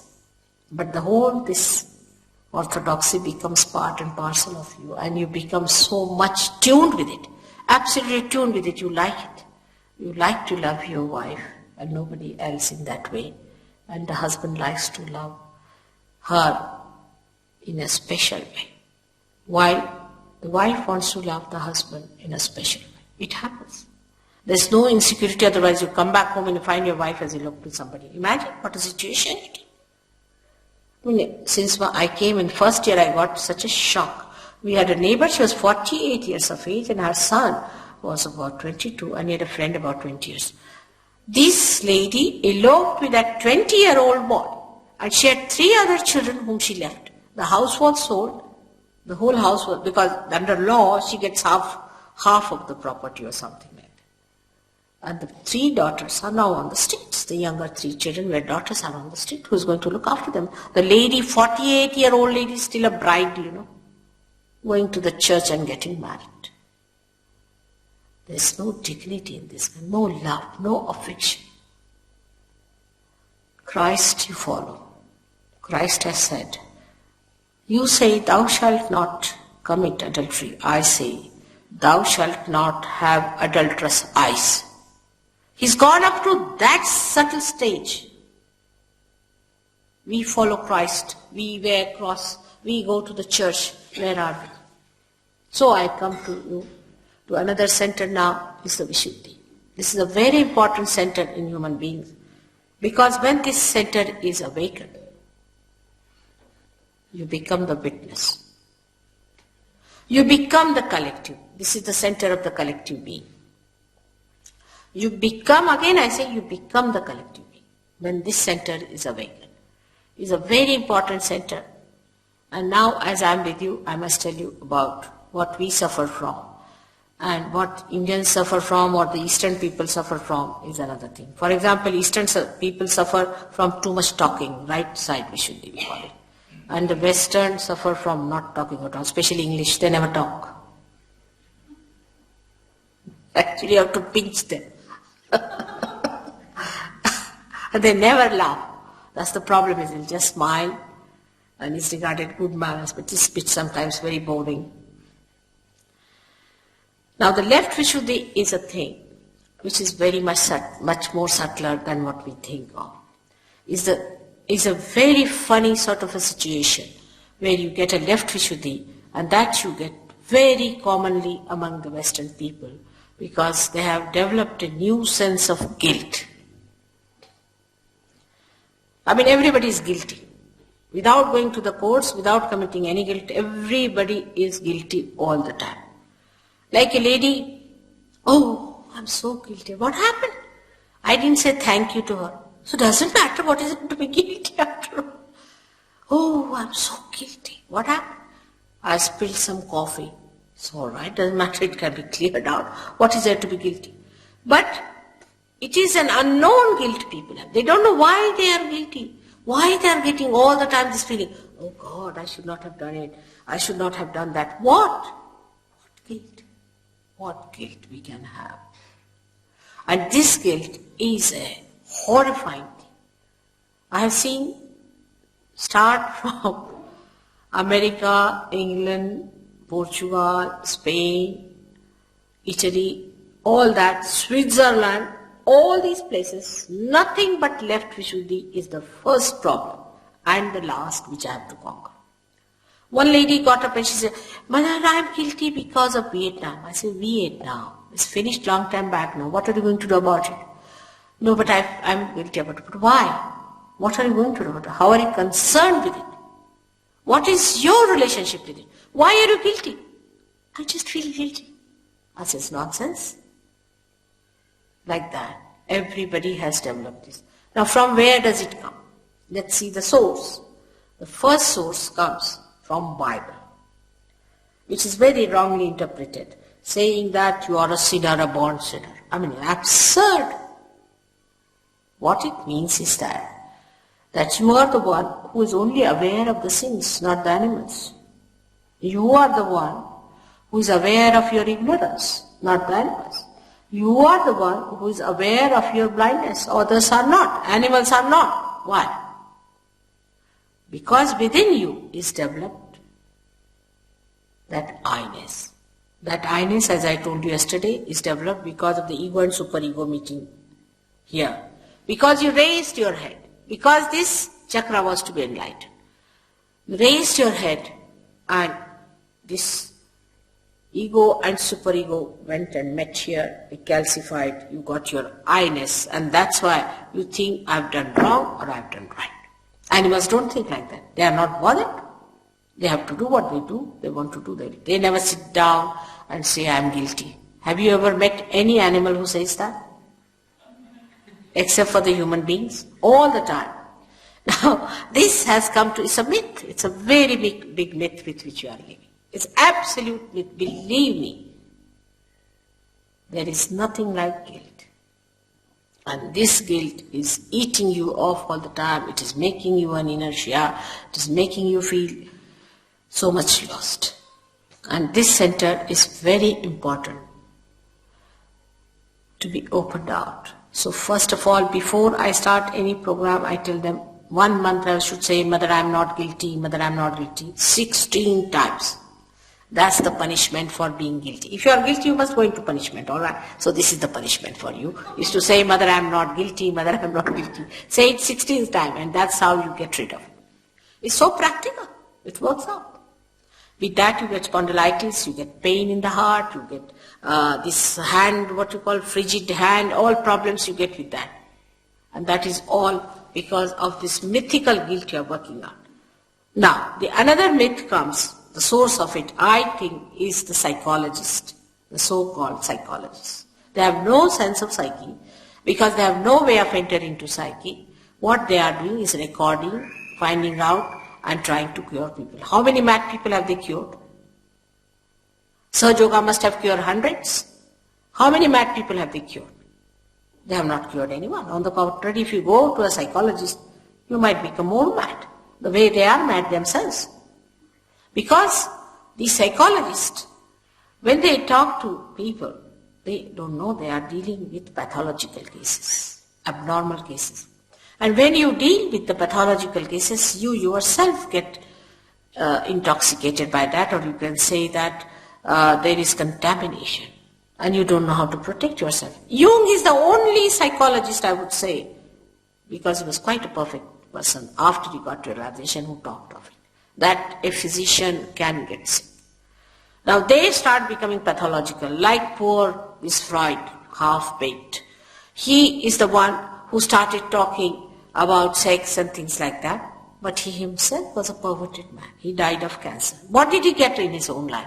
He was such a perverted man. I mean, imagine he was a wretched soul who died of cancer. How can he guide you on any point whatsoever? Now, whatever he taught, we took him as Bible. More than Bible, people believe in Freud. More than Christ, they believe in him, actually.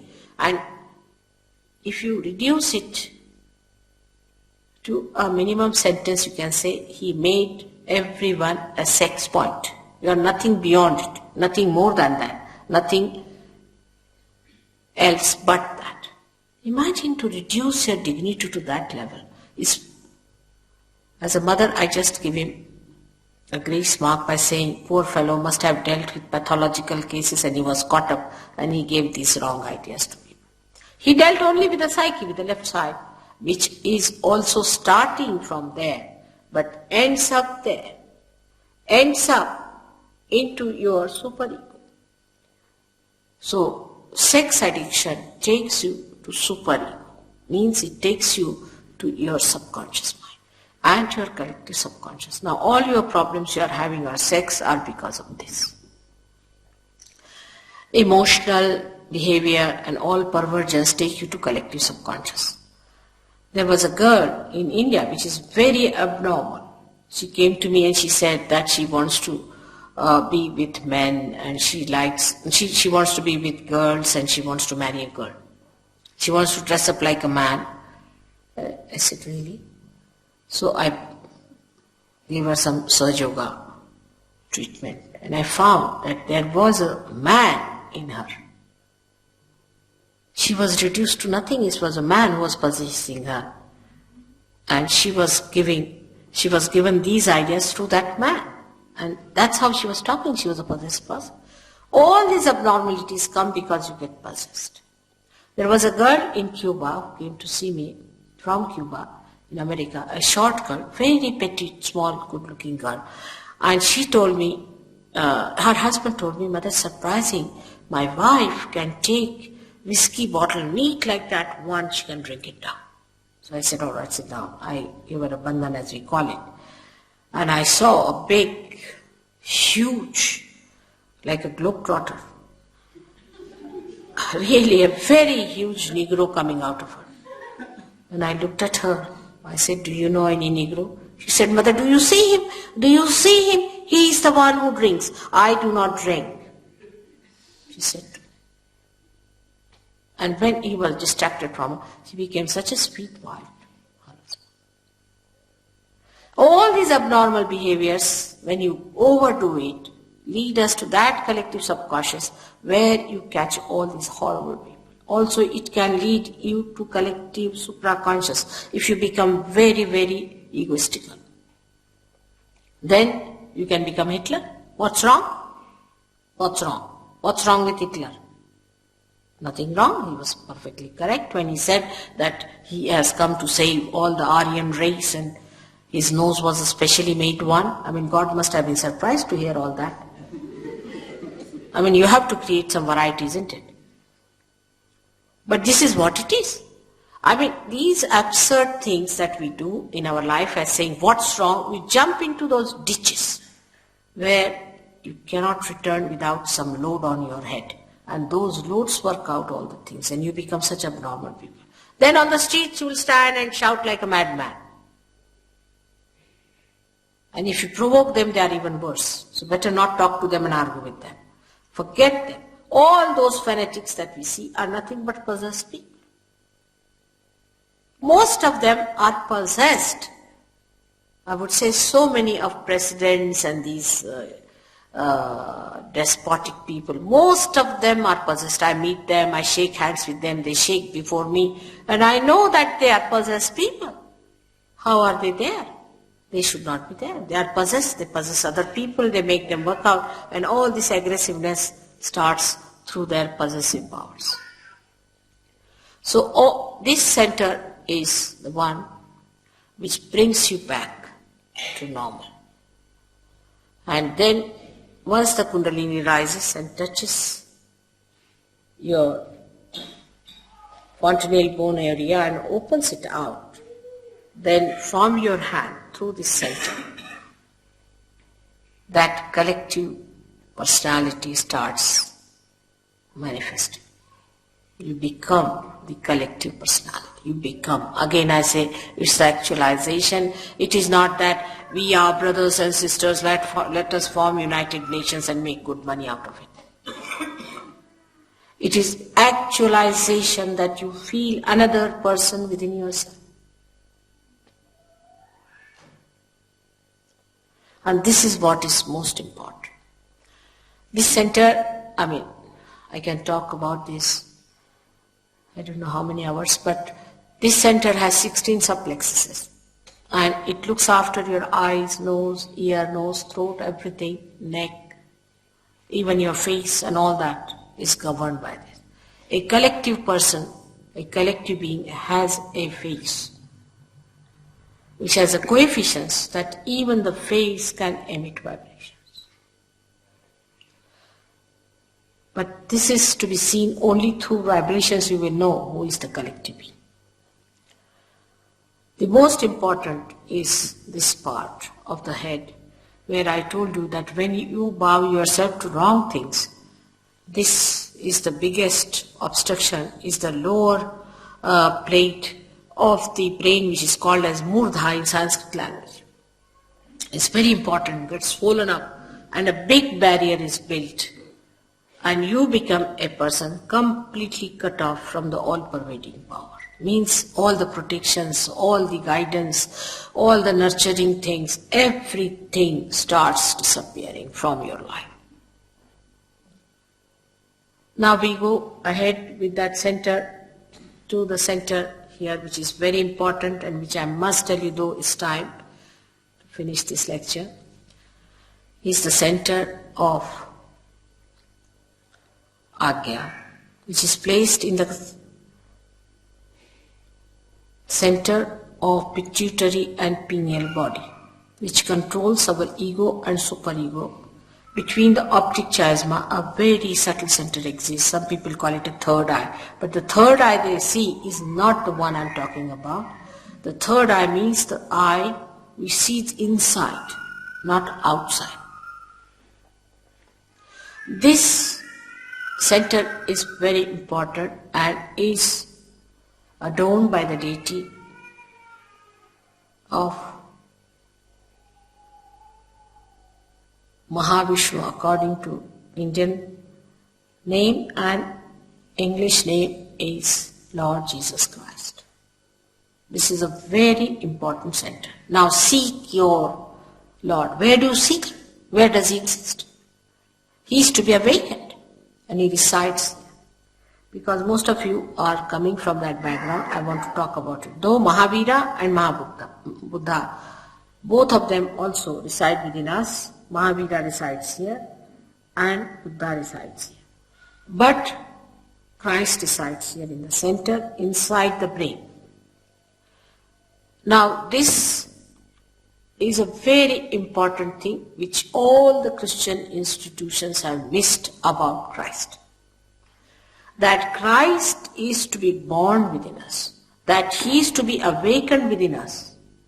That is only done through Kundalini awakening. And once he is awakened at that point, ego and superego both are sucked by him as a result of his awakening. And this is a very big thing. That's why I said, I am the door. But very nice, they crucified him. But that crucifixion was also a drama, because ego and superego has pressed these points so hard that to pass through that, you needed somebody to be just divine. And he was Omkara himself, the divine personality, who never died and passed through that. Krishna has said, who is at this point, has said that Nainam Chidanti Shastrani Nainam Dahati Pavaka. He said, this divine power, this Omkara, never can be killed by anyone. It cannot be destroyed by anyone. And this itself took the birth of Jesus Christ to create that passage for us. And that is the thing he proved, that it cannot be killed. But they are all one and related to each other. This you will discover in Sahajayoga itself. Because once the rapport is established, you have to ask questions. What is the relationship between Jesus and Krishna? And you can discover eternal vibrations. They are all related to each other, very closely. Christ has said, those who are not against me are with me. Nobody has tried to find out who are those. It is said in the Bible that I'll appear before you like tongues of flames. Nobody tried to find out what is that. Or tree of life. This is the tree of life. So he is to be awakened within you. That's the main point that he said, that somebody will come and awaken it so that you will know my Father forever. Now, which one of the institutions which are running in the name of our Lord Jesus Christ are doing that job? What they are doing is having a fete or a carnival, collecting money, building churches, this, that. You have to build every human being as a church by awakening Christ in them. That was what was meant by baptism. But who did baptism in the real sense is the Kundalini awakening, where it comes on the fontanelle bone area, which is called as Brahmarandra, and breaks through that. Who has done that? None. I went to a church called Unity Church. They have united all the churches, I believe, and also united all the ghosts of the world. All kinds of fake gurus are there. All kinds. They have no discrimination of any kind. I was so amazed, Christ. He was not so diplomatic, I should say, because the way he lashed at these people, and then he said, if they are hot, we can manage them. Means if they are hot, means they are cut up, we'll manage them. If they are cold, we like them. But if they are halfway, I spit them out of my mouth. These are his words. Because these half-baked people, compromising with the devil and talking of God, how are they going to deliver the goods? Why not awaken your Christ within yourself and see for yourself? You'll be amazed when you raise the Kundalini and Kundalini comes up to this point and it cannot go further. Among all the Christians, this is a problem. You have to ask them to say Lord's Prayer and it works. That's a mantra.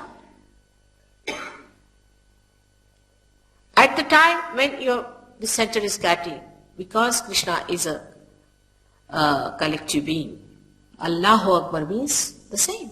You have to put your fingers into ears and say Allahu Akbar. Realize souls. And you get the Kundalini rising. You can see the pulsation of the Kundalini at the triangular bone. You can see the rising of the Kundalini. You can feel the breaking of the Kundalini at the Sahasrara, at the point where it comes and breaks. So you enter through the gate of Christ who sucks these two institutions and makes the way here. And once the Kundalini rises about Agya, you become thoughtless. The limbic area is the kingdom of God from where you are guided and the Kundalini passes through. That's the last job that is to be done, and now it is done. That is done, now our Mass. It has to be done. It was to be done. It was promised. The time has come. But where are the people? Sometimes I wonder. I'm in England now with you.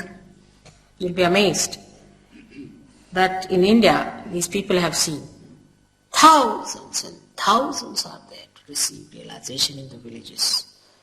Here I find people don't want reality. You should have a circus.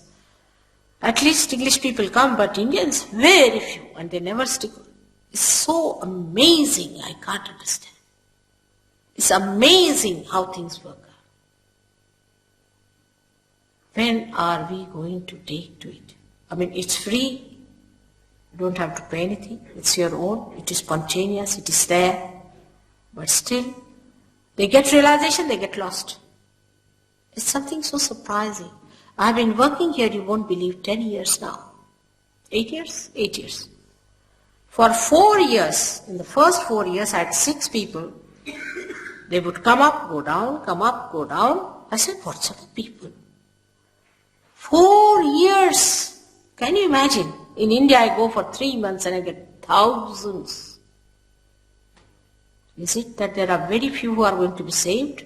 As told by John, he said only few thousand are going to be saved. Is that what we are going to do in the West? But England is the minimum.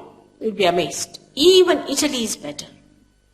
Switzerland, Geneva, so much better. What's happening? Here they run after a man who is asking for a Rolls Royce. A fellow who asked for a 59th Rolls Royce, they starved themselves and made a Rolls Royce for him. And when he came, they gave him the Rolls Royce. Imagine. They said he's a perfect master. There is no pure intelligence left in the mind to understand that how can you get spirit for this nonsensical Rolls Royce. At least Derbyshire are not, people from Derbyshire should not be impressed by that very much. Because they make it here. You cannot make God, can you? You can make Rolls Royces, all right. Can you exchange Rolls Royce for God? They are running after such horrible things, like horrible another thing that somebody is trying to teach you how to fly. The wife of the director is sitting here, who started suffering with epilepsy. Her husband got epilepsy, her daughter got epilepsy. They all were epileptic and they were paying thousands of pounds, 3,000 pounds to fly. And they started hopping themselves like a frog. Imagine. With pure intelligence, you must ask that guru to drop himself from the leaning tower of Pisa. I think it was made only for that. And see if he can fly even 1 inch higher. Why not use your intelligence? You are supposed to be the most balanced and intelligent people. Yesterday I told you that you are placed. The most important place in the universe is the heart. England is the heart of the universe. and the heart is lethargic. What can I do? You have to tell me, what am I to do to pump this heart into reality? There are seekers, I would not say there are seekers. When it came to hippism, thousands became hippies. But all absurd things they accept very easily, and why not the thing that you are seeking? It's beyond my mind, I cannot understand. Now, I didn't come to this place as an immigrant, as I told you. I came here because something happened and my husband got elected to this country, which was important, which was, I think, was preordained, was to be. But I have to implore you now to take to this and understand that this is what William Blake has told you, that the prophets are going to be in this country, that the God of men are going to become prophets and they are going to have the power to make others prophet. That is sahajayoga.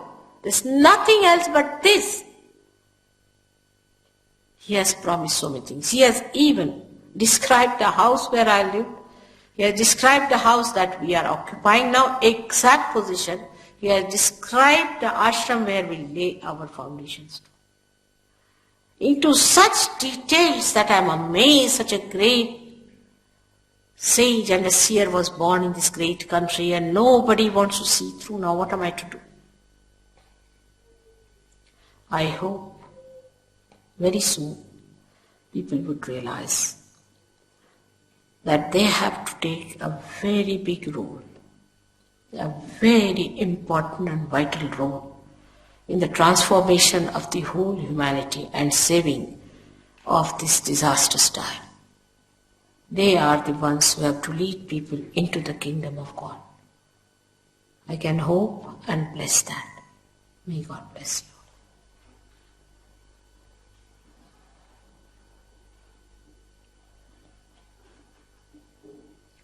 Luckily, we have a very good standard of the Saj Yogis in Derbyshire.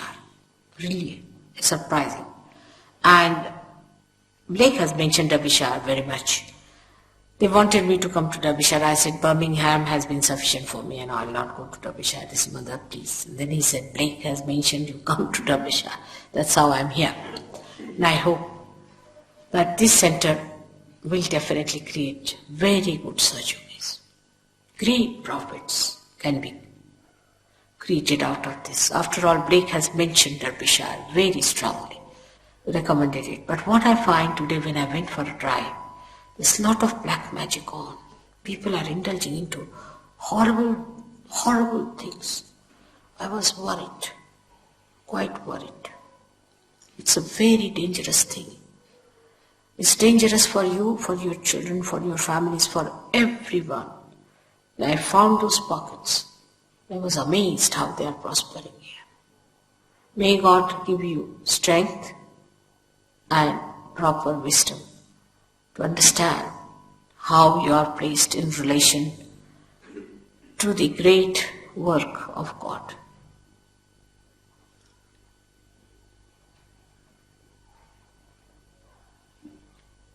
Now, if you have any questions, we can have for about 5 minutes. Yesterday, many people asked questions. Actually, first day only I allow people to ask questions, because second day is quite a waste of time. Now, don't ask personal questions, for heaven's sake. Don't ask any personal question. That we'll attend to them later on, personally. They can be attended to. But anything general, if you want to ask, please ask a question general.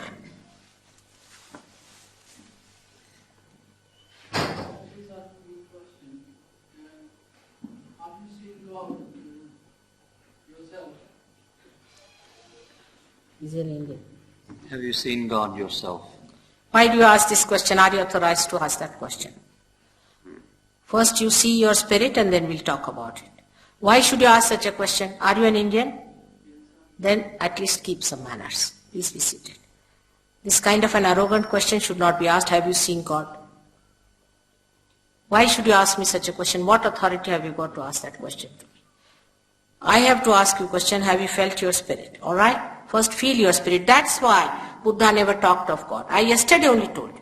Because suddenly you want to see God. Have you got eyes to see God? You can't see me, even how can you see God?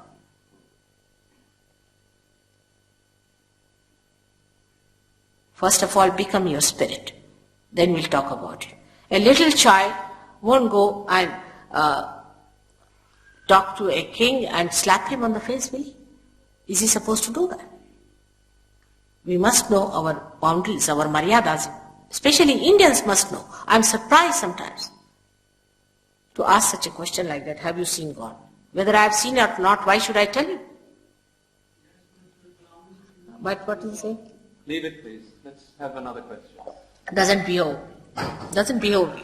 It's very arrogant. I'm surprised that you've learned such ways here. It's never done by an Indian. It's very embarrassing. Any other questions? Just imagine, if I've seen it, is he going to believe me? Or not seen it? ये हिंदुस्तानियों का हाल है. हमारे तो नाक कटा के रख. इतना रद्दी लौट आया हुआ है इस देश में. All the scum has come sometimes. Any other questions, or you all like the experience? I mean, what a question it is. Have you seen or not?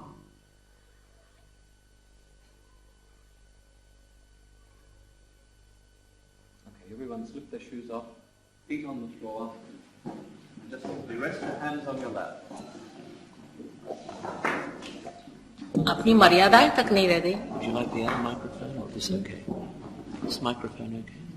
I would like to have because I can speak, but I will not touch. He's a master of philosophy from Banaras University and all that, maybe that back. But in India you won't find such people. I don't know from where these materialistic, absolutely gross people are. I mean, what a question to ask me.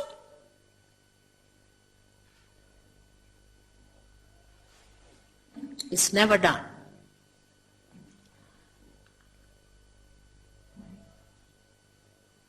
I'm here to give you self-realization. That's all.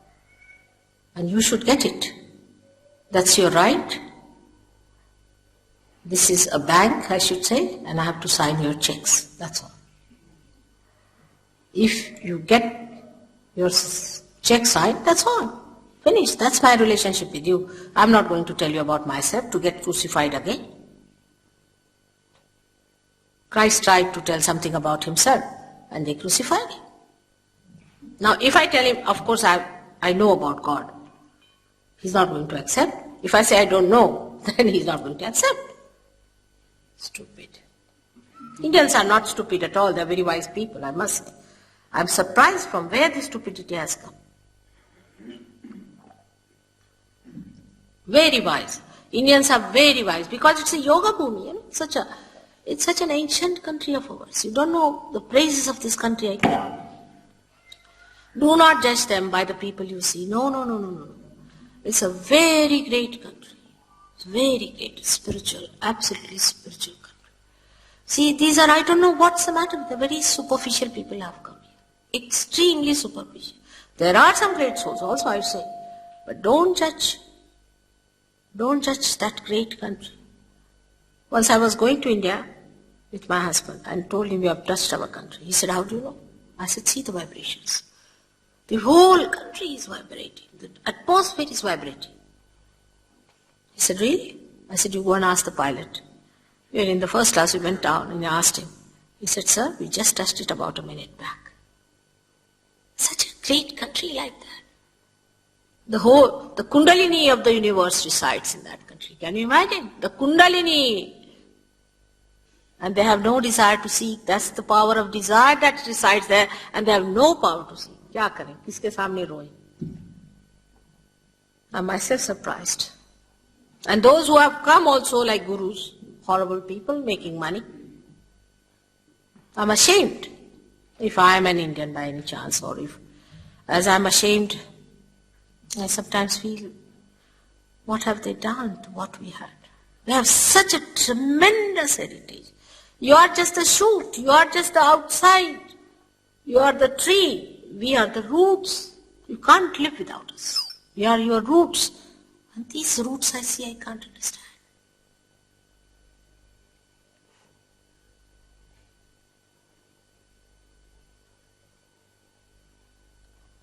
Still, it's all right. It's the concern of a mother.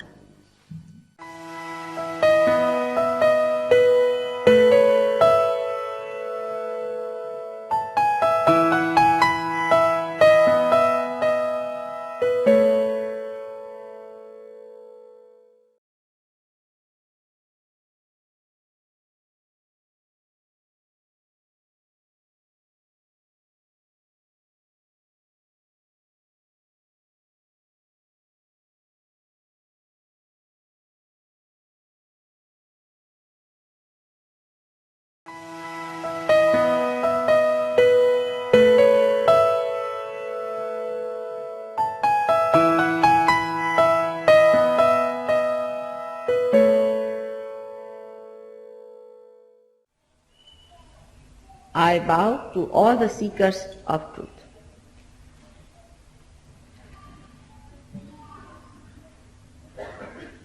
Today, in these modern times, we are face to face with lots of complicated problems, lots of shocks that are awaiting us. And then we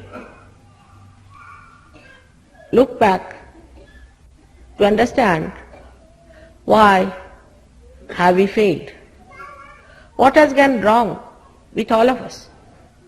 Whatever way the human beings have moved, in whatever direction they have tried to achieve something, the whole thing has recoiled on the whole humanity and has destroyed it. One must stop at this point and witness the reason, the basic reason what mistake we have committed. We talk of love, we talk of peace, world peace, but the peace is not in your hearts. Peace is not within. You are in a turmoil. And how can you bring forth peace all over? If the sea is full of waves which are in a turmoil, how do you expect the boat to be steady? The reason is we are not trying to find out what's wrong with us, but we are all the time trying to find out what's wrong with others. But who is the other? We are all part and parcel of one great world. God has not created many countries. He never knew about these things. He'll be surprised if he visits this world. He'll be surprised the way we have divided ourselves into countries, and from one country to another country you move like a criminal with a passport number. This idea of love is not love. This conception, the mental projection that we call love is not love at all. The love is something which is a power. A power that is looking after us. The power that is guiding us. The power that has nourished us, has brought us to this level. We in our ego, human beings, think that, oh, we have done this, we have done that. You have done nothing. You can't even create a blade of grass. You cannot. Can you? You cannot create anything that is living. Then why say that we have done this, we have done that? You have done nothing, but you have created all kinds of devils out of your cocoons and put them on top of your heads. First, let us be humble about it, then we can understand what is love of God. Love of God is a power. It's an all-pervading power. It's the subtle power which resides in all the elements, in all the molecules, in all the atoms.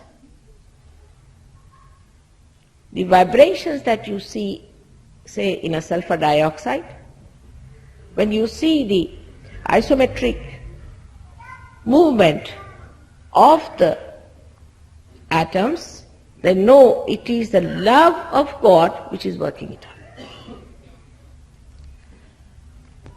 Now, it is easy to say there is no love of God, but this is not a very scientific way of looking at things. If you are scientific-minded, then you have to understand this is a hypothesis which I am putting before you. And if it is not proved, then you can deny. Up till now I would have accepted that you said there is no God, but that also is not scientific, because you have not seen yet. You have not gone into that direction. You have not tried to find it out. How can you say there is no God? Only because in your small little brain you have conceived an idea that there is no God. So secondly, you have to have an open mind to understand God's love. A very open mind. Open mind, like a student who goes to the university, doesn't challenge a professor, but sits down to listen, to find out what the professor has to teach. Thirdly, we must understand that we know very little, very, very little wee bit. We are using a very wee bit of our brain to understand anything. So whatever so-called knowledge we have got is absolute and limited knowledge. Maybe it is just ignorance or maybe something mythical. Let us keep it as a hypothesis. Now I say that there is God, and I say that His love is all pervading. All the great saints, incarnations, prophets, all the great religions have said this. I am not saying it for the first time. I am only here to prove that they have said it is the truth, and you can find out whether it is the truth or not. But you should be the seekers of truths and not just intellectuals or some sort of argumentative personalities. Try to understand that at human level you have not been able to discover that great power of love. It's a fact, must accept. You have not been able to feel God so far. Oh, you might have read a lot, but you have had no experience of God. You have never felt His love. Then one must know that we have been ignorant. The darkness of ignorance has been on us, and in darkness we are hitting each other. We have no idea as to how we are related to each other. It's a crazy world we are creating today because of this darkness. This darkness has to go away, and for that the light of God's love has to come. Now the question could be, how can we know God? Because as it is, we are like a cocoon. We have taken out all these threads of the cocoon, put them round us, and everybody thinks that they have produced some sort of a novel ideology or a philosophy which will solve all the problems of the world. It has not. It has created more complications, and more complications. Let us face it. How to get out of this cocoon is the problem today. And to get out of this cocoon, what should we do? Normally, as human beings, we always think that by doing something only we achieve the results. But this is the other way around. When we became human beings from amoeba stage, what did we do? From monkeys to human beings, what did we do? We didn't do anything, did we? But there was some internal force that has brought forth this evolution. Now when something has happened without our effort, then it must be something unique. But it is nothing, every day we see it. For example, a flower becomes a fruit. You see it every day and you accept it. You never challenge how it has become suddenly the flower becoming a fruit, because it's a living process. So the living process of the living God comes from His love, which is living. Dead gods I am not talking about, which we have made out of our own brains. But the real God, the reality itself, which is not created by you, He has created us. When He has created us, we cannot put in effort to know Him. He has to put in effort for us to know Him. So he has put in all the efforts within yourself. Very beautiful. In the different stages of your evolution, he has developed within you a mechanism, a beautiful living mechanism, which has given you the stage up to which you have come as human beings, and also the possibility of becoming a higher being through that mechanism. Now, if you want to know through science, you cannot. By all human efforts, whatever you try is the knowledge of the tree. But if you have to have the knowledge of the roots, you have to become a subtler personality to get to it. Even to become that, God has made all beautiful arrangements within us. In the West, I would say, on the scientific field, Jung reached quite near it, but he made little mistakes because he didn't have a mother to tell him, perhaps. So he made a very big mistake by saying that the unconscious is below the subconscious mind, and then is the conscious mind, जिसे कि हम सुप्त चेतन कहते हैं, जो कि साक्षात कुंडलिनी है. This Kundalini, according to him, was placed under the layers of these minds. God is a great creator and a planner. Supposing you have to enter into an airport and there are piles of luggage, one after another, everything piled one after another like that, how will you reach? There has to be a path. So this argument of his has failed him completely. But actually it is not placed one on top of another, but on parallel sides. On the left-hand side and the right-hand side.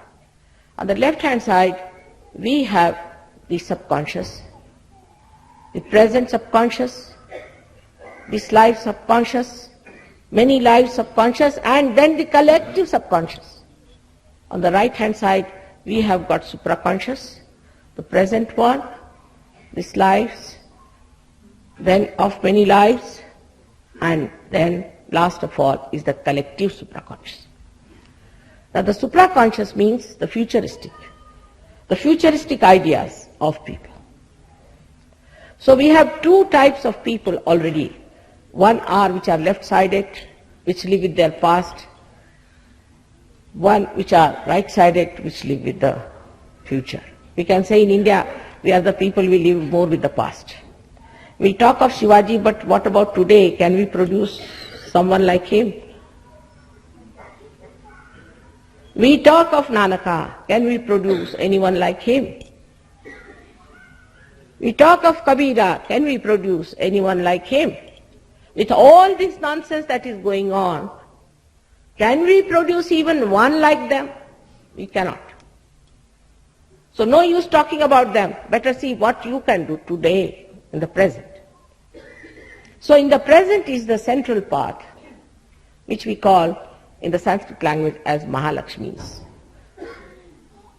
This central path is the evolutionary path of human beings.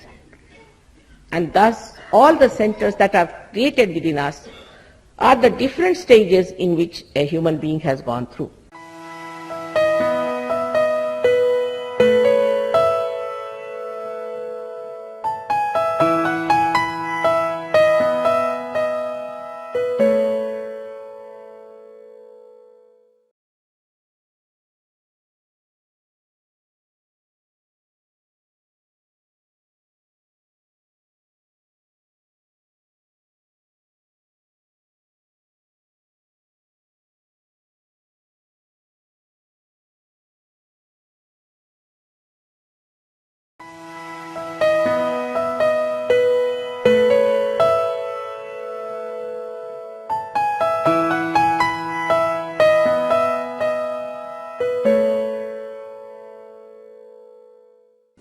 For example, the first one, which is called as the Muladhara, which you see there, is the one that starts with carbon. With the carbon coming into the evolutionary process, amino acids were formed, life took its own existence, and life started growing.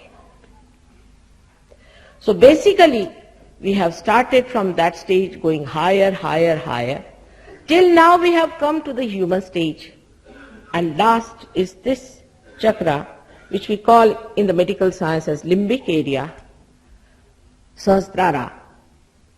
The end of it is called as the Brahmarandra, is the fontanelle bone area in the medical terminology.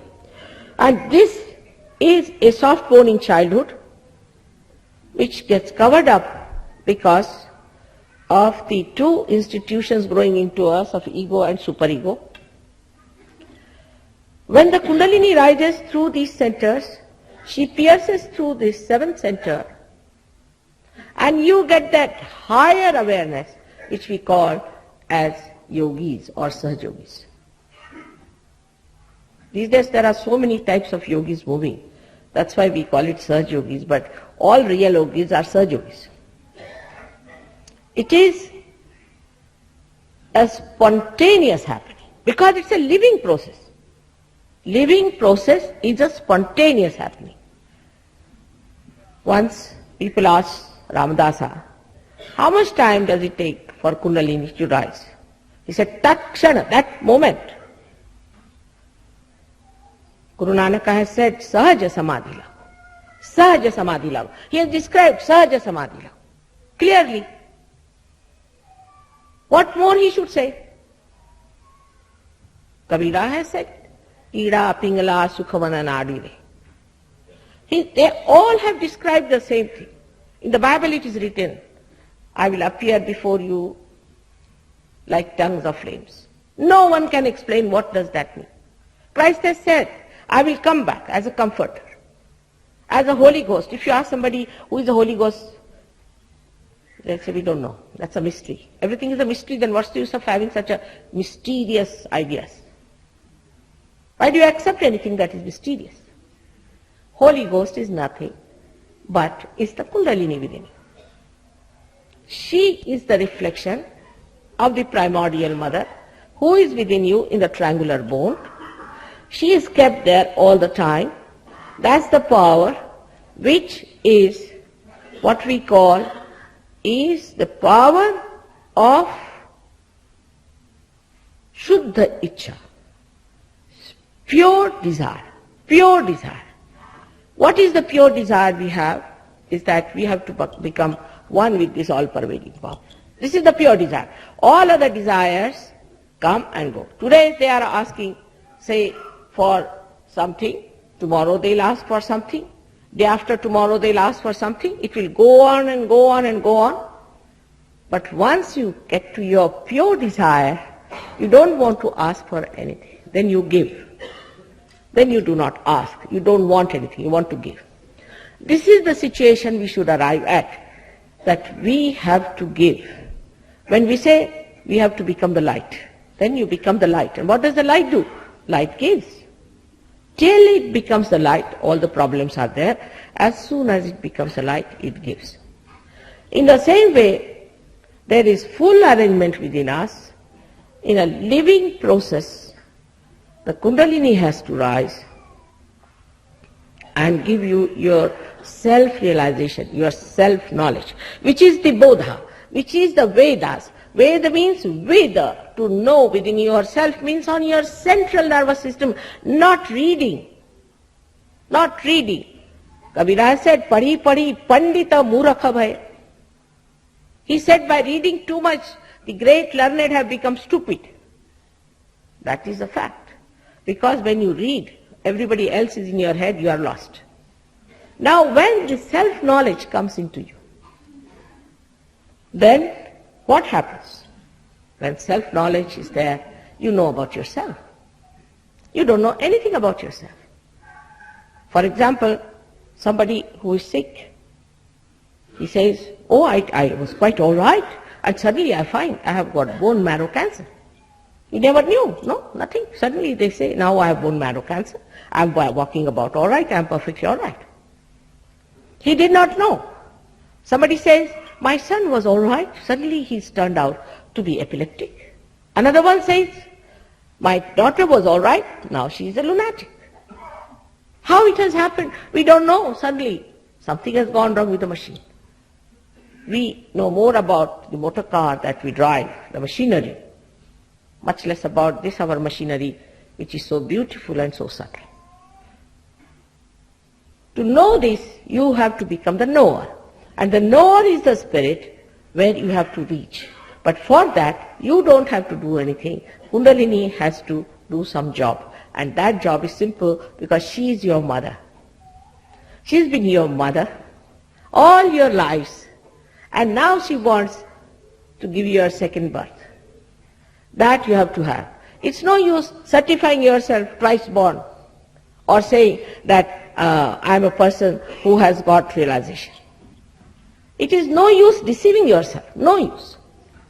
When you get your realization, the first thing that happens to you, the first and foremost thing that will happen to you, that on your central nervous system, you will develop a new dimension of collective consciousness.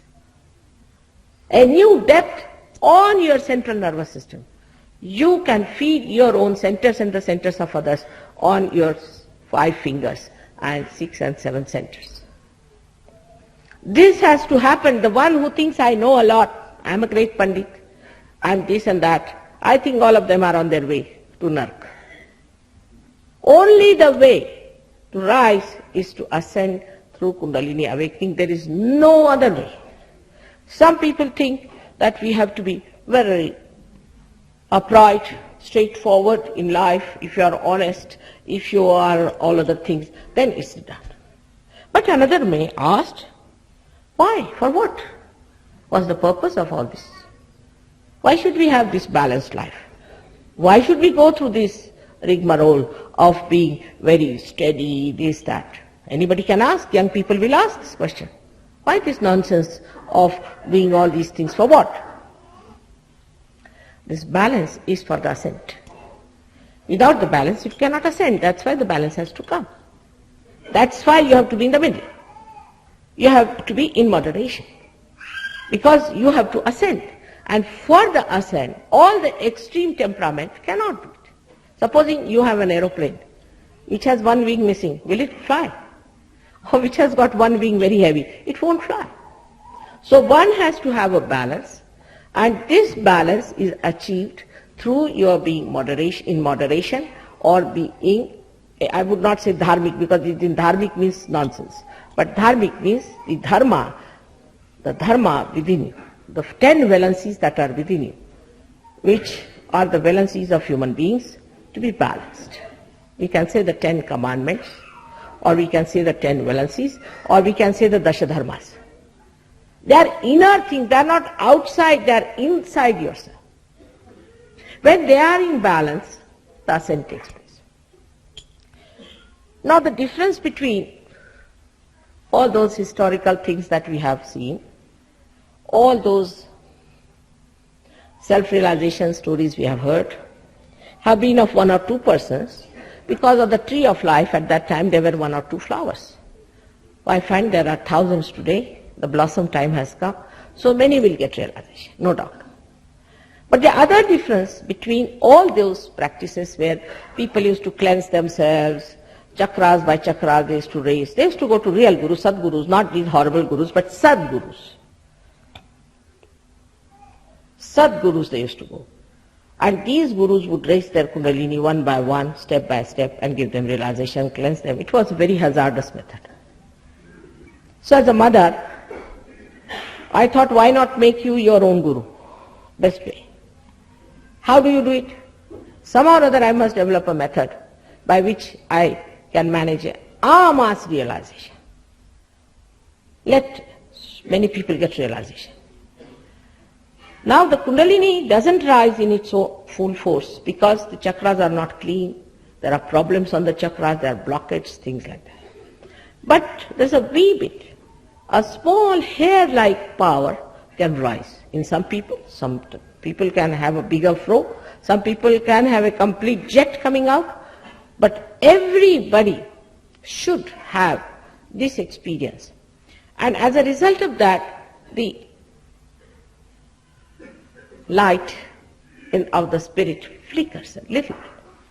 In that light, you can see your own problems. You can see what's wrong with you, because you can feel it on your fingertips. And if you know how to correct them, you become your own guru, you correct yourself. I don't want to tell you. Because if I tell you, you'll all run away. These are not the days to tell anybody to do something. That's the worst thing. So only thing is, you get your realization, get this little light with you and see for yourself what's wrong with you, and you manage it. This is the only difference is. And I find this works better. Because human beings in the modern times have accumulated so much of ego on their heads, so much, beyond their heads. So no use touching it. Best is to raise the Kundalini so they see their ego. And they say, Mother, please remove this thing that has gone on my head. Please remove this. They themselves say. This is what is this modern Sahaja Yoga is. The Kundalini awakening is very simple. People might have told you that it gives you problems and all that. I just don't know. Because thousands of people in the villages, in the cities, all over the world, I have done this. Nobody had any problems. On the contrary, all their problems are solved. This is a wrong idea we have got in our head. I don't know from where it has come, that you have to suffer to get to spirituality. I just don't understand. Like some people in England said to me that we have to suffer. I said, why? Christ has suffered for you, hasn't he? Are you going to suffer more than Christ? Why did he suffer for you if there was something left for you to suffer? Actually, they make everybody else suffer. They don't suffer much. All such people. Because if you don't eat anything, you starve, you make yourself miserable. Everybody else feels miserable with that person. Supposing you want to hurt me, the best thing is to fast. If you say, Mother, I'm fasting, then I don't feel like eating myself. If my children are fasting, why should I eat? But if I say don't fast, then that is the most sinister thing I've told people. You can fast as much as you like all your life and make everybody fast, doesn't matter. But not in the name of God. You are maligning God. He is joy. He's made all this world so beautiful. For you to come, he wants to welcome you to his own kingdom. And what he finds, the people are beating themselves up, or beating others, or fasting, or torturing themselves. This is the kind of attitude that is not going to please God at all. I don't know from where these ideas might have come from people who preach about God, because they must be saying, you starve and give all food to me. You become a sannyasi, give all your money to me. Must be this is the reason. I cannot find any reason for this kind of a nonsense, that you should fast, you should suffer. In Sahaja Yoga, nobody is allowed to do that. And if you have to do that, then please don't come to Sahaja Yoga. You have to know that God wants you to be the happiest person, to be the most joyous person, a person without any problems, without any tension, without any trouble, enjoying the beauty and the grace with all his bliss upon you. But for that, first of all, you have to make your mind that you first of all forgive yourself, and then forgive others. And just sit with an open mind. I'm sure you'll all get your realization and feel this all-pervading power of God like vibrations or cool breeze, which is called as the cool breeze of the Holy Ghost, on your fingertips. Some may not feel, possibly because of some trouble, some obstruction, some mental projections, maybe. But that doesn't mean they will not feel later. And they should not go and criticize, oh, I didn't feel, it's all humbug. This is nonsense. This is like dog in the manger. You cannot eat and don't allow others to eat. If you do not feel it, then don't condemn yourself either. It can work out. You can come back to the center, get your realization. Now the time has come for all of us to be wise and not to be stupid anymore. We have done enough of stupidity. All right, as children they are forgiven. But if you are gone like that, I don't know where you land and where this world is going to land ultimately. So all of us have to decide, those who are here, that from today, because the new year has started, let us try to be wise about it. And the wisdom has its own powers. Beauty has its own powers, and love has its all powers. Everything emerges into the ocean of love of God.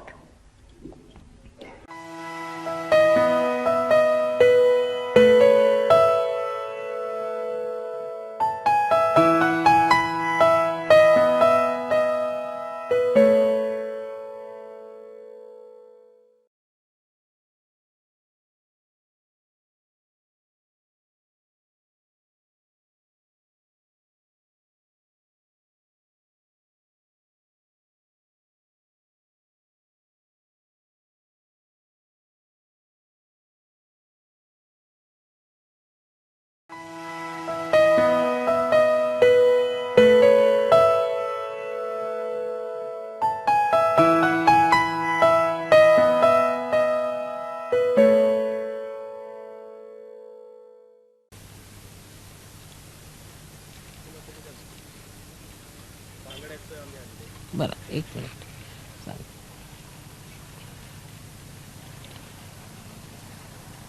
You have to support Laurie out and out. I must get good report about you from her. You know you had terrible problems, you know that. I must get very good report from her. And you must respect your leaders. Don't treat them as equals. None of you are going to treat your leaders as equals. You have to respect them and you have to listen to them. If something goes wrong with them, I will remove them. Don't start arbitrary behavior. This goes to this limit, what Danny has done. Do you want to become like that? So don't start any arbitrary behavior. And if you want to make me unhappy, I have nothing to say. But I have tried to make you happy by so many ways and so many methods. But if you want to make me unhappy all the time, what can I do? I have to be unhappy. You don't want to make me unhappy, isn't it, Felicity? All right, now go ahead and don't do all these things. It hurts me. I just don't understand. You have been with me for so many days and this thing, I've loved you so much, I just can't understand. Why do you want to hurt me? All right, get up now.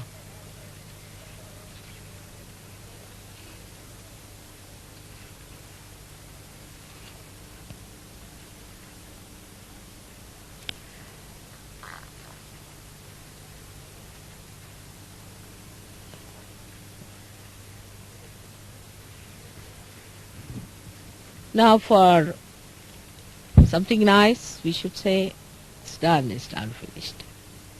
You see, sometimes the ocean of forgiveness gets so filled up that some of it, like what you call the tushar in Marathi, we say, I don't know in English what is the word is, some drops come out from that on the shore.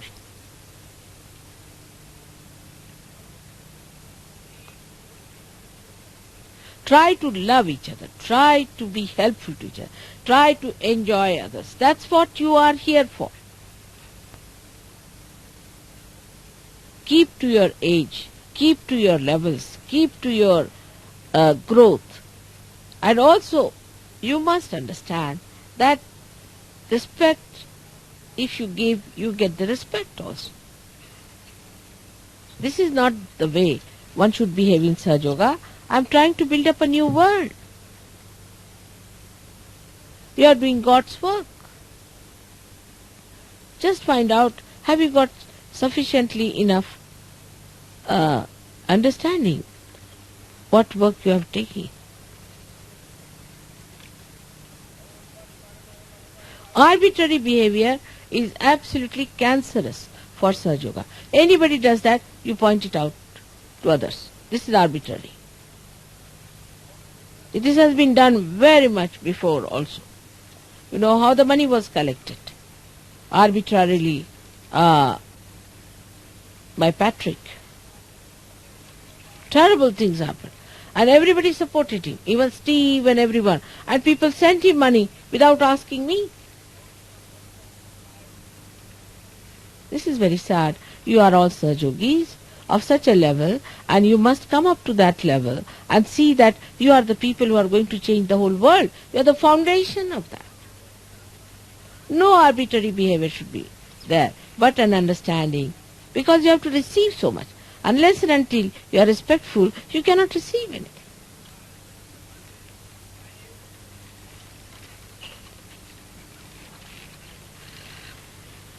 Whatever you have to do, please ask your leaders. Don't do anything arbitrarily. The leader may be younger than you, may be older than you, maybe now he is appointed, you are an old Sahajayogi. It doesn't matter. I know whom to appoint. I have appointed that person there. Alright? I hope you will give me joy and happiness as I have always tried to give you. May God bless you. Now, the ladies have arrived and they want to give bangles to the ladies. They have brought the bangles for. The reason is tomorrow is a great day, what we call the Sankrant. It's a day when the sun changes its meridian. It moves from the south to the north, towards the Cancer, to the Cancer. It moves towards the Cancer, you see. And that's how tomorrow is a very great day for us, 14th. That day we say that that's the day lots of things happen. So, Sankrant. Krant means revolution and Sun means holy. So it's a day of holy revolution. Luckily we are here. We'll be having a nice puja. We'll have an international puja also. Everything will be done tomorrow, very nice. Now, one thing we have to do today, that these ladies have come to give bangles to you, to all the ladies. They have got all sizes. They showed me what sizes I should take. I told them some of them should be maximum. And they have brought it. So as many as of you can have, please have it. Alright? Aao त्या बांगड्या घेऊन या. We don't offer them to women because men because it is insulting. When the men don't go for a fight or they behave cowardly, then women offer their bangles to men that you better wear them, sit at home and I'll go on the war. So it's a saying, bangda bharani, means to men if you say that, that means now you are a coward. It means that. In all languages. यहाँ पे कितनी चिड़िया हैं? It's a sanctuary here. So many birds. Have you seen those birds before? Or only they have arrived today? Just go and have a look.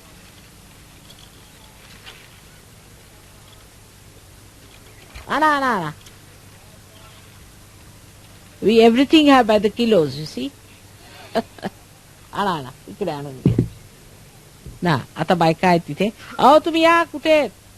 विद्यापीठाच्या बायका इकडे. या इकडे.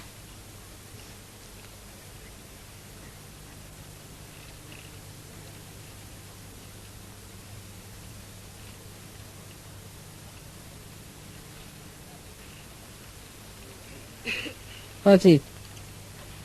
Bridget has bought 5 silver key rings for you to bless, and perhaps you'd like to give them away. To whom? 11. To whom?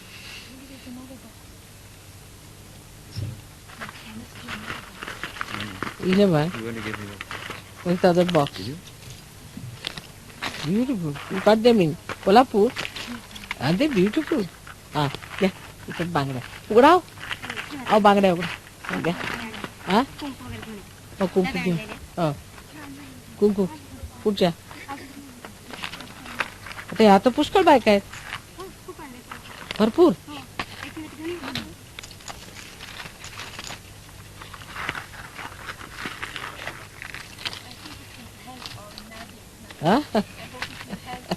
Yeah. But where are they? There's only we have very few. One is 1, 2, so 3, That's given me 2 boxes. 4, 5. Yeah. One is very simple. Huh? Now you make a list. I don't know. This one has been here. Maybe you can choose 11 Swiss ladies. Huh? Maybe you can choose 11 Swiss ladies. That could be very partial. We should give it to from every country. Now the leader, Snow, what else? You know the ladies whom I gave. Okay. Sorry. You want somebody else or someone? One more could be. काय झालं? All the अरे मला का? झालं. You know the ladies who receive saris from this country? Choose another lady in your country who will बघते. receive them. तुम्ही कामं सुरू करा. आणा व्हायब्रेट करून. आल्या का सगळ्या? आणा. हा. काय हे तर व्हायब्रेट करून द्या आधी. हा. बर. बर ते आणा.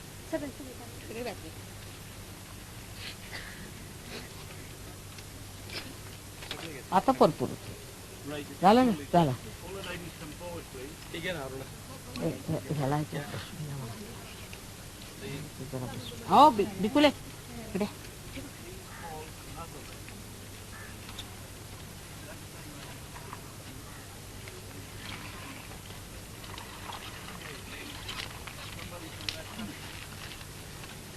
हा जरा इथं बसू.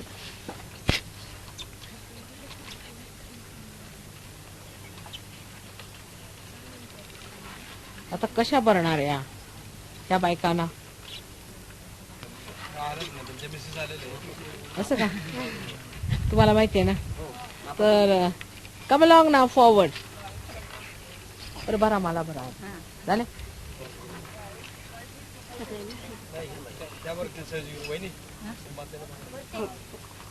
नाही आम्ही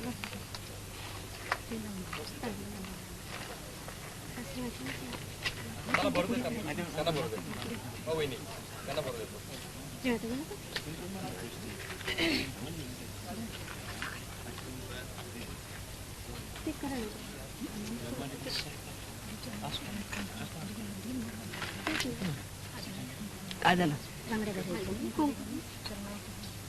खाला पाहिजे.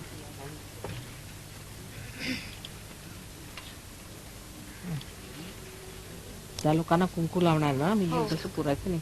आणखी घ्या कुंकू.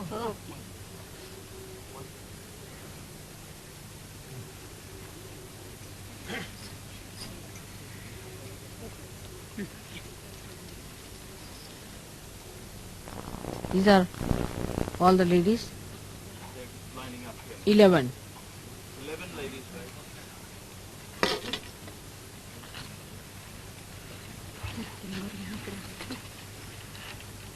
Will you please come one by one?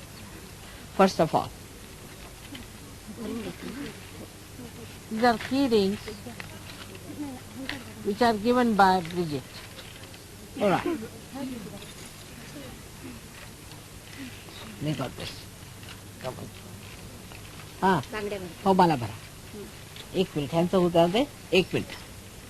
May God bless.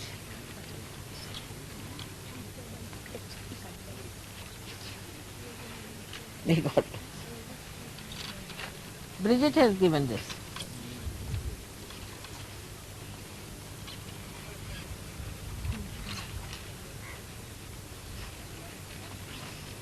Whichever comes in my hand, I'm giving it. All right?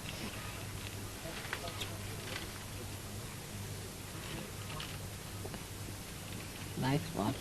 This little thing has fallen off. Let's see it. I'll take this one out. This one is. याच्यातलंही बघा. याच्यात पडलंय.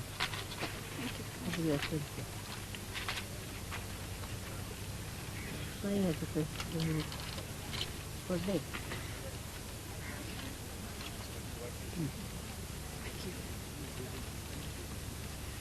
आहेत का बघायचे घुंगरू पडलेले. May God bless you. Huh? Right?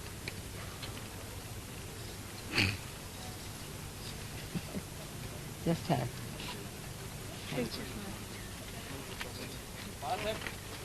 तसं गेलं कुठे नाही कसं काय Yes, a little dropped out. I think you are trying to search it. Just see. You get it. This is all right. I got it. There are only 11 she's brought. I'm sorry. Now, all the ladies who came here can come and one by one have the bangles done. Now come along. Come along. One by one, come along, start coming. बघा त्यांचे हात काय मला बरा हात just sit down. Shrimataji, Michelle is saying that Christine Balsarac didn't receive a sari, but I know that I read her name out and she came out. Christine, you remember, from France? Who is saying no? Michelle, the leader in Paris. Really? No, I think I gave it to Christine. I remember her. She says no? Did she say no? No. Or are you just assuming your vision to be But perfect? we were several. I mean, you cancelled the name Christine, saying no. I assume. Cancelled? Yes, you said Christine first time. It was Christine from New York. Yes, correct. And the fourth name, I mean, was second time Christine. And you said no. I soon called her. And then you went on the fifth name, and it was over like that. And at the end, there has been. I saw coming. You saw her coming. Yeah. So she was not in her range. She didn't tell me. That doesn't matter. She didn't get it. I saw her coming. That all. Ask her, because I was sure not to have seen her. Because he has. She didn't get it. What was the sari about? The one I gave? Then who took the 11th sari? Well, I brought all of them in number. No, and Marie-Louise from Mulhouse, who knows her pretty well, said that she didn't get any sari for France. When she packed her luggage, she didn't have it. How many saris there were, Dania? I don't know, but I had all the number there. Yes, 16 of them. No, quite lady. Yeah, also. You had the list of it. Just see the list. How many there? Or I will find out. We'll find out. Now come along. Barahan. Make up.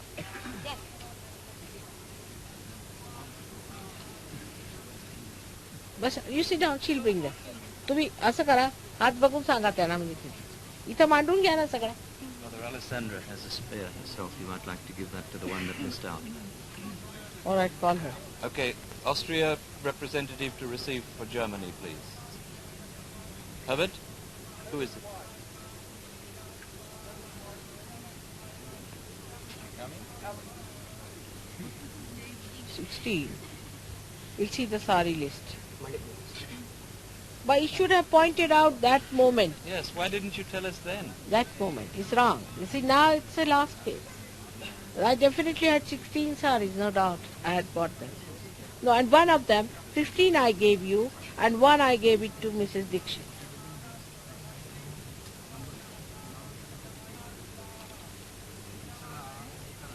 I'll try to get one for her. If possible, they are very special saris. Just don't get them like that. Yes, I know that. But still. May God bless you. These hands. They are very special ones. I'll see if I can get one. Alright? But who is then the 15th one who got it? Now let us see who got it. First of all. बड़ा अहो एकाच्याने नाही होणार 4 जण पाहिजे त्याला तुम्ही भरा त्या नाही भरू द्या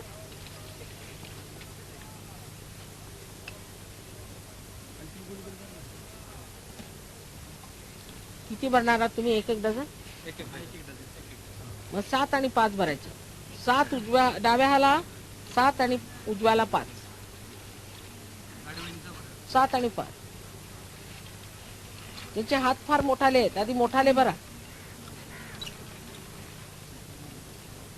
हे बघा ह्यांना तुम्ही यांना धरा ना इकडे हा तुम्ही इकडे बस हा असे हात बघा त्यांचे थोडे गाळा तुम्हाला ओळखता येतो का नाही अंदाजे फार मोठा गाळा आहे take out one of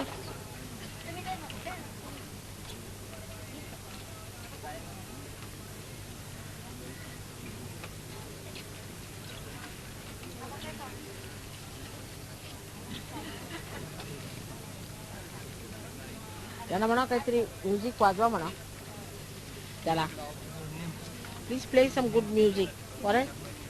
Ask them to play some good music of the same one yesterday's. Other side.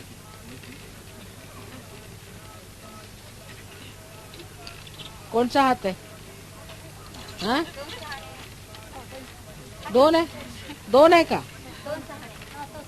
2-6. म्हणजे 2-6 आहेत ना? आधी डाव्यात घालून बघा. नाही जाणार. 3 घाला, 3. बहुतेक 3. तिला चालतील 2-6.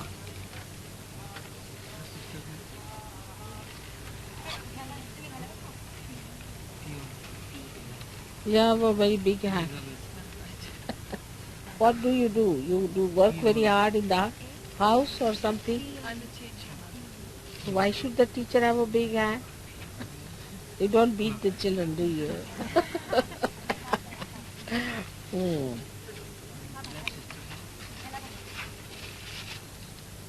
तुम्ही बरा राहुल भाई तिच्यात घेऊन या तिला. आणखीन कोण आल्यात का आणखीन बायका? तिकडे पाहिलं ना मी बसलेल्या नाही का?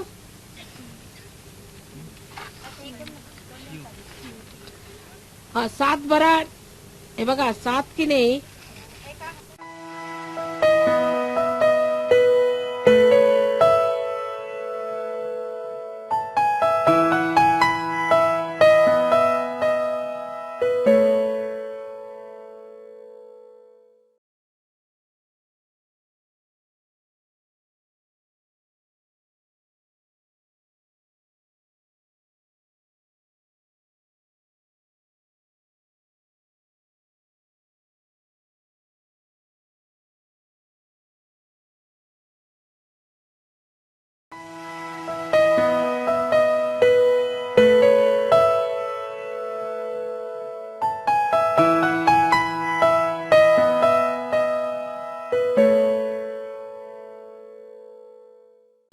You see, in 60 years you should look like a 60-year-old, you see, otherwise it's very embarrassing.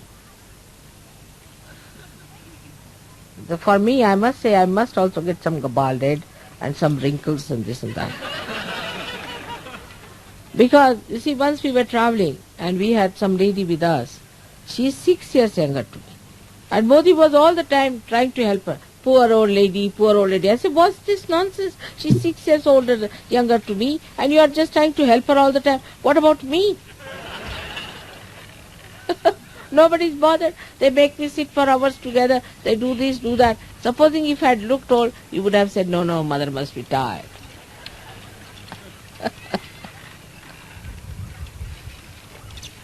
Now the ladies develop that because they might be dominating women. Possibly. Or maybe they are neglecting their hair. Drunkenness. Huh? Drunkenness. Also could be they might have taken drugs. Or maybe in the West anything is possible under the sun, you see. Or maybe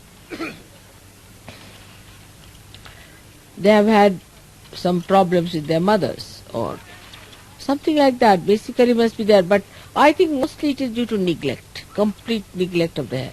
You see this hairstyle. Now you go to any person who is doing this hairstyling, within 3 years' time you are bald. Then they will give a wig. That's their business.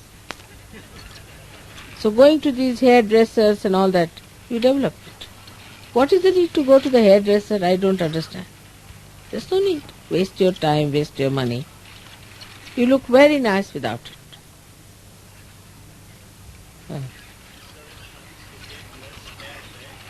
Huh? What is? Is there a chance to get lost hair back?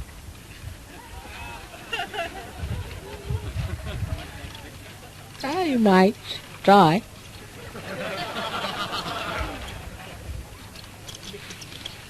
If not by sahajayoga, they say there is a method. They put something here, there, and they plant it and all those things they do. If you do it, then I'll see to it that they grow well.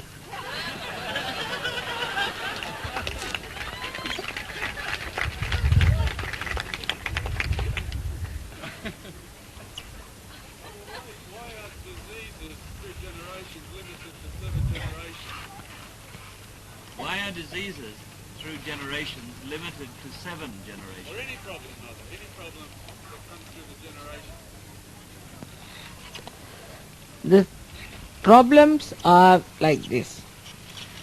There's only one center which covers all the 7 centers, which is the Muladhara.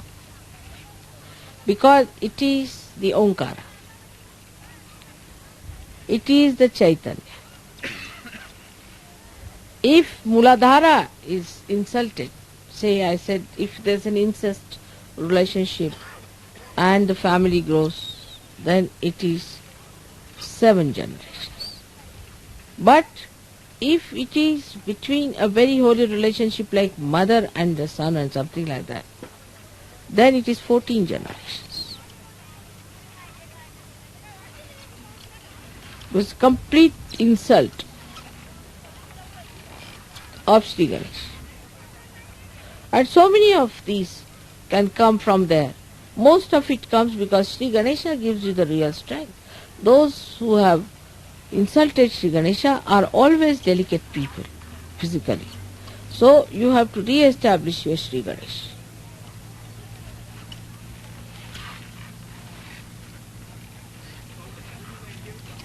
Huh? How to keep the body cool in summer?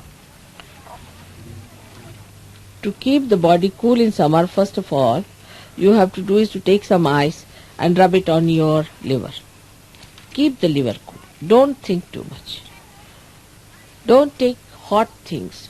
Like in the summertime, so many people eat those watermelons and things like that. They should be cooled down properly. Like even mangoes in India must be cooled down and then taken.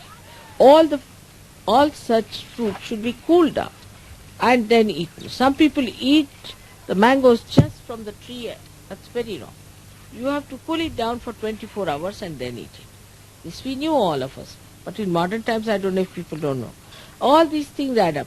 Then reduce on meats and fish especially. You should not eat fish in the summertime at all. First of all, it is spoiled, something wrong with it, or else it has phosphorus which ignites. So avoid all these things. Eat things which are good.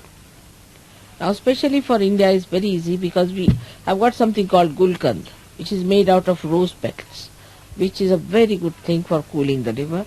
Then cardamom, then the candy sugar itself.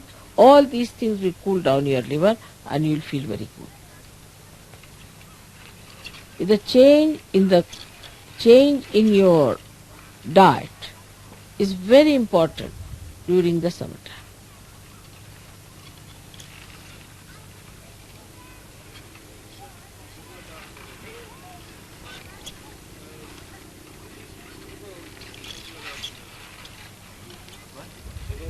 Oh, hemorrhoids. Is it a Muladhara problem? Hemorrhoids. Right side Muladhara. Right side. For that, you have to keep yourself cool. Again, get the cooling effects, all the cooling things to be done. And also, a very good thing is to eat the black dried grapes. What do you call them? Raisins. Black raisins. Soak them in the night with some orange juice and eat them. Soak them in the morning, eat them in the night before sleeping. That will cool down. That's very, very cool. बनफशा बोलते हैं ना, आप क्या बोलते हैं? एक चीज होती वो काला काला जो पड़ता है उसको क्या बोलते हैं आप? नहीं, बनफशा नहीं, कुछ और बोलते हैं. जो काला काला मलंग कुछ बोलते हैं ना? हाँ? नहीं, एक मलंग करके आता है ना जो इसमें डालते हैं ठंडक में वगैरह. आई फॉरगॉटन द नेम. हाँ, काय तुम्ही काय म्हणता? नाही, सब्जा नाही. ते एक असतं यांचं काळं काळं, ते ह्याच्यात घालतात शरबत मध्ये किंवा ते आईस्क्रीम बनवतात त्याच्यामध्ये नाही दुसरंच आहे काय ते नाव विसरले मी पण त्याचं सांगून उपयोगाच काय for allergy the best is geru. You take all of you should take geru, those who suffer from allergy, and we get little stone pieces, round ones, rub it on that and take it with some water about 7 times and then eat it. It's good for allergies. But everybody should not, those who have allergies. Geru is not good for people who have overactive liver. Now if you have finished, yeah.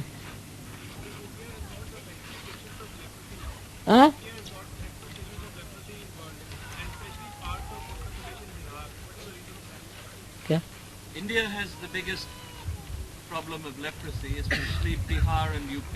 What is the reason? It's a kind of a, it's an infectious disease, and now they have found out some sort of a thing for that. Leprosy is not only in India, it was everywhere. But, the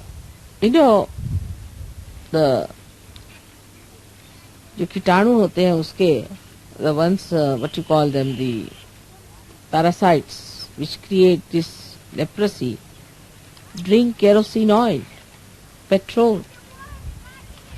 They prosper in petrol. Do you know that?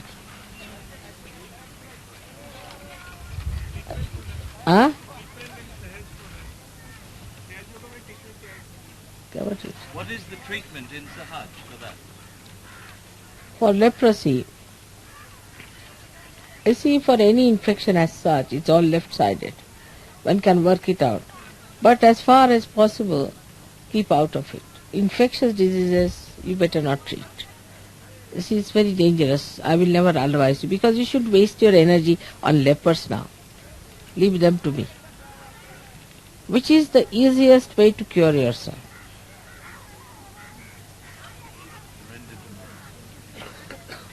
What about people who are born with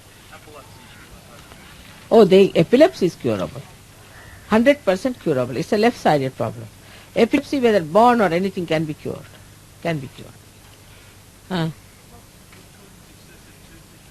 Excessive tooth decay. You see, for tooth decay, the thing is, you must use your fingers to rub on your teeth. You see? That's the thing. And also on your gums. So what you have, because you have got vibrations, your right Vishuddhi is quite alright. It is due to right Vishuddhi. So what you have to do is, to deficiency in right Vishuddhi gives you. Rub it nicely with olive oil and little salt. Very good, finely thinned out salt, and it will stop it. Every day. Brushing is not sufficient.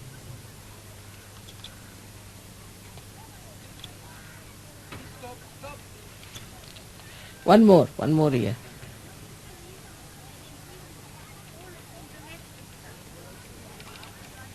What's it? Sit down. What is the reason for having your intestines all on the left side? All on the left side. Nothing on the right. Good idea. Left side. There's no reason as such. You see, after all, think that God creates so many human beings. Even, you tell about 200 people to do some work. One goes this way, another goes that way. You don't know what happens to them. They go so helter-skelter. Now, think that sometimes it's a freak. It happens. There are freaks. It makes no difference. All right, what do you want? What she say?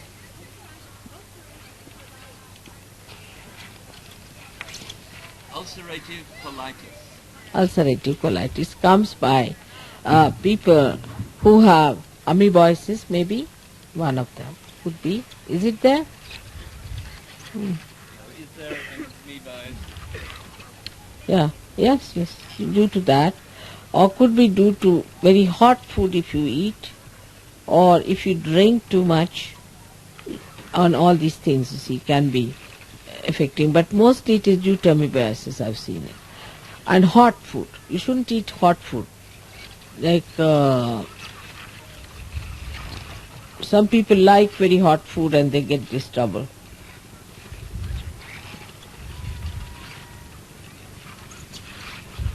You're going to have a question that's a little more visionary and a little less medical.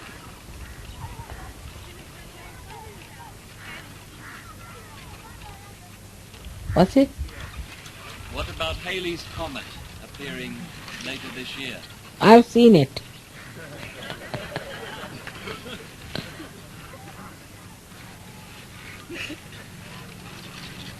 This Mr. Haley had seen it and he said this will happen, that will happen.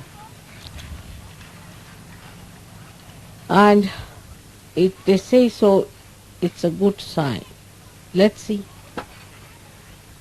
You see, whatever may be the stars, whatever may be the things, unless and until human beings become sensitive, nothing can happen. We have to be sensitive people to receive the blessings of these things. Otherwise, Haley may come, any may come, but we go on forever. It would be, if we become sensitive, then only it will happen. First of all, where there is ego, nothing is going to work out. Ego has to go down and you have to feel everything, the vibrations and everything of the atmosphere of all the stars, then it will work. Otherwise it has no effect.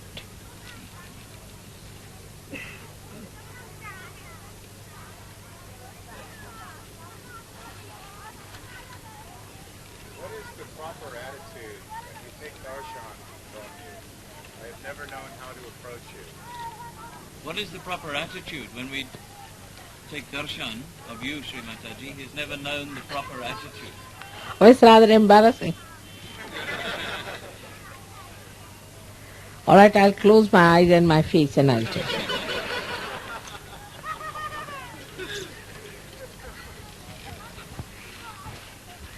तिकडे बघा कोण आहेत, वाकुल्या दाखवतात पोरं ओरडतात, तसं नाही करायचं म्हणा. मूर्खासारखं वागायचं नाही. कोण आहे?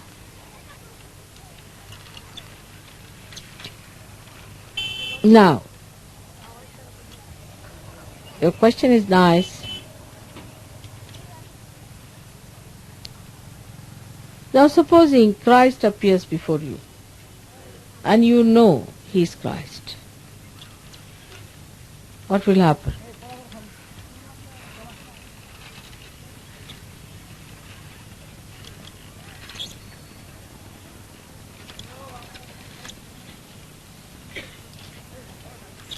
That should be the attitude, at least minimum. Though Christ had to manage only one chakra, he'd have to manage 7.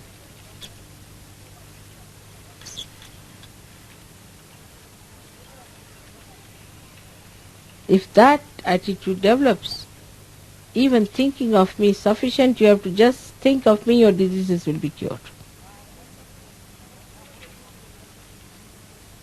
That depth has to be reached. And this is just one chakra, 7 times, raised to power 7. That's what it is. You have seen the miracles, you have seen the photographs, you have seen thousands getting realization, none of them did it. But also I am Mahamaya. But in your heart you should know whom you are facing.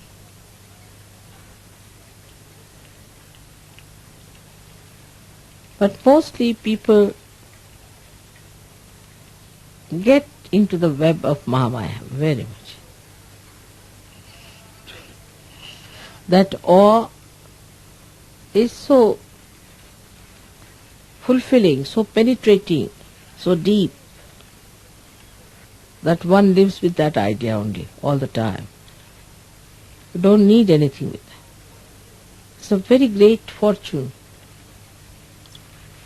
If I were you, I would have called myself the most fortunate person. But it's the other way round. I don't know what to say then.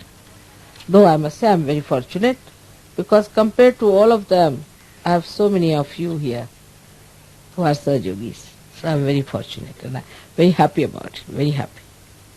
But still, to grow in that, you have to know what it is. Indians have sense. It goes easily into their heads. They are very sensitive. In the same way, I hope you all develop it in that way, in that fashion. Then life would be very enjoyable.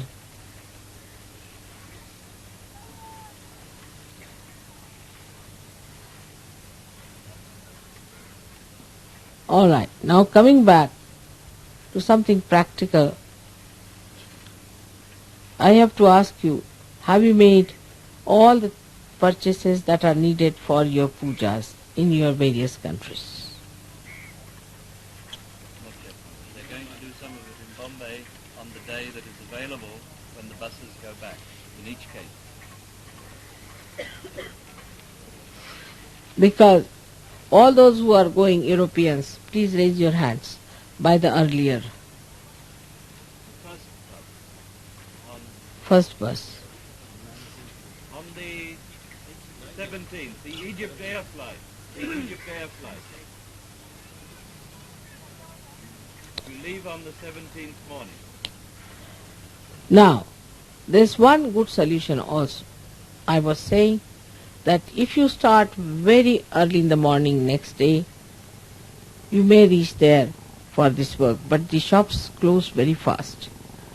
Another one could be you make a list of things that you want and send it over to Nima or someone, and they'll keep it ready for you, so you need not go to the shop to get it.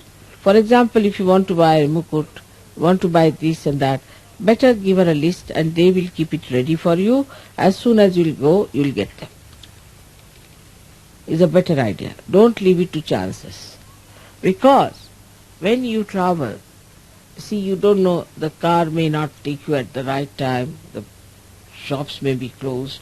Being Sunday is going to be difficult again. Best is to make a list.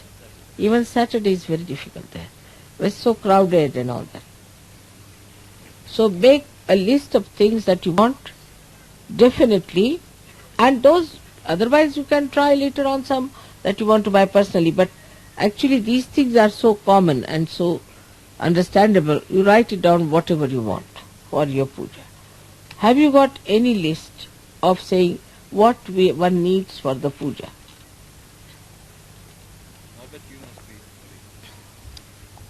Evan, you were involved in this with your people going to do purchases in Bombay. Yes, for Austria, we got the list that we wanted to buy. Now altogether what you want to buy. Then make a list. Now sit down, make a list. Now, when you have made the list, I'll send somebody to Bombay who will purchase all these things, keep ready for you, put the price for you, you pay them and you take them. I don't think you will have much chance to go to any shop. And I would advise, don't go to any shop on a Saturday. On the contrary, you just go to the airport, rest there and take your... They reach on Friday night, they have all day Saturday, and they go in the small hours of Sunday morning. Why do you want them to go on Friday night? I don't. Friday. Better let them go on Saturday morning. They chose that. I see. And what about you people? We're going the next day. We'll leave on Saturday, and the flights are not until Tuesday or Wednesday. All right. But if you suggest, Mother, that they go on Saturday, they'll do it. No, it's better go earlier, because in any case. You know why I was saying that maybe, you see, cars and this and that, supposing it fails or something. Better to be there one day earlier. Try if you can get something, because Saturday is such a crowded thing there, I don't know. We'll still make this common list of puja rites. In any case, you should. Whatever you have is all right. If you don't have, you better make it here. I mean, you spend so much time making the mukut. What's the need? You can get it here, ready-made, very good ones. Any amount, any type you want. If you want to do it, you can do it. But normally there's no need.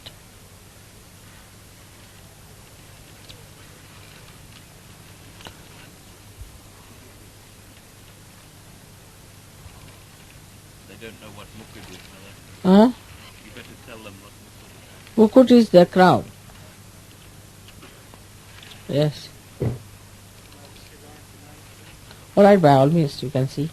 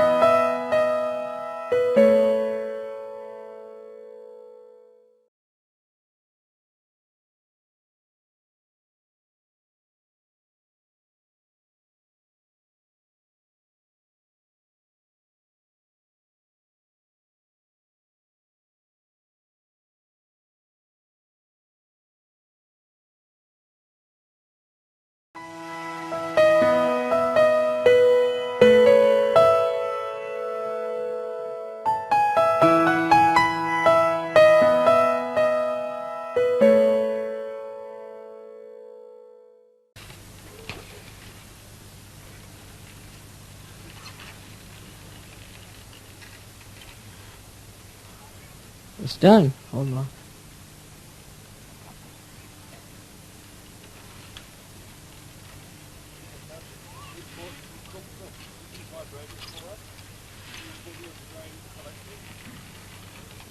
Go ahead, you better come. क्या कह रहे? माता जी कह रहे हैं कुमकुम खरीदा है Australia के लिए, आप वाइब्रेट कर देंगे? हाँ, please bring it.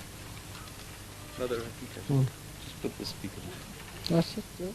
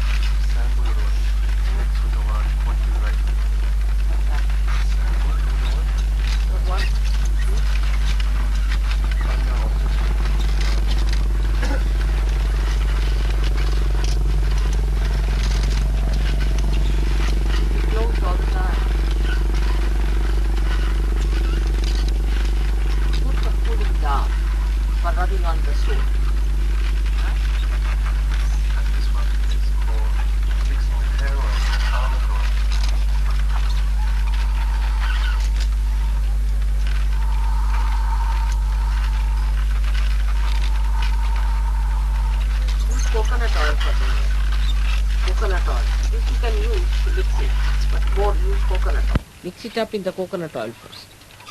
Coconut oil is much better. For the hair, coconut oil is the best.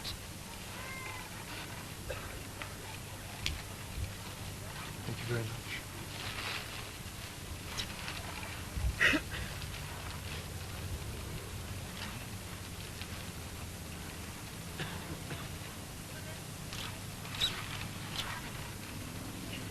Take out the air first.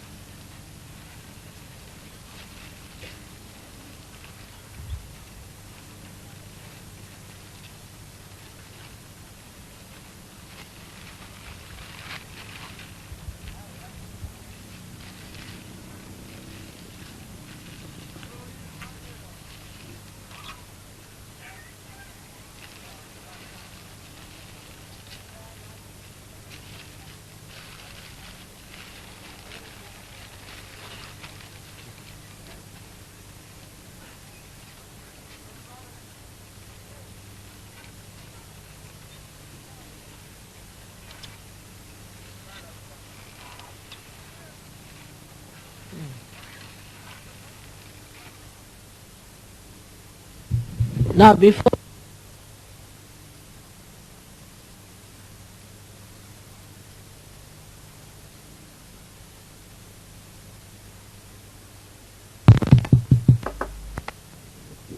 if before going, whatever silver you have got, you put it in your suitcase. Find it also customs, you just that please tell them frankly that these are the volume increase.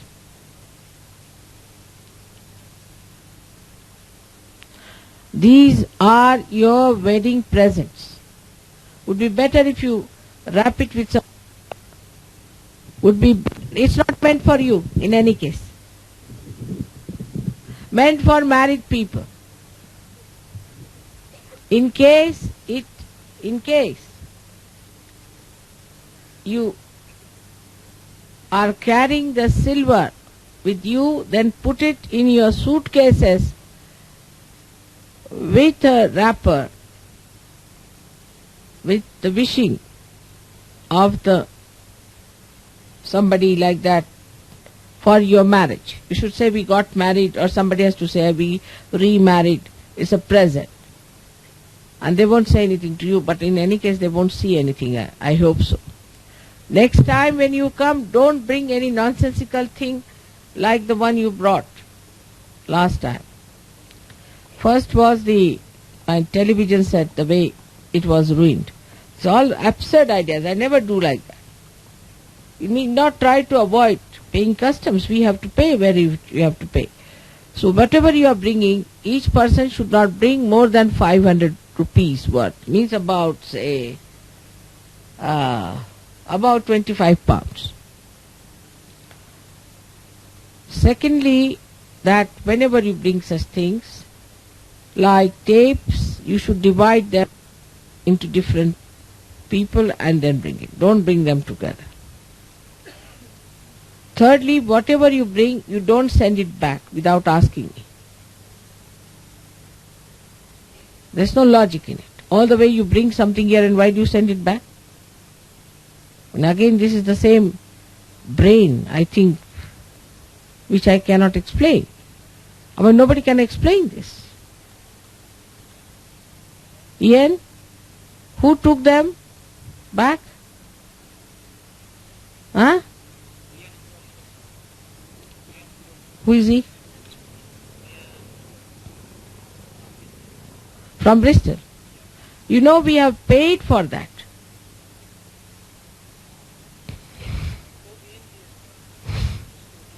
Huh?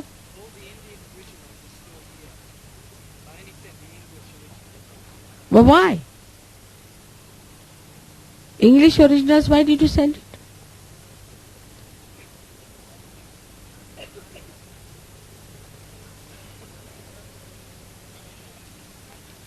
What? You see, if you are made in charge of that, have you? Who has made you in charge? Warren made you in charge, did he? Then did you ask Warren? You don't know, you have sent also in that, I had saved some tapes which were the bhajan tapes.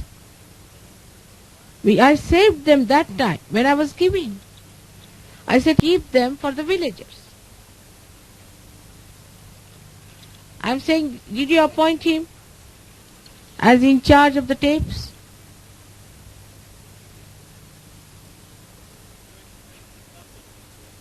Alright. What? He didn't do these tapes. The tapes that he has sent back, he never did it. That's done by Paul. We have purchased them, gave it to Paul for doing it. Now I saved these ones. When I was giving the presents to people, I said save these, because I have to take them for distribution for the villagers. And these tapes were sent back. He never asked me. See, this is the trouble. When you are in charge, it doesn't mean you can do things like that. These are not your tapes that you sent them. We paid for it. We got it done through Paul. It has nothing to do with you. You never did these tapes. Nothing. No, you did not. I know. Paul did it. It was given to Paul. We paid for it. We asked Paul to do it. He did it. These tapes are not done by you. If you have done it, I don't know. But as far as I know, they are done by Paul. And I kept them back, I didn't keep them. And yesterday I was really crestfallen. But I told them that I'll give it to the bhajan mandals. And it was not there. And they asked me, where are the tapes you had promised us, mother?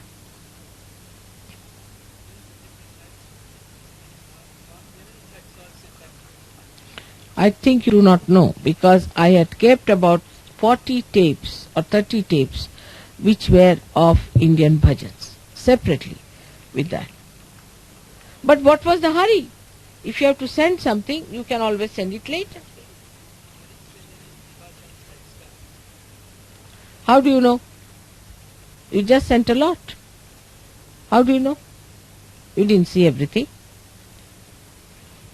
Definitely they are gone. But why do anything without asking? First of all, always do things with asking. You shouldn't behave arbitrarily, first point. Second point is that these things can be done later. What is the hurry? Even Warren asked me if he has to do something. It's a very common thing, another with a Western mind. I've known that. I'll tell you, people used to live in my house. They would just walk off, keeping the door open. Just walk off. Where is he gone? God knows, he's walked off. Very common. He just walked off. But where did he go? I mean, even if you have to go to the bathroom, we'll tell somebody, I'm going to the bathroom. That's our habit. No, it's all right. Whatever it is. But I had saved this. Now I cannot locate it, because it's not there. There was no need to send them back at all. What was the hurry? To whom are you committed? If not to me, at least to Warren. Why arrange these things?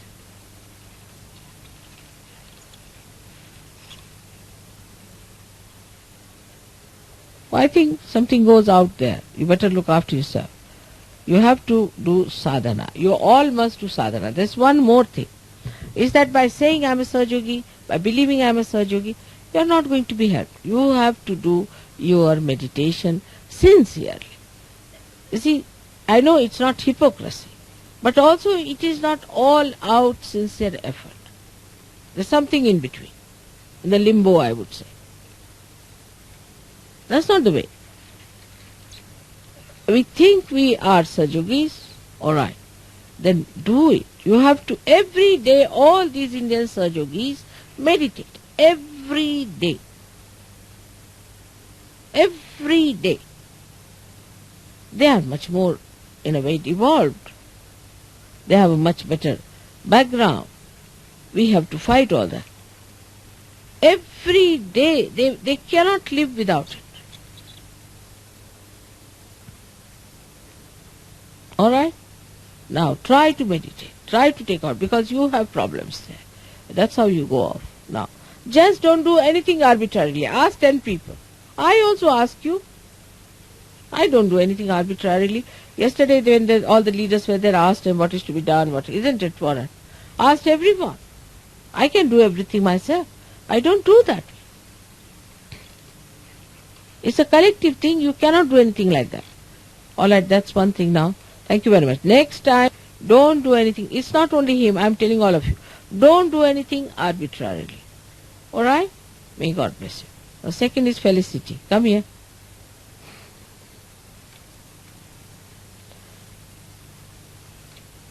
Felicity, you sit down. I have to tell you one thing. In Sahajayoga, you have come here to achieve an ascent. You know you had lots of problems. You have not come here to achieve any positions. Know that. If you want to achieve positions, why don't you go to politics and spare us? You become ministers, prime minister, do what you like.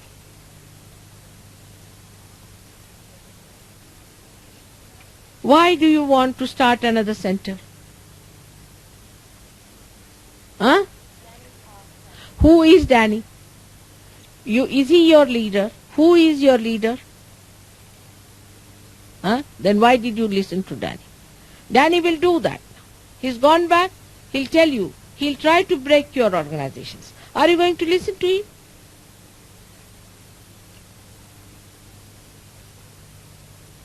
He will do like this. You should have told him in all sense that you better talk to Laurie. Now don't listen to Danny. He's already gone off his head. Actually, he made a horrible thing which you can't imagine. I mean, if I tell you, you'll be shocked. He made a deed. He made the deed for the so-called registration of the Vishwa Nirmala Dharma.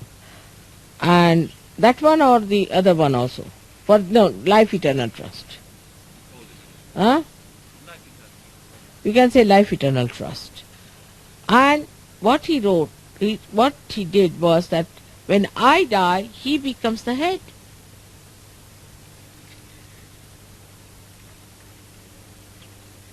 He becomes the head of the whole of the world, Mr. Danny, that his great wife has achieved. And when he found it out, he told me, Mother, what are you doing? I trusted him, so such a good man. I don't know how he got into this trap of getting some sort of a power. Can you do that? You cannot. Started it.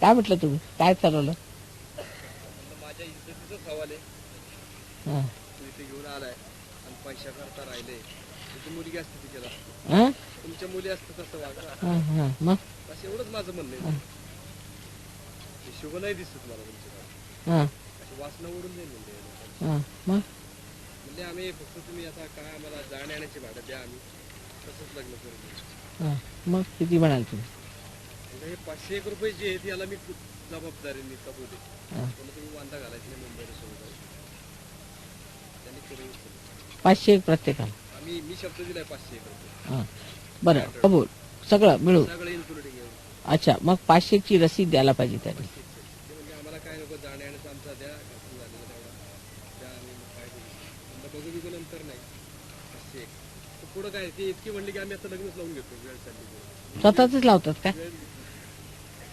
वेळ तर गेली म्हणलं कळू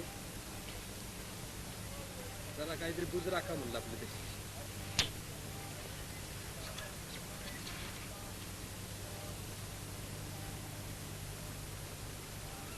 थोडी tape लावायला पाहिजे होती तुमची बोलत असताना मला तेच गव्हर्नमेंटला सांगायचं आहे पुढचं काय मी बोललो नाही कारण ते मागून करून घेतो आम्ही काय करायचं पहिले लग्न लावून घ्या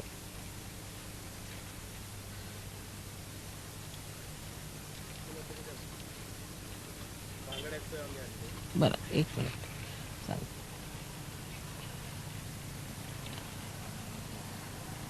You have to support Laurie out and out.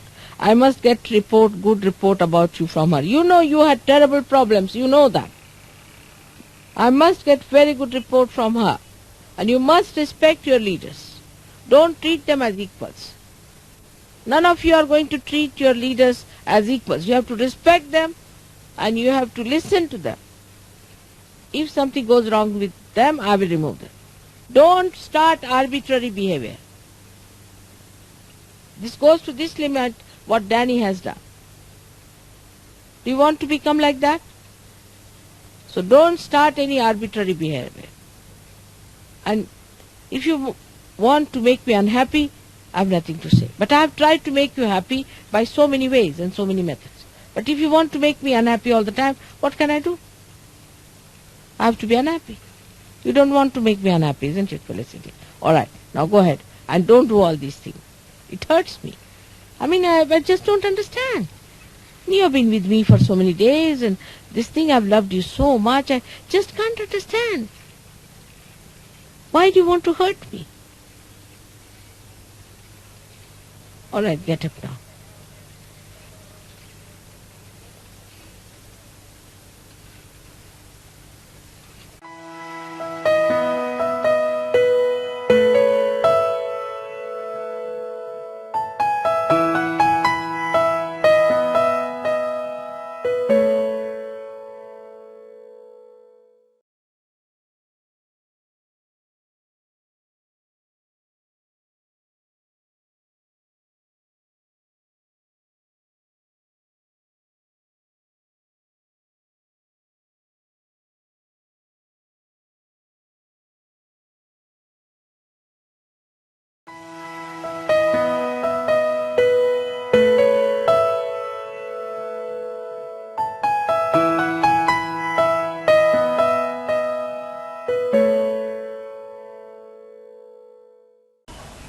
I bow to all the seekers of truth.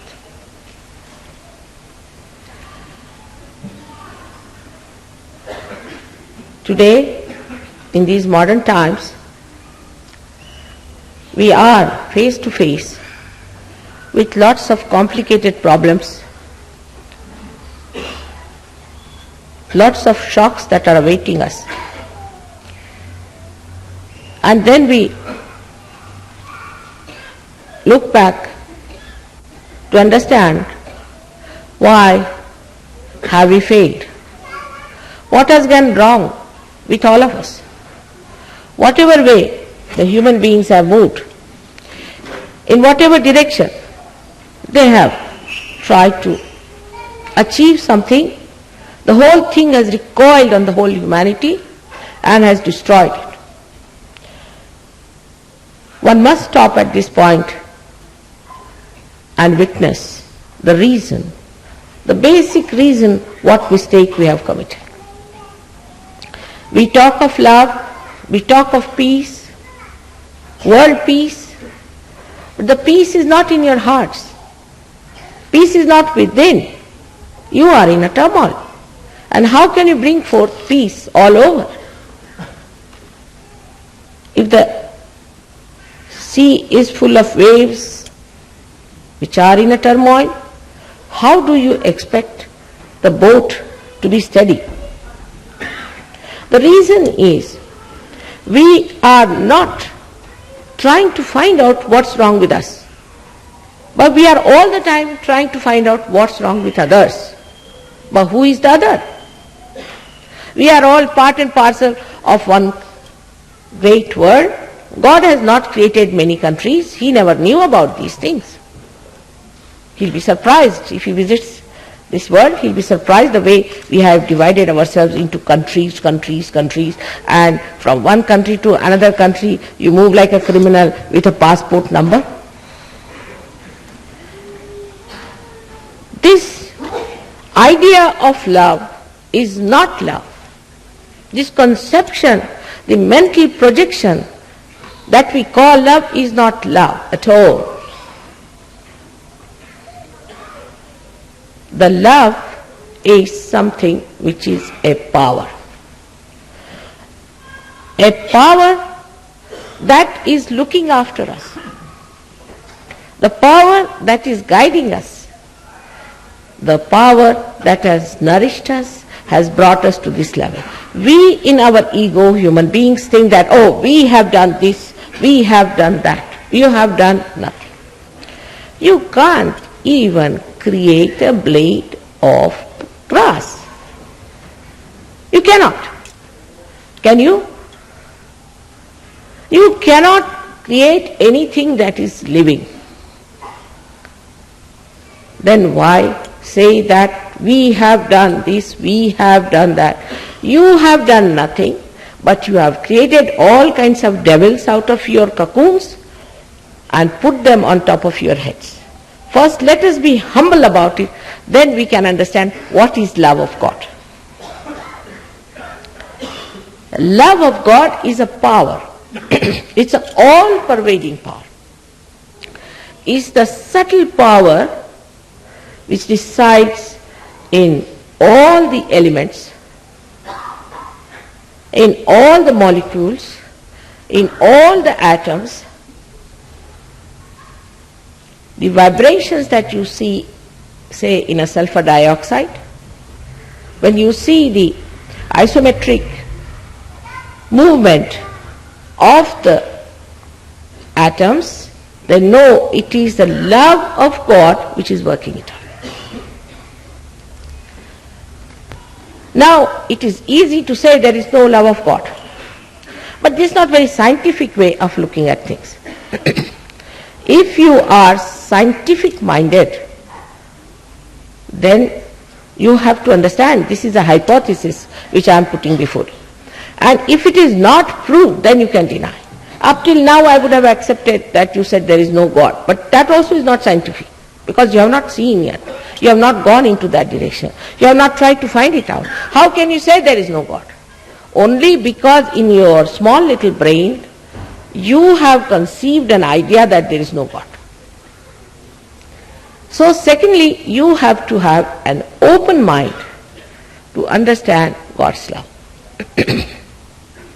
A very open mind.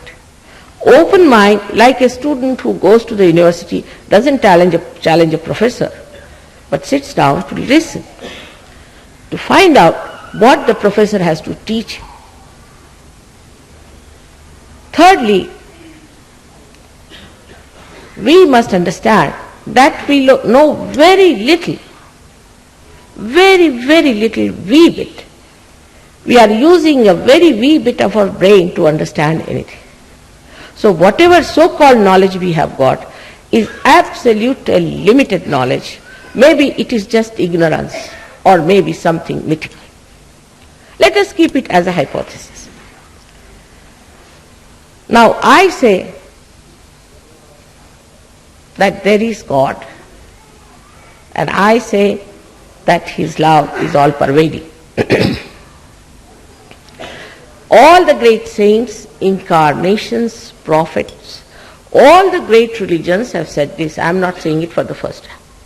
I am only here to prove that they have said it is the truth, and you can find out whether it is the truth or not.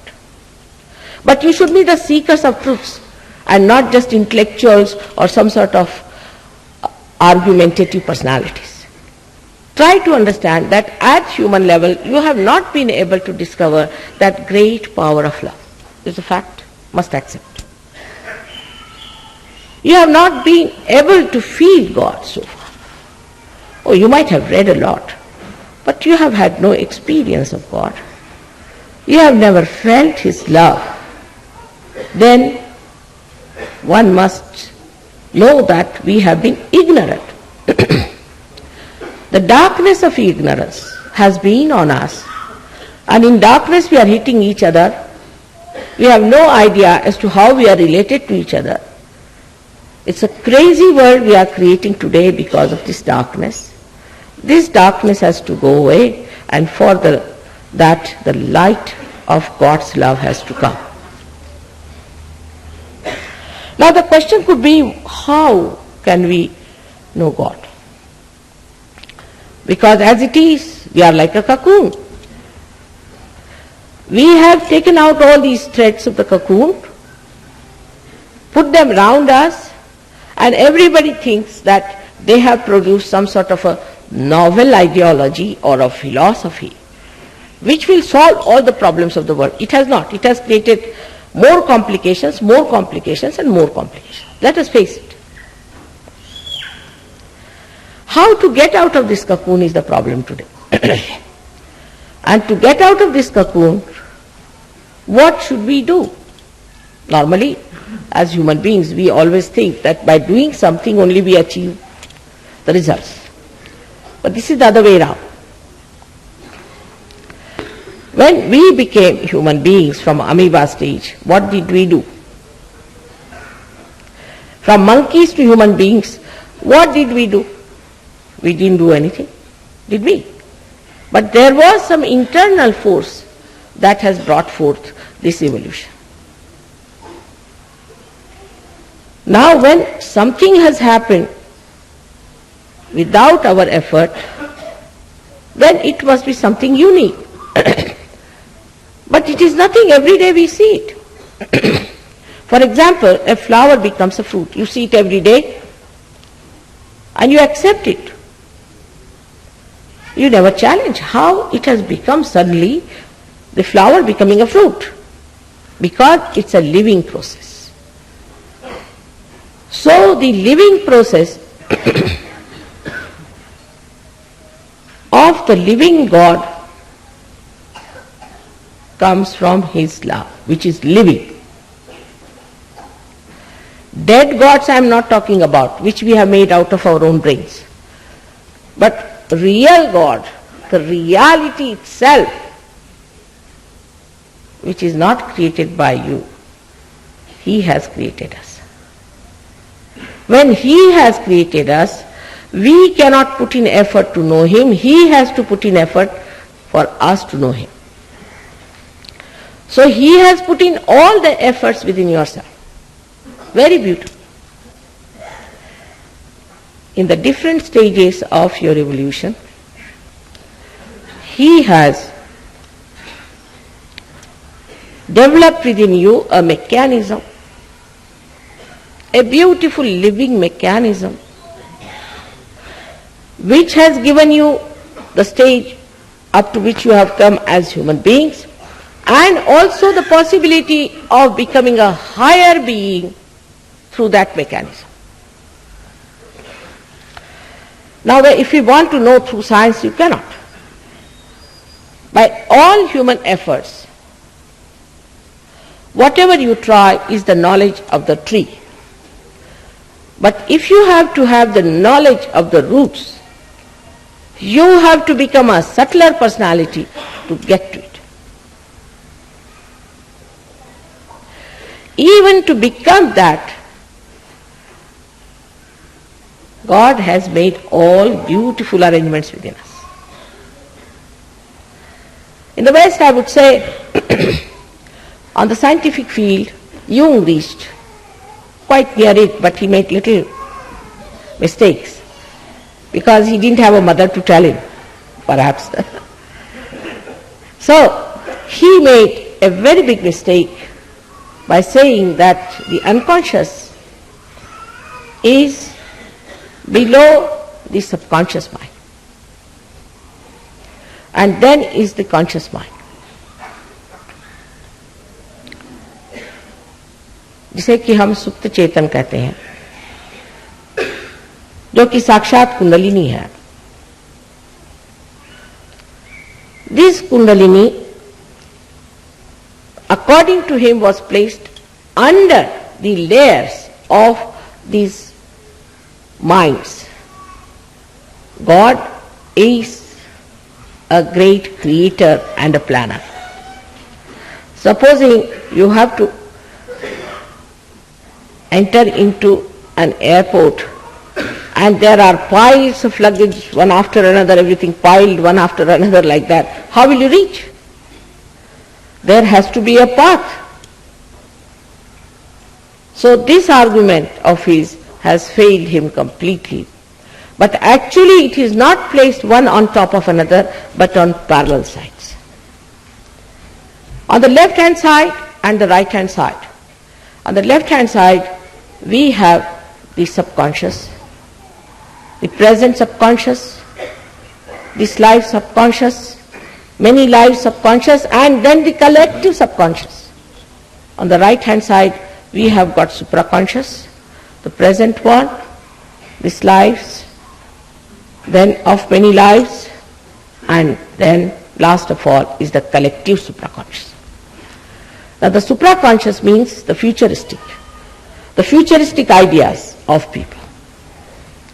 So we have two types of people already. One are which are left-sided, which live with their past.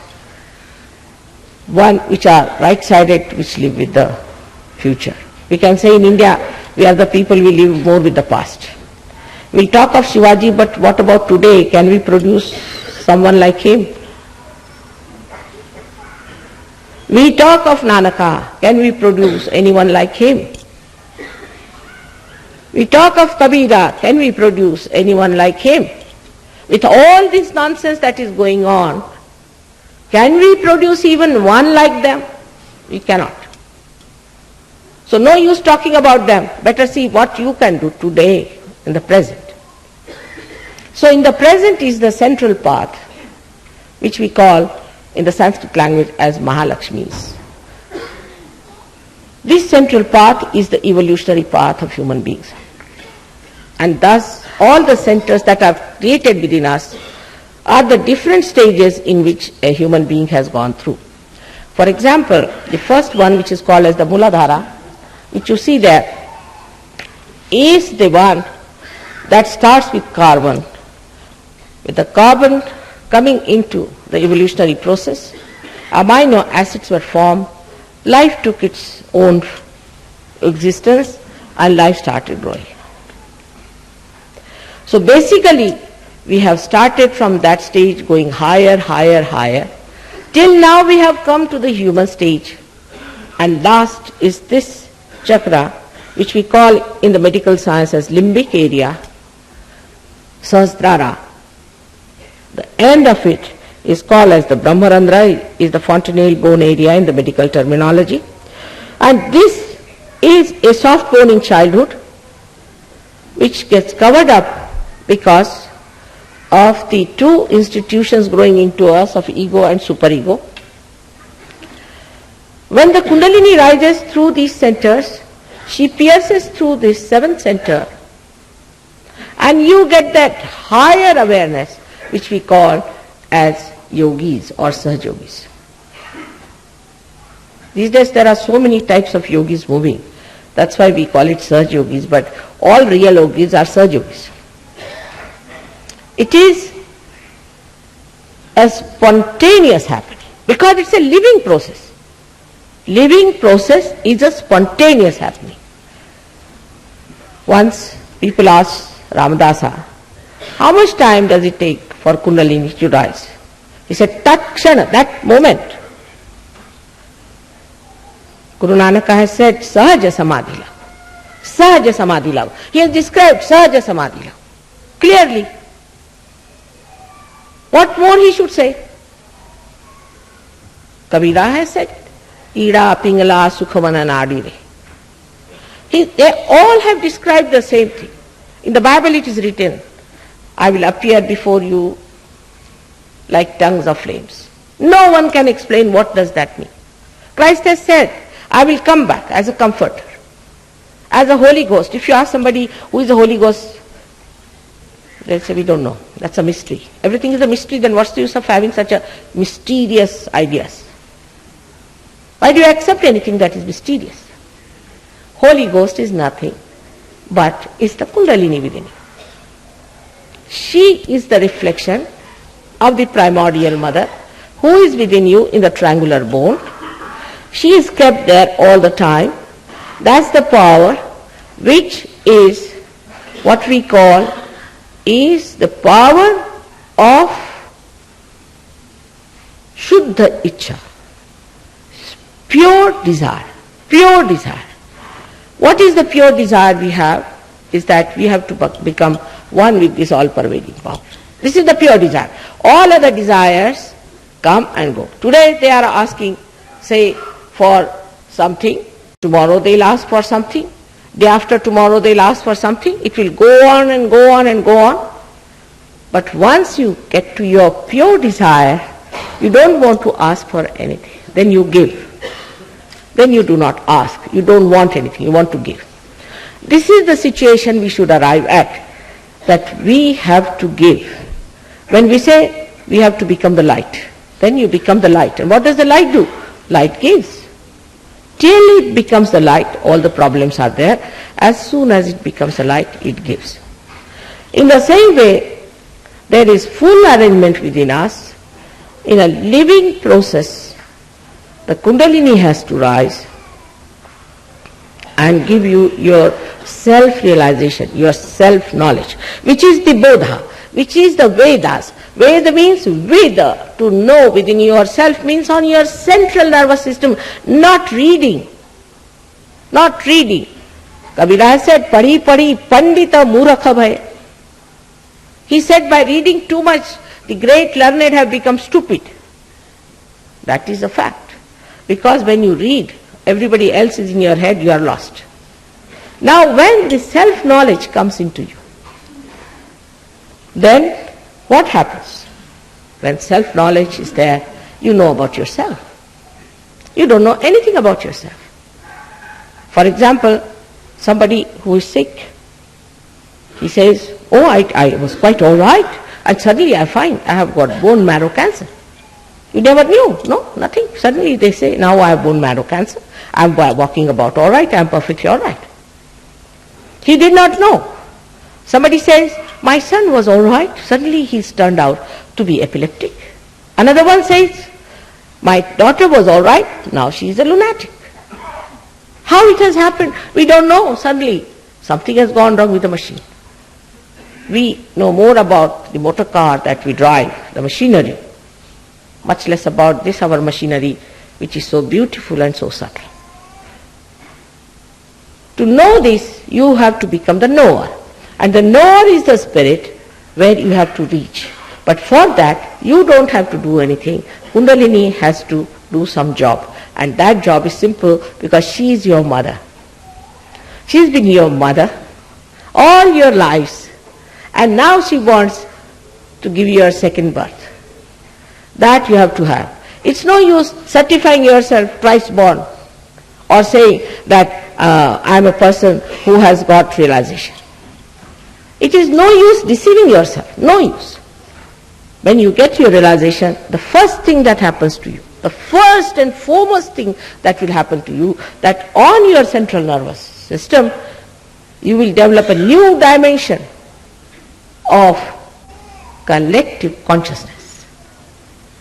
A new depth on your central nervous system. You can feed your own centers and the centers of others on your 5 fingers and 6 and 7 centers. This has to happen. The one who thinks I know a lot, I am a great Pandit, I am this and that, I think all of them are on their way to Nark. Only the way to rise is to ascend through Kundalini awakening. There is no other way. Some people think that we have to be very upright, straightforward in life. If you are honest, if you are all other things, then it's done. But another may ask, why? For what? What's the purpose of all this? Why should we have this balanced life?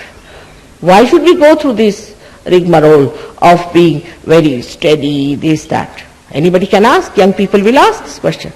Why this nonsense of doing all these things for what? This balance is for the ascent. Without the balance, it cannot ascend. That's why the balance has to come. That's why you have to be in the middle. You have to be in moderation. Because you have to ascend. And for the ascent, all the extreme temperament cannot do it. Supposing you have an aeroplane which has one wing missing, will it fly? Or which has got one wing very heavy, it won't fly. So one has to have a balance, and this balance is achieved through your being in moderation or being, I would not say dharmic because dharmic means nonsense, but dharmic means the dharma within you, the 10 valencies that are within you, which are the valencies of human beings, to be balanced. We can say the 10 commandments, or we can say the 10 valencies, or we can say the dasha dharmas. They are inner things, they are not outside, they are inside yourself. When they are in balance, the ascent takes place. Now the difference between all those historical things that we have seen, all those self-realization stories we have heard, have been of 1 or 2 persons. Because of the tree of life, at that time there were 1 or 2 flowers. I find there are thousands today. The blossom time has come. So many will get realization, no doubt. But the other difference between all those practices where people used to cleanse themselves, chakras by chakras they used to raise, they used to go to real gurus, sadgurus, not these horrible gurus, but sadgurus. Sadgurus they used to go. And these gurus would raise their kundalini one by one, step by step, and give them realization, cleanse them. It was a very hazardous method. So as a mother, I thought, why not make you your own guru? Best way. How do you do it? Somehow or other I must develop a method by which I can manage a mass realization.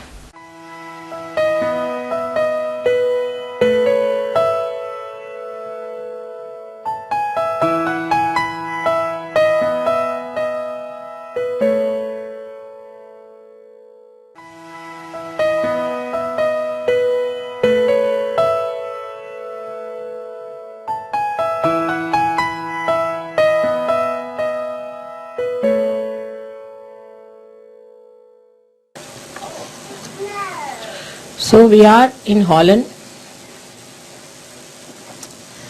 which is the holy land of Europe. And the holy land of Europe has got lots of water in it flowing. It's at a lower level than the Mother Earth, and the sea flows through it. So it's a good combination of the sea and the earth here. So sea cleanses and the Mother Earth blesses the people of Holland. But if they have lost their moorings and they are flying in the wrong direction, then the same holy land can become a hell land. So we have to be very careful to see that we create more and more Sahajogis in this place. In my reading of the character of the Western people, I find they are extremely aggressive by nature and very egoistical on the whole.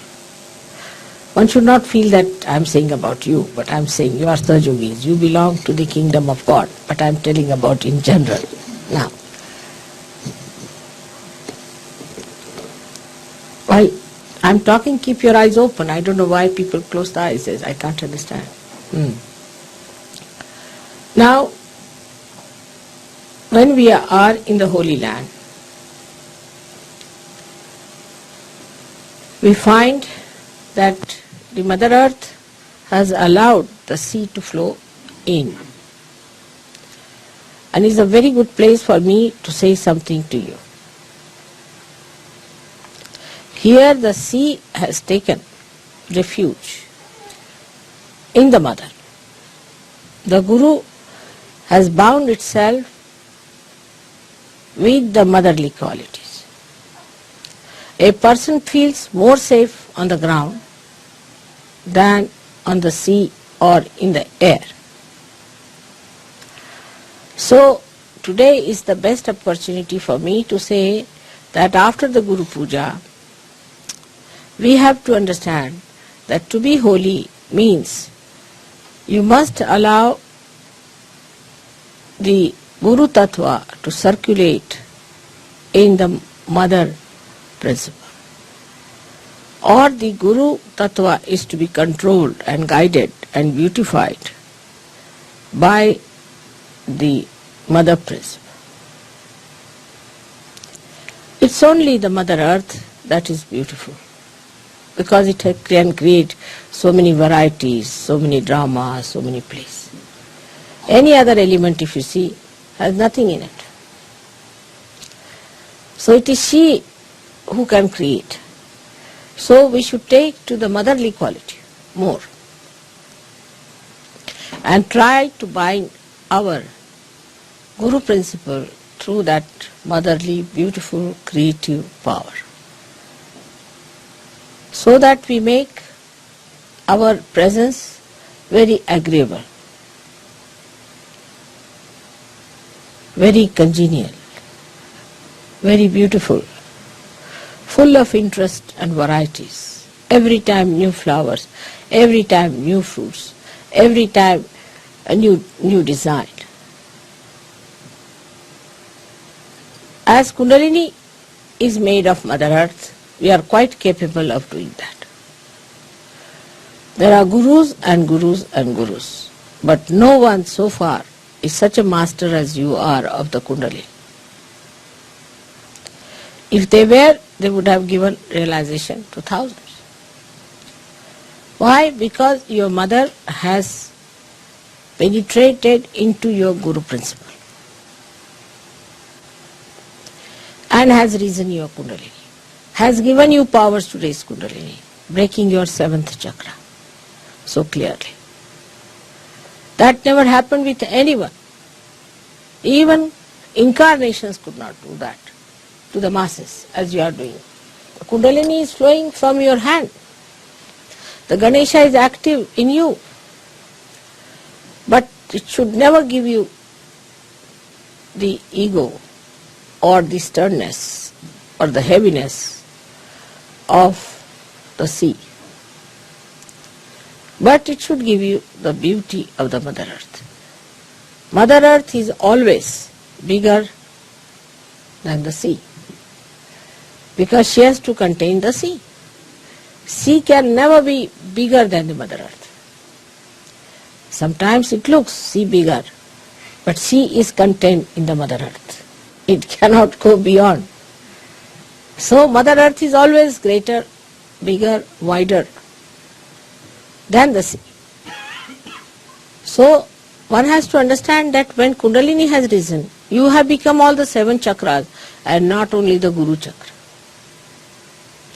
And when you have become the Guru chakra, it is also bounded on all sides by the Mother Earth. Under these circumstances, when we are so capable, we are giving realization to so many people, when we are achieving so many things. If we could just become humble, congenial, beautiful, we can master the whole world. But I find in the styles of Sahaja, especially in the West and westernized Indians, there is so much of ego still expressed in their talks, in their behavior.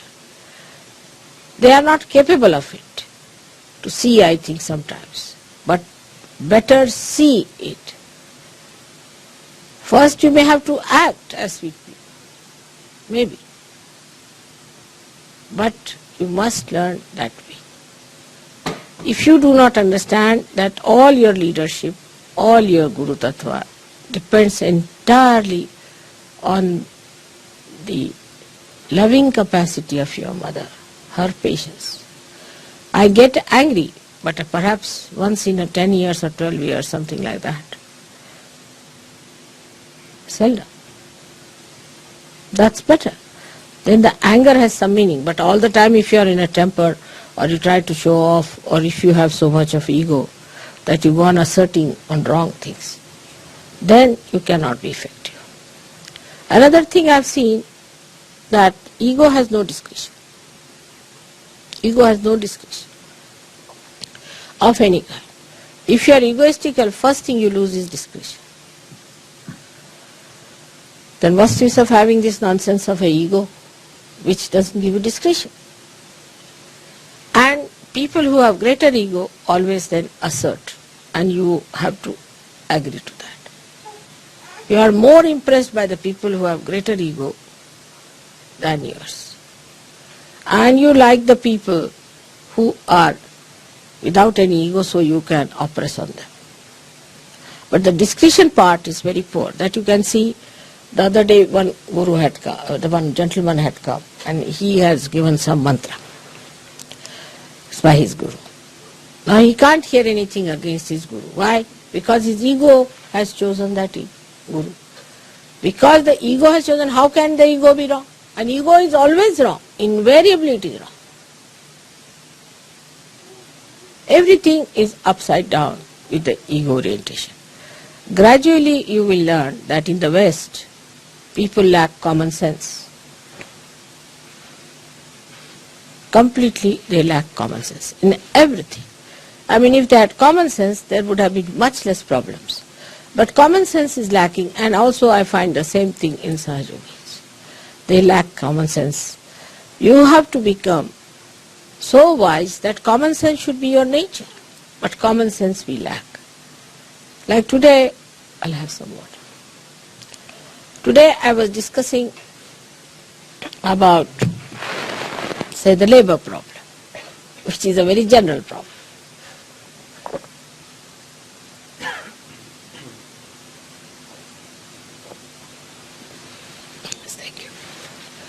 Which is a very general problem.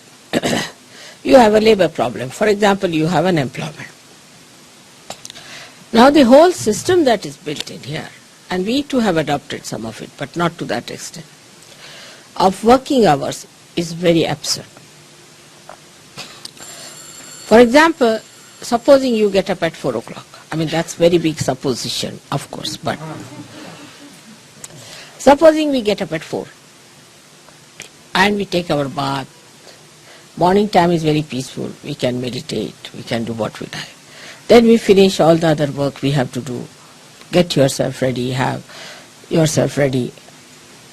Have your breakfast or tea or whatever you want to have. Then by 8 o'clock you are ready for work. Supposing you go at 8 o'clock for your work. So, you can work from 8 up to 1 o'clock very easily. Very easily, no problem. Then 1 o'clock you come back home, have your lunch and have a siesta. If you can have siesta for about 2 hours, till 4 o'clock, by 5 o'clock you again go to work. Then you can work from 5 to 11 without feeling tired at all. After 11 you might be. So you put in much more work, much less sleep, and you keep fresh and young. But it requires common sense. Now how unemployment can be solved? Some people can work in the morning, some can work in the evening. Now those who are working in the morning, the ladies could be in the house, men could be outside. Then the men come out in the evening, they can do the household work. Ladies can do in their house, or when they are in the house, men can do creative work. Like making statues, handwork,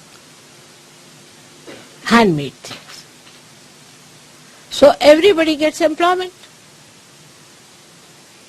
They became more creative, much happier people. And so easy to solve the problem. But there is unemployment. Because of unemployment, there are so many problems. Very easy to solve the problem of unemployment. You don't give any social security or anything. You give them their pay and let them work for shorter time. If you make them create things and sell them, they have more money. Or they can have nice things around them. Otherwise you can have horrid things like that. So you can have lots of things which are handmade. Plus machine-made things, whatever you want to have, there should be a balance. With common sense, we should know how far to go. How far to have balance. Like machine goes on like mad, we cannot control machines. Because we think we get money, we do not. After some time, machines have to stop.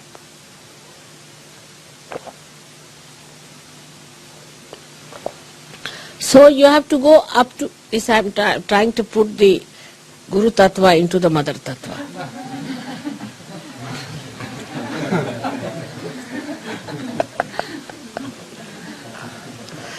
As practical.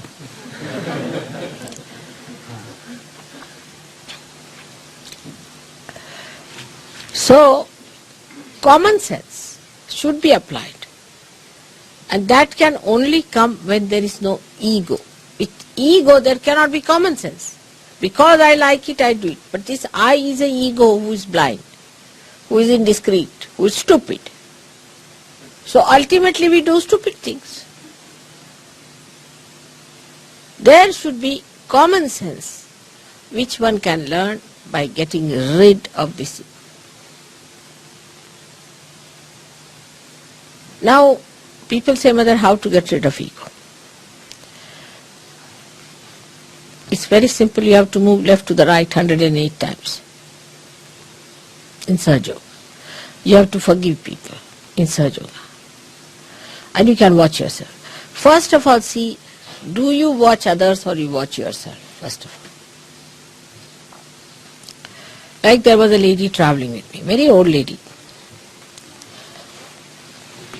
And she said, this man is handsome, this man is not handsome, this woman is good looking, she is pretty. That I was looking at her, I said, this mad woman, she will go really crazy by the time we get down. She goes on looking into every person, judging everyone, who is handsome, who is not.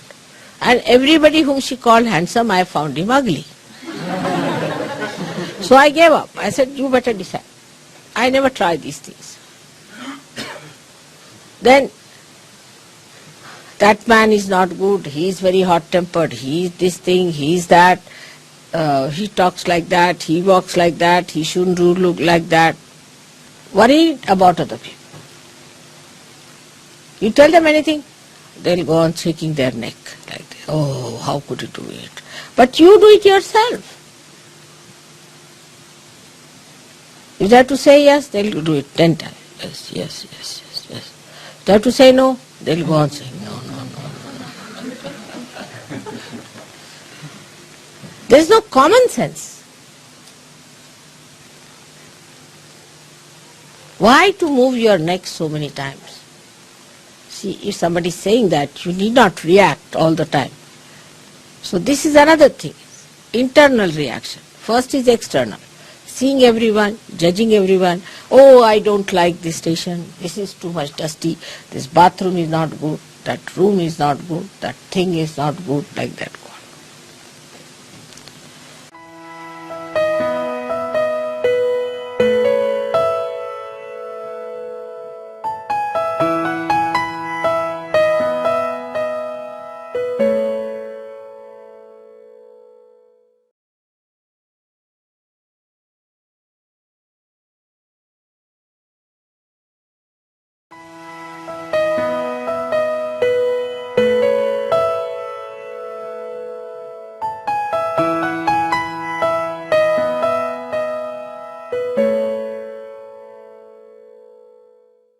As if you are the Queen of England.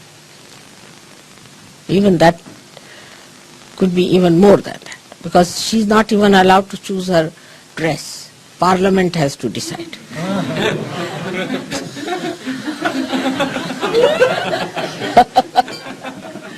Poor thing cannot have any ego at all, poor thing.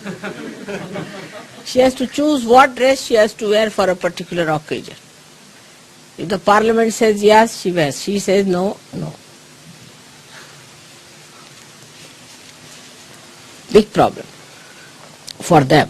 But for us who are free people, we must have common sense to understand what to do, where to do, what to talk, how to talk. But when there is ego, you cannot have common sense.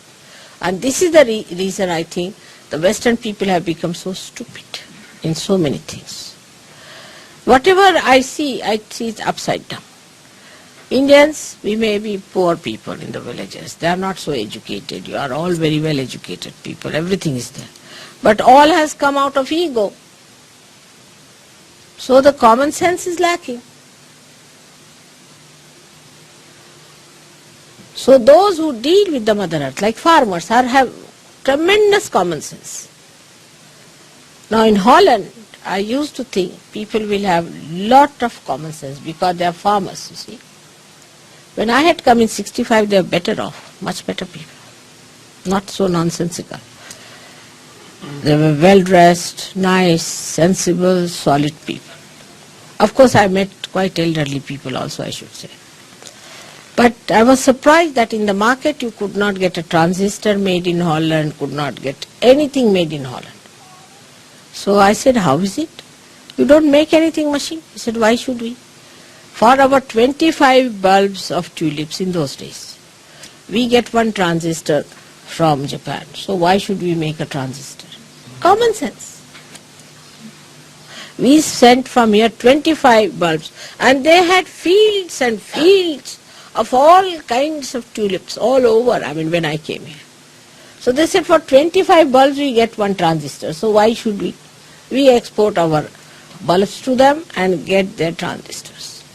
Why should we make transistors?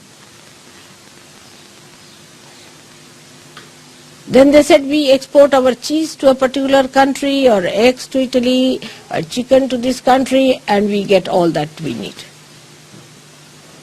I was amazed. You see, they're so proud of their agriculture. And so much doing like that way, which was a very sensible thing, and because they were dealing with the land, I thought I'll find Holland people to be the best. But then I got reports that people are absolutely gone off their heads. They have become like bullocks now. Working with the land, they have become like bullocks who plow the land. I was surprised. How have they become like bulls? They were very sensible people, very sensible. Farmers, sensibly dealing with things and working out things in such beautiful manner. Very innocent and simple people. And naive up to a point of sweetness. Very sweet. When we came here, they wanted to please us, so they wanted to put a flag for us, of our country. And they put Pakistan's flag in front of us.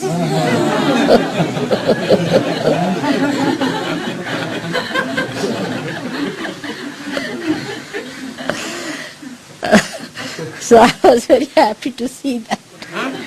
And they were talking vegetarianism, but when we came, my daughter had suddenly become vegetarian because she had developed a funny nausea in the ship, you see. So she was not eating any meat or anything.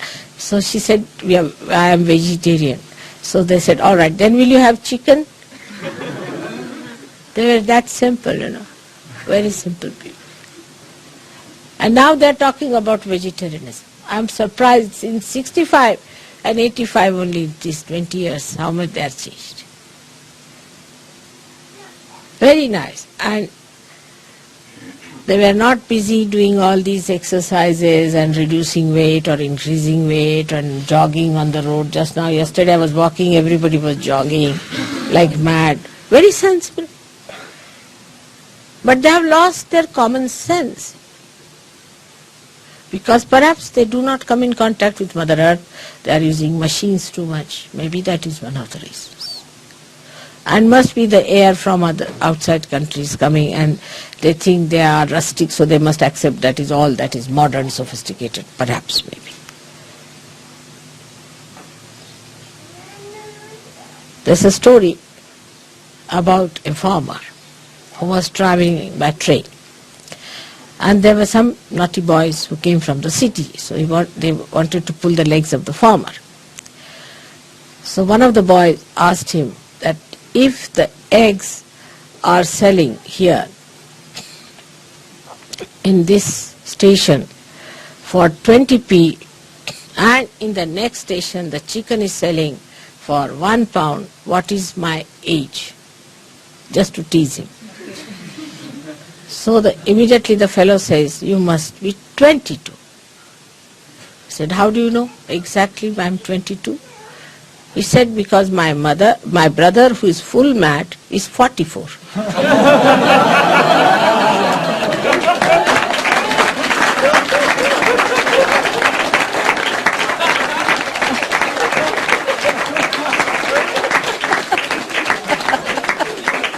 You see, they are so practical, so brass, you see, as you call in American level, brass tacks. You see, they know what is it. He looked at him and he said, 22? He said, how? Why? My brother, who is 44, is full mad. And these boys didn't know where to look, you see, because they wanted to tease him. And the farmers have great sense. Like we had one minister who had developed a bad neck, you see, he was chief minister. He used to go on like this, his head used to go like this. So some farmers came to see him. They saw him and they looked at him. They said, oh, he's saying no already, what's the use of telling him anything? We have lots of stories of farmers in India, which shows how much they understand life. I had a very nice gardener. He was from a village. So there was one fellow, old fellow, another gardener. He says, no use talking to this old fellow. I said, why?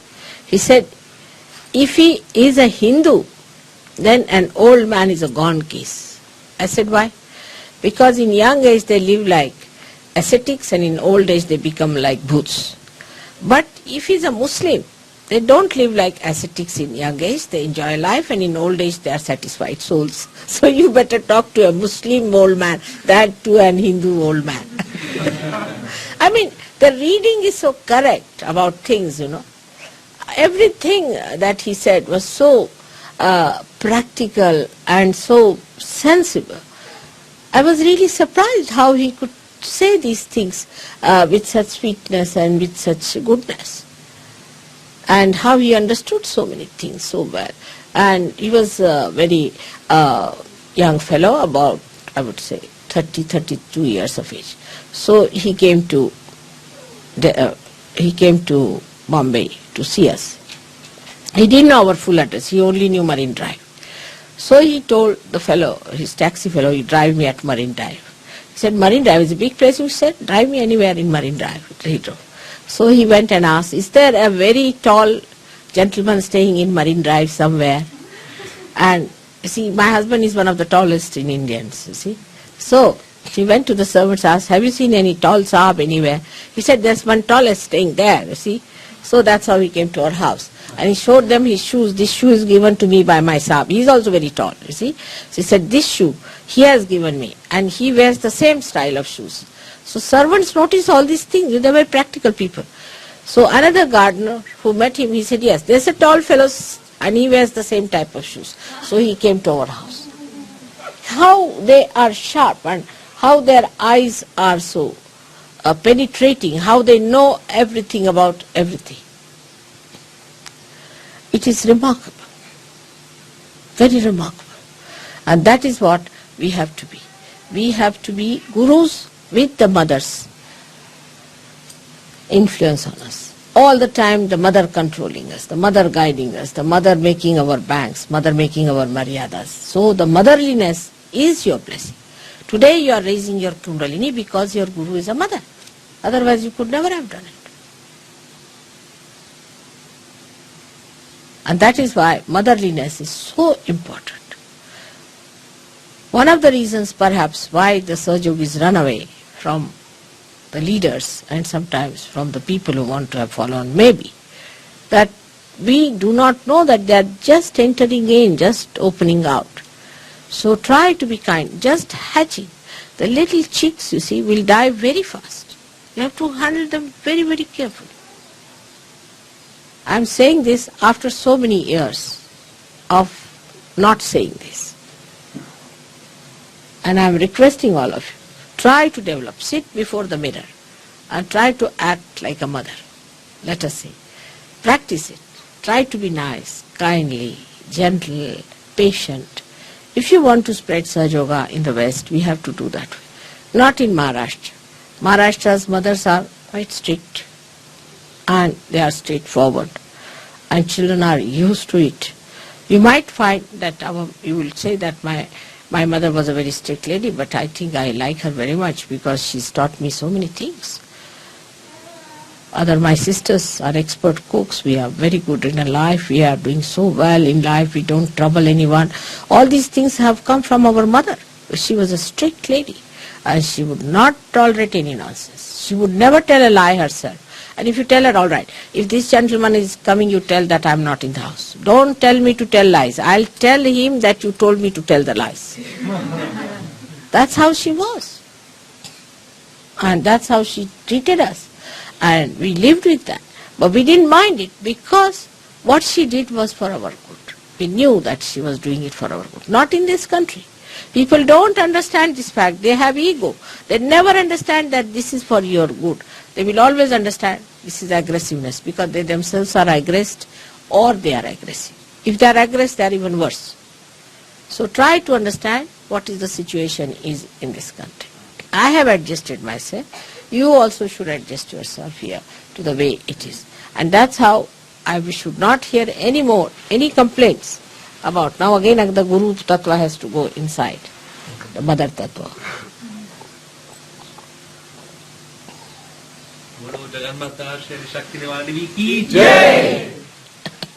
So next time I will not have any complaints, but they should all say, "Oh mother, what a nice man, he's so kind, he's so gentle, so very sweet." It doesn't take at all anything to be done. Now in this good atmosphere, when the nature is so abundant and the sun also is hiding its own sharpness, when everything is so beautiful, we should decide that we will behave in a manner that will behove our mother. And not fight, not quarrel, not say things. Like somebody in the train now, supposing going, will go and quarrel with the ticket collector. This is my seat, that is my... Sahaja does not do that. Sahaja, all right, you don't want, all right, I'll sit here, all right, whatever is legal, I'll do that. Whatever is proper, I'll do. You want it, all right, doesn't matter. You don't allow, all right. Immediately the person melts away. But if you know this is my seat, I have booked it, this, that, and then your mother plays tricks there, on top of that. So ultimately you find that the seat was not yours.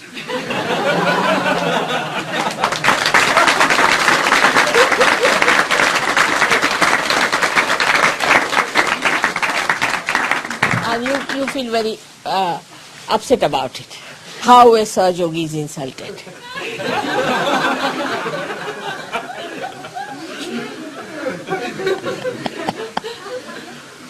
So that is how it is going to work out in this beautiful manner if we understand the beauty of sweetness and beauty of your Mother Earth. How she beautifully creates everything. And even she's so sweet, I tell you, that if you are sleeping under a coconut tree, can you imagine now? A coconut is so big, if it falls on anybody's head, finished. Stomach also, terrible. It can break your bone. But it will never fall on any human being or any animal. Can you believe it? It's a fact. That is a Tambara Pragya. That's the quality of the Mother Earth. It never falls on any human being or animal. How does she manage that? And you have seen how the flowers also fall gently. You never see the flowers growing. How the mother does that? Otherwise we'll have problem, you see. Suddenly you see a flower.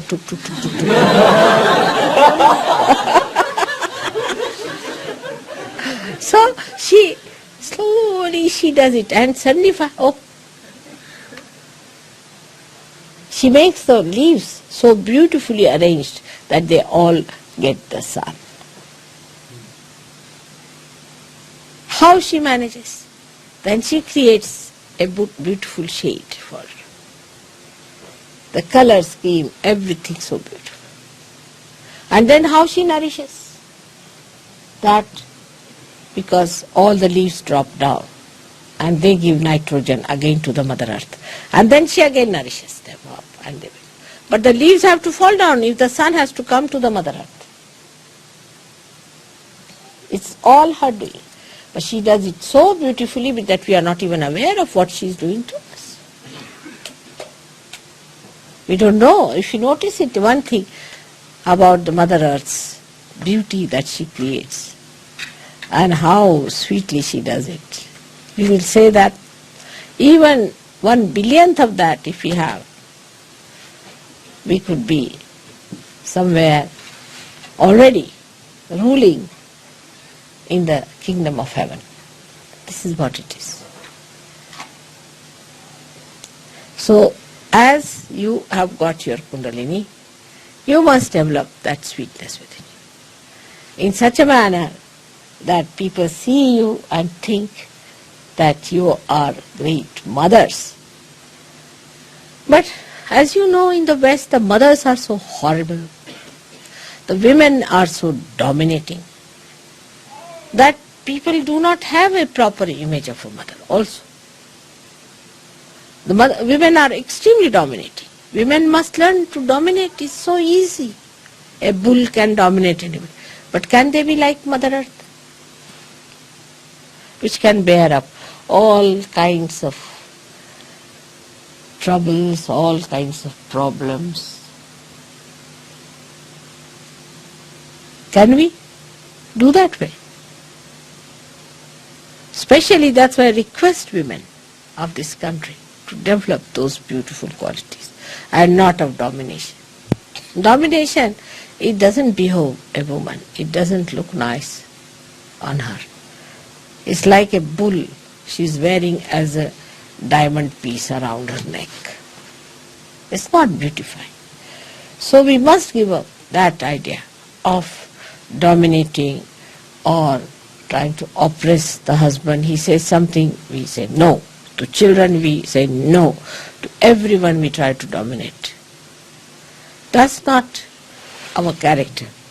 Even I think Roosevelt once said that, of course he must have met real Indian women, that an Indian woman, she is like a magnolia in an Indian forest. Of course here the magnolias are useless, but in Indian forest, even one flower in the forest, it is hidden, you can't see it. But you can smell it. The whole forest is fragrant. You can't see it anywhere, it's hidden in one flower. You can know this magnolia. And this is the greatest quality, because love is the most attractive thing in this world. Why do you hang around me?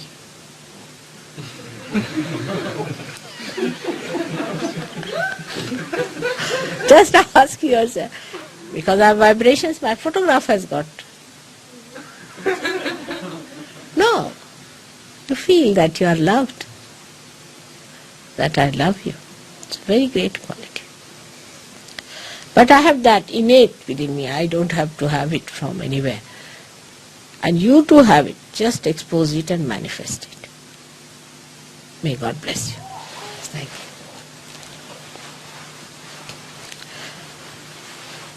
So today we should do actually the pujan of the Bhumi. Would be better idea. We'll do the Ganesha's pujan and then you worship me as the Mother Earth, as the Ratambara Pragya, which we have not done so far, being the Holy Land. Alright? And we have to thank all these Sahajogis who are so few here, who have arranged all this and have done such good work.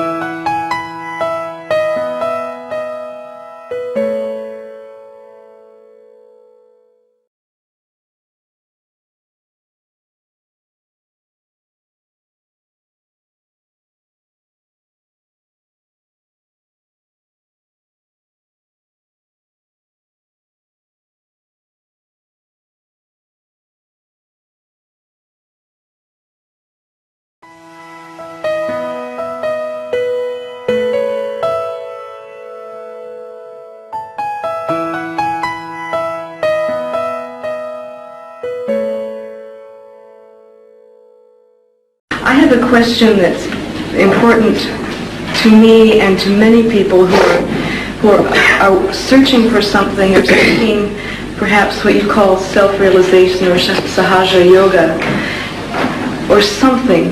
Some of us don't know exactly what it is. Yeah, and we find that there are many teachers. How do we recognize those teachers that you might call fraudulent from the real ones?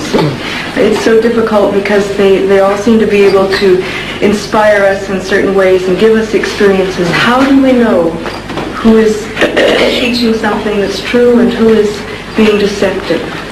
First and foremost thing is, anybody who lives on your earnings is not a guru. A guru will never live on the earnings of his disciples. But here there are people who have built palaces, bought aircrafts and cars and this. I mean, this is something one should understand. It's so open to you to understand. I mean, I cannot understand more obvious thing that this one is, that it's a parasitic living and you cannot have a parasites as your gurus. They can be parasites but not your gurus. That's one of the things. And if you can, I mean, you can retain some people, If you want, because you are rich people, you can retain some. That's a different point. But you cannot have them as gurus. Guru has to be a higher personality, you see. Now, you have seen Christ was such a great incarnation. He didn't take any money from anyone. He was a carpenter's son and he used to do carpentry himself and he lived like a modest man. He never lived with big cars and big houses. It's not necessary because such a person is himself is a very big king, you see, like a big emperor. He doesn't need anything. An emperor doesn't need anything because nothing can give him comfort except that he himself is in complete comfort. So such a person doesn't want anything. So you must see that such a person has no needs of comfort at all. He can sleep on the grounds, he can sleep anywhere. Now, in this life, I should say I come from quite a wealthy family or married to another wealthy man. You can say that way according to your own relative ideas. But to me, I can sleep anywhere. I have no problem. I have no problem of food, no problem of sleeping anywhere, no comfort. And I find it is beyond my self-respect to live on the earnings of others. It's not proper. But you are my children. Supposing now you bring a flower to me or something, it's all right. But I can't have a palace out of your money and all this. It's absurd, absolutely absurd. So this is one thing one should know, that it pampers our ego, that we can purchase our guru. We can purchase our self-realization. You see, this is a very subtle pampering, and that's how people accept. You see, they don't want to accept a person who says, who cannot offer anything, it's too much for them. Or maybe that, secondly, could be that people think that if you pay something, then you get attached to it, you go through it, whatever it is. Say you are paid for a ticket and you find that the whole play is horrid, you can't bear it, but you have to go through it because you have paid for it. That's a human nature, you see. That's a human nature. I have seen that they do it, and that's what it works out. But this is very gross level, I'm telling you. But another should be that in these modern times it is promised that you will become prophets. You have to become prophets. So you must see, have you become prophets out of these? It's easiest is to see the disciples of this man. Any XYZ who says he's a guru. Now what is happening to the disciple? Is he a free person? Has he got any knowledge? Has he got any mastery? What has he achieved by being with that person? Now you have seen here there are sahajogis, one better than the other. You talk to them, they are knowledge. Some of them have met me only for say 8 days or so, they have become knowledge. So what have they achieved, you should say? What is their style of life, their pattern of life, how they behave? And there cannot be any privacy about it. You see, like mafia, you don't tell that and you don't say that and you shouldn't do that. Of course in Sahaja the truth is exposed gradually. But it is not like this that if you give some money, nobody knows. Everybody knows everything in Sahaja. See, now supposing we have to build an ashram, say for example. Alright, you build your ashram, you collect your money, do what you like and know about it. I have nothing to do with it. Also among yourself you should know how you got the money, how you spent it, what is the expense and all that. Because ashram you can pay for but not for your realization. And this is one thing, is very important, that what you get out of it is important, that you should become a prophet. Have you become a prophet? Then thirdly, you must know that if you are going from one to another, what we call guru shopping business, that means you have not found it. Otherwise you would just settle down. But some people are so weak that they do settle down with one and are finished with them. You must always see the people who go to these gurus, what have they got? Have they got their transformation? Because this is the age of transformation. Mataji, what about teachers or gurus who produce miracles? You go to a guru who will materialize something out of the air and say this is divine. This is all jugglery. It's all jugglery. And also, you see, now supposing somebody says, I produce a diamond. Now these people come from India. Why don't they solve the financial problem of India?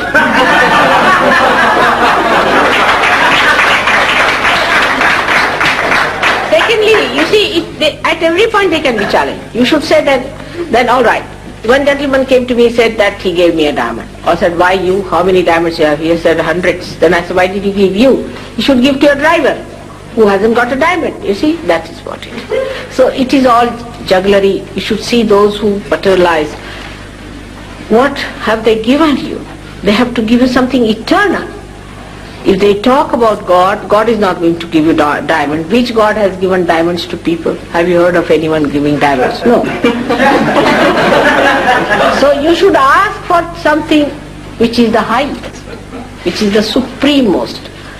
Now the fourth thing, which is very important, that whatever experiences you get, for example, some people start just like jumping, some start shouting, some start behaving like animals, and they say, oh, that's what is coming out, you're taking out. You see, they feel very bad, they get horrible diseases, they get into troubles, and they get into pains and all sorts of things and contortions. They say, now your subconscious is coming out. Nothing has to be brought out. That's one thing you must know. The subconscious, as I told you, is on the left-hand side, and the supraconscious on the right-hand side. What you have to do is to ascend in the center and come up. Above your head is the super consciousness. And when you become that, then you develop collective consciousness. So those who want you to become like frogs, again, you must know that you are not going to become frogs anymore now. That's not anyway evolution. The evolution has to go higher, not becoming frogs or earthworms, you see. And if you start crawling, it is simple mesmerism. Anybody mesmerizes can do these tricks, you see. It's simple mesmerism. And then to believe that now you are surrendered and all that is all nonsense, you see. It has no meaning to realization. In realization you just become the master. You become the master of it. There are many people in this country who came and lured you by their talks also, talking big about Brahma, Atma Tattva, this, that and everything. That is not the way you can, that is what is just the pendulum moving from Christian sermon to Hindu sermon, and from Hindu sermon to Islamic sermon, from there to the Rabbi sermon. It goes on like that, you see. That's not the way. You have to rise higher within yourself. And that's why those who lecture about these things are really sometimes can be very, very dangerous. And so many have died of cancer, this, that. I don't know what to say, that people who go to these people get into very bad troubles and suffer so much. And then on top of that, when all this happens, they say, you must suffer. That's a very good excuse, you must suffer. You must pay to suffer. You pay money to suffer. And then people go on suffering. Now one thing I have to tell you, that Christ has suffered for us. We don't have to suffer anymore. Those who deny his sufferings will have to go for suffering. All right, have it. But he suffered for us. There is no need for us to suffer anymore. When he is awakened within us, he takes away all that is our ego, means our karmas, our superego, that is our conditioning, completely removed, and you become one with the divine. There is no need for anybody to suffer. And this idea of suffering is all nonsensical. You should not suffer at all. Good. I'm glad it's over.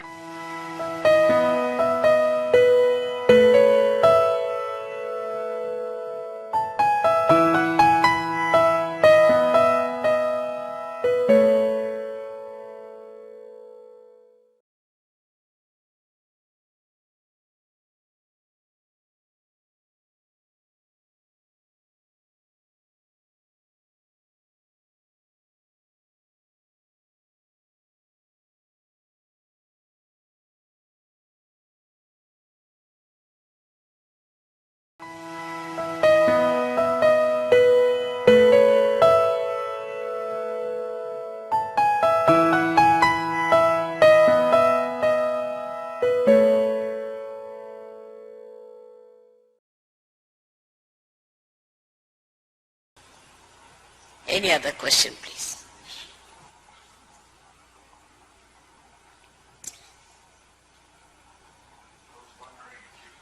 It's a little loudly. I was wondering if you could talk about what we can do to form a school for our children here in America. Many of us now with small children become concerned. That has been my primal problem here. I know, it's terrible, I know. It's going to be very difficult for you to have your children sent to these schools because the atmosphere is so bad. For the time being, I only feel that you must develop your children in such a manner that they become strong, self-confident, and also they have good examples before them, as you people are, to begin with. And you will find many Indian families are here. But what I have seen is that the children of at least 60% of Indian families don't learn bad things normally. This is my own experience. The reason is because the Indian family people are all the time talking to their children, having a nice family meetings together, taking them out, telling them about good things, of sharing. Because those people who are here from India have had that kind of a training, so they are trying to train their children in the same way. Now the families which are so-called advanced here can beat you hollow in nonsensical things. Because when it comes to advancement, they don't know how to relate it to anything else.